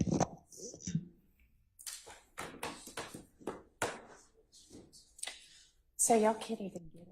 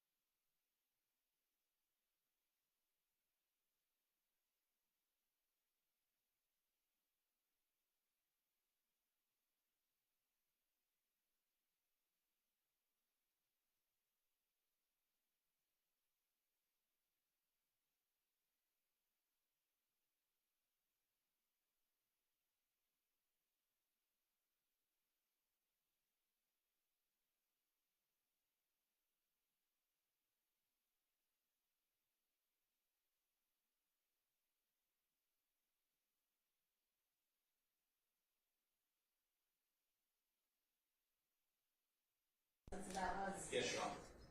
And do any of the defendants have any questions about it that they want to ask me? Okay. And did you talk to your client about it? I will. Do you? As soon as I'm done. Okay. All right, go ahead. Attorney Herzog, Spin your mic towards you. The anti-corruption case that you were working on in March 2023, is that still an active investigation? No, it is not an active investigation. It was and the investigation was wholly unrelated to YSL. Okay, and is there a pending case involving that investigation that resulted from that investigation? A pending criminal case? Yes. No. Now, at the time you sent this email, you wanted to speak with Mr. Copeland, correct? About the matters you were working on. Yes. Okay. And you have the ability as a district attorney, you said that your understanding is he was in jail, correct? I believe so. Okay. And you have the ability to go to the jail at 901 Rice Street, correct? Yes, I have the ability to go to the jail. Okay. And as a district attorney, you have the ability to bring an investigator with you and interview a witness there, correct? I wouldn't represent someone I wouldn't speak with someone that was represented by counsel. Okay. On any case or was recently represented by counsel. Okay. So the reason that you called Mr. Melnick is because you would not speak ethically. Your code of ethics, you would not want to speak to someone who's represented, correct? It's all of our code of ethics. Correct. And you also would not want to speak to someone who was represented recently. Is that what you said? I would reach out to the defense attorney prior to that, yes. And that's what you did in this case. You reached out to Mr. Melnick, correct? Regarding our investigation, in the I limited understand. scope to our investigation. Yeah, I understand. You were not involved in the YSL investigation, correct? Correct. Okay. But as part of your investigation, you reached out to Mr. Melnick in an effort to speak to his client, Mr. Copeland, correct? Yes, I believe so.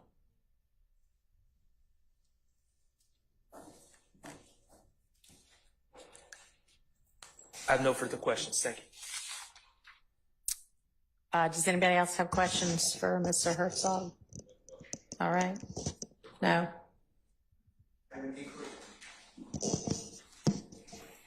Inquiry for the court. Sure. I don't understand enough about it, and I understand that the ruling is maybe I shouldn't know about it. With the court, Mr. Williams has no objection, and if you do, please correct me. Would the court be able to find out whether this has any Brady implications from Mr. Copeland, either under Giglio getting a deal or he did not get prosecuted because he was involved, but he was being used as a witness, and I don't have that information. Sure, I don't either, but that's valid. Let's find that out. So you can ask that question. You don't have any objection to that question, do you, from the state? Okay. Hello. Mr. Still. How are you? Good, how are you? I'll let you know. Brady evidence, you feel comfortable talking about Brady evidence, what is required by Brady and its progeny? Is the question whether I feel comfortable? Yeah. Do you understand Brady and its progeny, what it includes? Yes. Okay. And I didn't mean that to be insulting at all. Just, some people have different definitions of something. Dealing with Mr. Copeland, only Mr. Copeland, was there any type, no matter how non-promising, was there any type of agreement, promise, benefit to him, whether that's reduced charges, no charges, he's cooperating, he's a CI or whatever you want to call it, anything to do with that? Absolutely not. I have no information regarding the YSL case or any investigation of the YSL case. I reached out solely related to a wholly unrelated matter. Okay. And I'm broadening it besides what you call the YSL case. I'm saying, was Mr. Copeland given any benefit? Forget about this indictment before the Honorable Judge Whitaker. Was he given any benefit on any matter, including the matter you were investigating? Not to my knowledge, no. Okay. All right. Thank you, Your Honor. Okay. All right. Anybody else? Mr. Williams? Okay. Anybody? All right. Any redirect by the state? No, Your Honor. All right. Thank you. You may step down. Thank you, Your Honor. And did you have one other witness? Yes. Are they ready? I couldn't allow Mr. Atkins to go outside and check. Sure.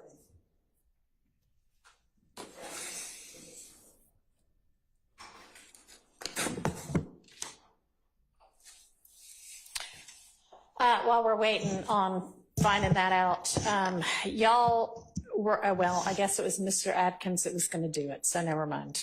I'll wait on that one, trying to see what else we can get done while we're waiting. Nothing.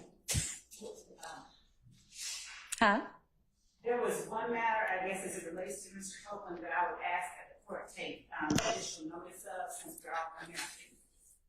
What's that? The date that his criminal matter that we were just introducing testimony about was resolved. There should be within the 22 U.S.C. 134, I believe, case in Odyssey, a disposition for those criminal charges. I would ask the court just to take judicial notice of that date. All right, so it appears that the plea was entered on June 28th, 2023, and the disposition was filed on June 29th, 2023, and I'll take judicial notice of that.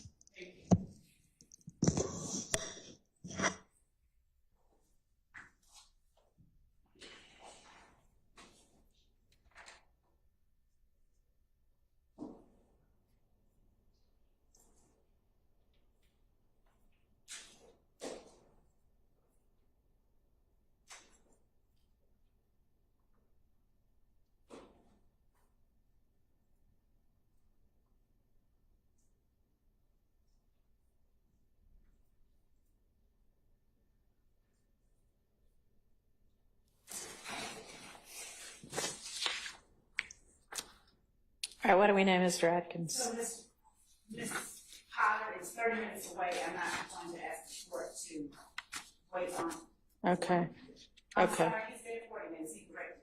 Okay. And so rather than have the court wait on that, We're going to do that tomorrow? I can, yes, I can do that. All right. And Your Honor, the other thing that I was looking at was I'm obtaining a certificate of service for Mr. Copeland that I believe was filed. I think he was served most recently in May of 2024. And if the court would indulge me one moment, I was just trying to determine who it was that served him, since the subject is state's actions regarding a witness, Mr. Copeland. And I would also argue to the court that there is not standing to complain of the interactions between state prosecutors and their witnesses in this case. And there's not standing to complain of what happened as it relates to Kenneth Copeland in the in-chambers hearing. But to the, on June 10th, in terms of King and its progeny, and what the transcript reflects, and the court has heard testimony reflecting. All right. Well, their claim is a right to be present, and they have standing to make that claim. Whether I make a determination that they did have a right to be present or didn't is yet to be determined, but they can certainly make the claim. Was there, with regard to them, are there not being standing to complain about whether the state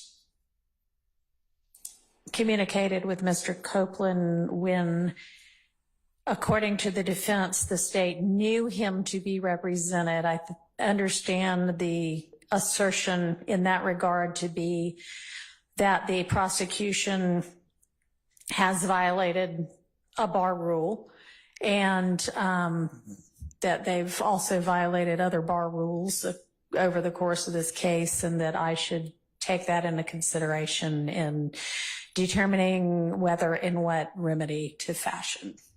Do I have that about right? I'm getting nodding yeses. Okay.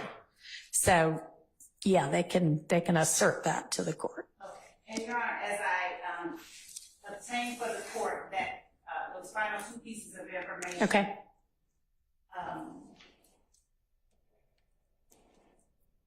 I asked for the court's brief indulgence while I get the certificate of service and the date that he was served. Okay.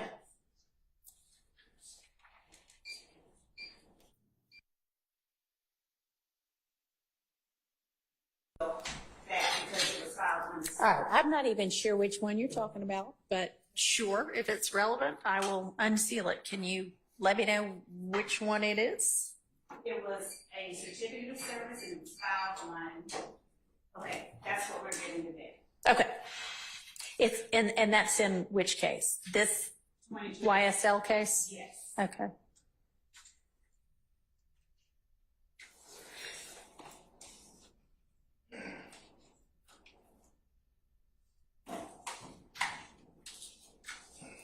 So I actually, once you let me know what it is, I actually, because I'm the court and I can, kept a copy of what is in each of the sealed filings once I reviewed it, so that in case we needed to see something again, I didn't have to do another order unsealing and resealing. So those are in an envelope in my litigation manager's office. And when you let me know what it is I'm looking for, I'll just pull it out of there. There is a certificate of service for Kenneth Copeland that should have been reflective of a subpoena that was served on him, I think in May of 2024. Okay. Without the exact date, I don't want to, I think maybe May 31st. Okay. That sounds about right. May 31st of 2024. Sure. And maybe Ms. Persfield, you already are anticipating my need and sending an email to Ms. Rosser to see if she can pull that. Thank you. All right. And then with regard to Ms. Potter, is she going to be available in the morning, or does she want to Zoom? I don't care if we take her testimony by Zoom if nobody else does. Okay. I don't even know if she's available, but that's an option as well. Thank you, Judge. That would actually work. I'm going to. All right. Would that be okay if, I don't know if everybody's familiar with Ms. Potter, but I don't know if is she still with the DA's office? She is. She's okay. Outside. She's a prosecutor with the DA's office who used to be in my courtroom and who was the prosecutor for the case that Mr. Meldick handled on the other side of. Would everybody be okay on the defense side with us taking her testimony by Zoom here in court? If anybody has an objection, please voice it orally now. Okay. All right, so that'll work. If you can line her up for that, and I think you already have the Zoom link, we can do that. Thank you. All right. And as Ms. Love's doing that, Mr. Adkins and whomever from this side of the courtroom was going to work on the maybe one or two issues with Mr. Copeland's jail calls over the weekend. Did y'all get an opportunity to do that and reach any kind of resolution? Your Honor, I have not spoken with any defense counsel in relation to those jail calls. Okay. Wasn't that your task? Your Honor, I will speak with Mr. Shard. Okay. I can't remember who said they were going to do that, but I don't know. Y'all had told me at the end of Friday, before we had all of our more explosive motions put before the court, that on the jail calls that might or might not come in with Mr. Copeland's testimony, y'all had maybe two items that you thought you could work out everything, and there were two items that were still kind of in dispute. That may have been Ms. Hilton. It might have been. I don't know. Just to get him. I was out a little bit on Friday, but did Mr. Steele not deal with the jail calls at the end of the day on Friday? I mean, so what we ended up doing was saying, oh, we may be able to just come to agreement on everything. So give us a little minute over the weekend and we'll get back to you. Anyway, apparently nobody did it, but y'all do that. Yes, Your Honor. Tonight, if possible. Yes, Your Honor. Your Honor, may I be allowed to step outside the courtroom for a brief 5 or 7 minutes? To line up Ms. Potter? To line up Ms. Potter and to speak with another member of our office. Okay, so we will take another break and be back whenever you let a deputy know that you're ready, okay? Which hopefully won't be more than 10 minutes. All right.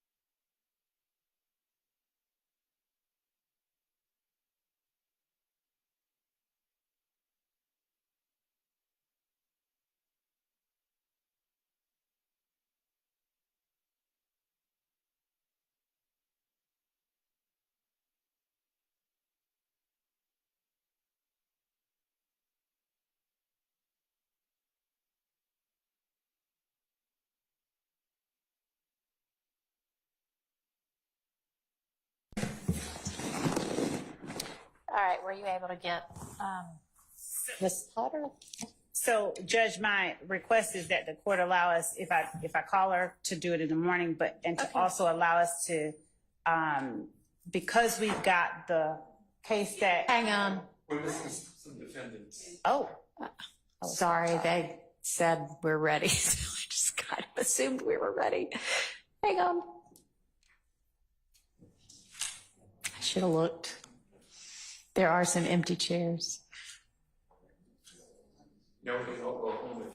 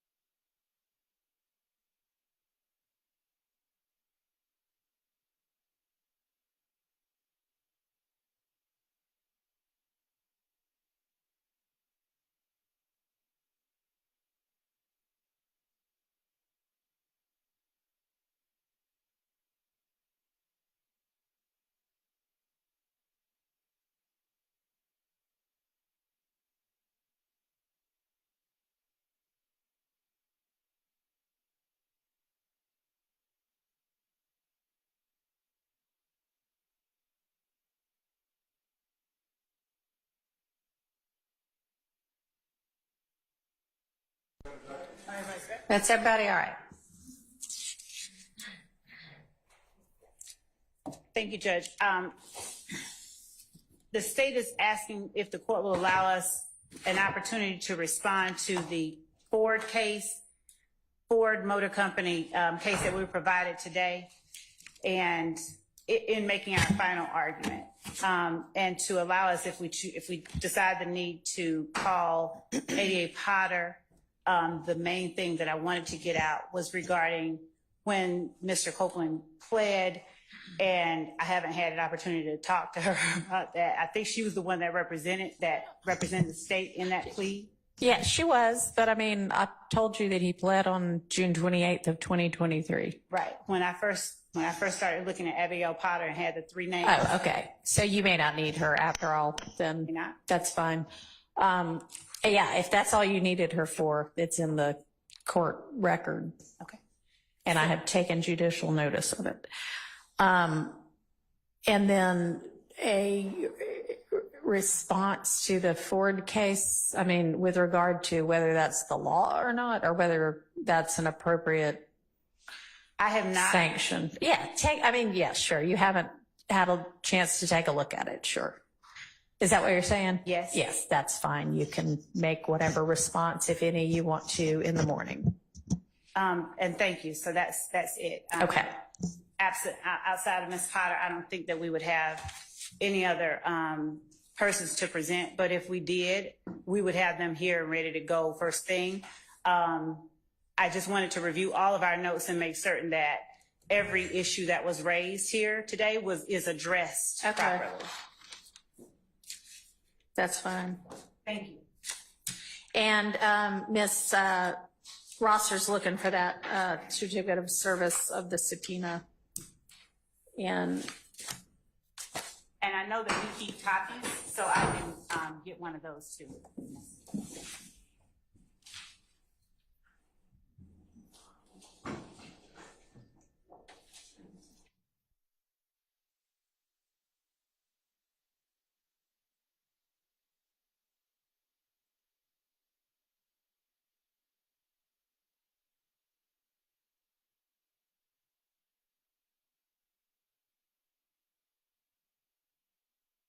think that I've got the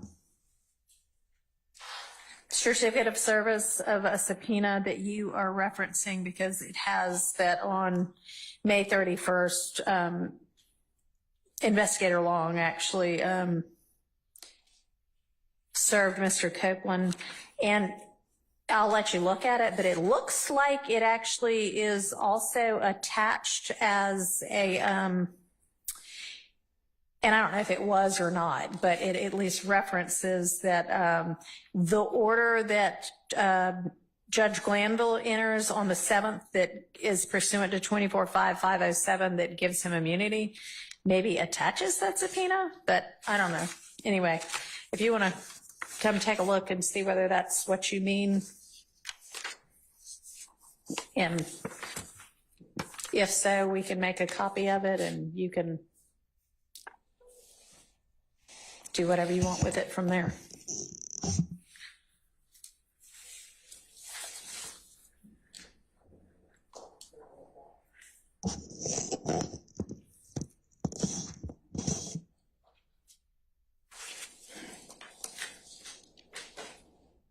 Okay.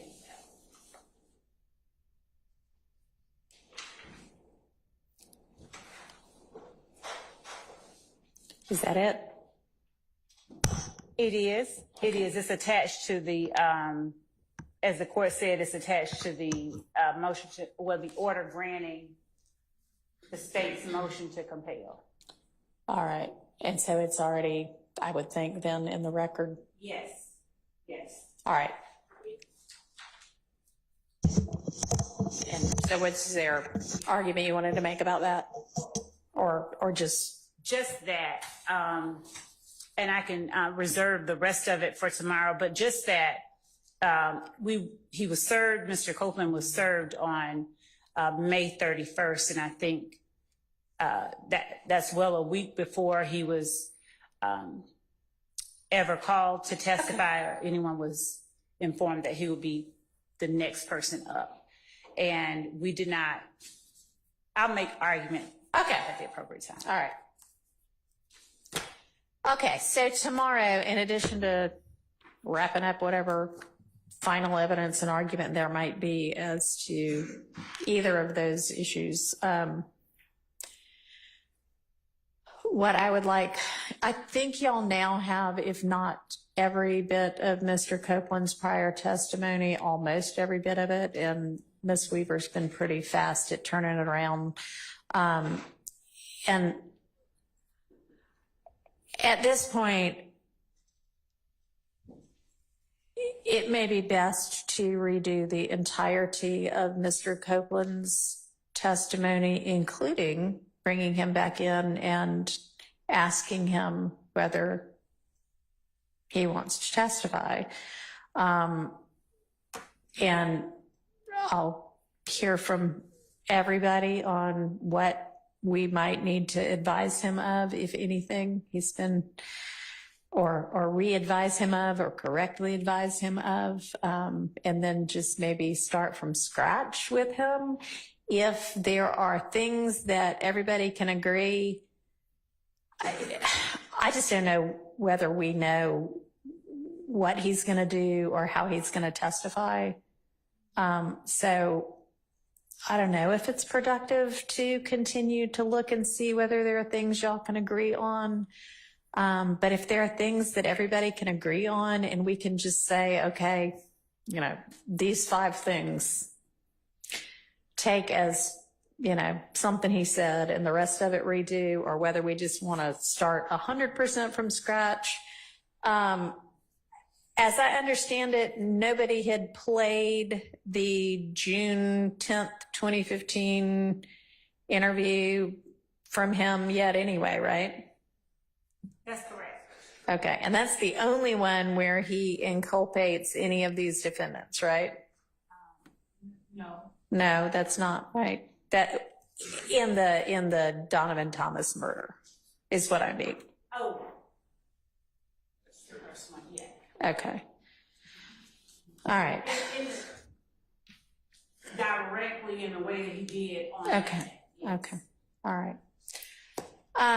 But we need to make some progress into I am still considering and working through Mr. Shard's motion, and then we'll get to Mr. Weinstein's motion for mistrial. Both of them are motions for mistrial. But assuming for the purposes of getting things done, that those are not ultimately granted, then we need to pick back up with this trial. Obviously, if they're granted, then that's a whole other ballgame. But I want us to make progress in the meantime. So tomorrow, I would like for our focus to be on how to handle Mr. Copeland and his testimony or potential testimony once we have the jury back, whether there's any agreement as to anything, proposed jury instruction as to if we're disregarding any or all of it, what that should say, whether we need to take notes, all of that kind of like the details we actually need to think through. I want y'all working on that tonight so that we can make progress with that tomorrow. And, there are a lot of things up in the air in this case. And I am going to once again say to everybody that there's a lot of risk for everybody. There's a lot on the line for everybody, both sides of this case. And I know not everybody has necessarily the most fruitful relationship with each other across the aisle right now. But I know, Mr. Steele, you said that you do still have a good relationship with the district attorney herself, who certainly authorized to talk about each and every case because they're all her cases ultimately. But, y'all need to be thinking about all of the potential ways to handle and move forward in this case. And I encourage y'all to be doing that because who knows what it's going to be otherwise, okay? And Your Honor, we did get last night, speaking of things that we can deal with. Yeah. We got last night from Mr. Sharp, and he can correct me if I'm wrong, I believe about 76 proposed redactions from the proffer of one of our witnesses that we discussed on Friday, Mr. Zachary. Okay. At some point, I know that the court is going to have us address those. So, and I believe that Mr. Sharp, he can again correct me if I'm wrong, said that he could go through that was from the August 2017 interview, a proffer from Mr. Zachary, and there's an earlier one that I think he said he's going to go through and okay. He said he's going to go through another one. Okay. And so if he sends us those, that's another thing that we need to work out. Perfect.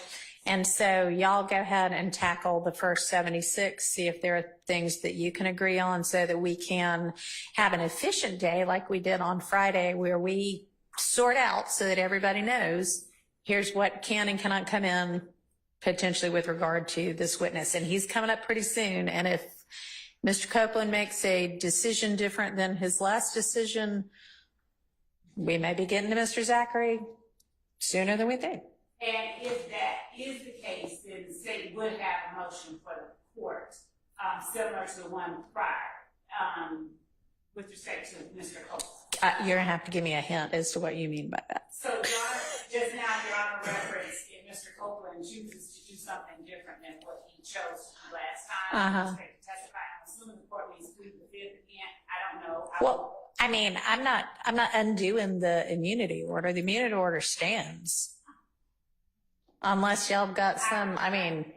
That's what I understand. Okay. All right. Well, I mean, I guess we can. I don't at this point see a need to undo and potentially redo an immunity order. I know that there is the argument about how paragraph 11 might contain a misrepresentation as to whether there was an encounter. I mean, the way I read it and what it says is there was an encounter with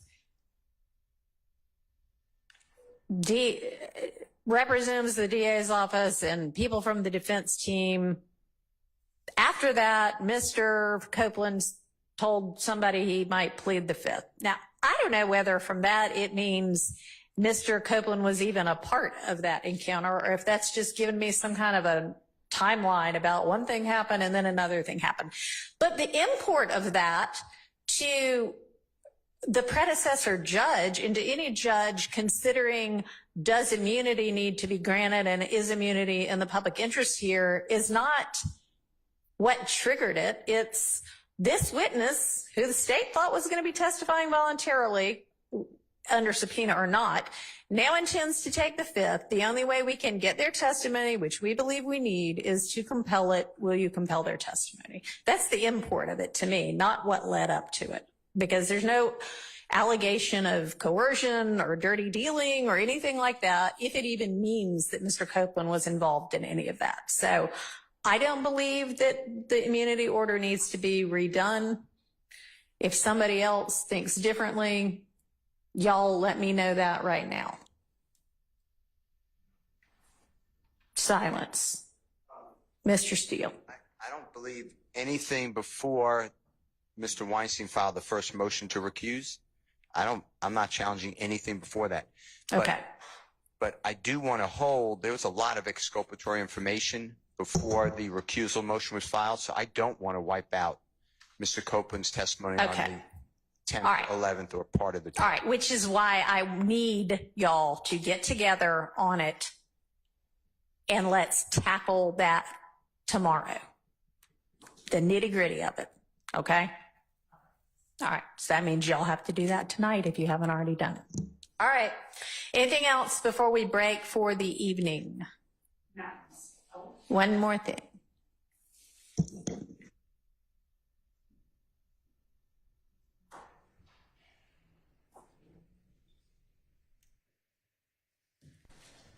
All right, so it's my understanding that other than the transcript of June 12th, everybody should at this point have all of the testimony of Mr. Copeland, and the transcript from the 12th should be forthcoming within hours. And, you know, Miss Weaver was working at like midnight last night. So as soon as she gets it, she'll either forward it to Ms. Percival, who forwarded it to you, or she'll forward it directly. So y'all should have that very shortly.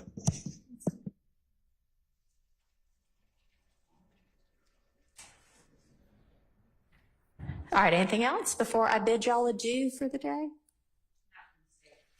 May I inquire if it's appropriate? Is the court's plan to bring the jurors back in on Wednesday? Is that still the plan?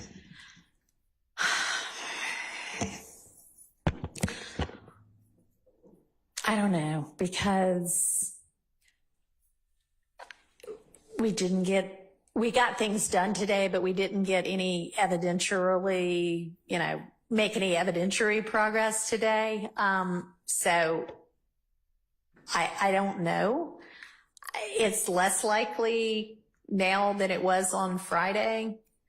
And I'll just let y'all know right now that I have an appointment that was set up well before I had any involvement in this case for Friday morning. So I am not available this Friday morning regardless, this coming Friday morning. And I'm not gonna, I don't know. Let's just see how tomorrow goes. I think we'll have a much better idea tomorrow, whether it's Wednesday for 2 days, which I don't love, or whether it's just next Monday, and let's actually make lots and lots of progress in the next few days and then buckle down with a trial on Monday if it turns out being that. But I'll, remind me tomorrow to think about that again. All right. We're adjourned for the day.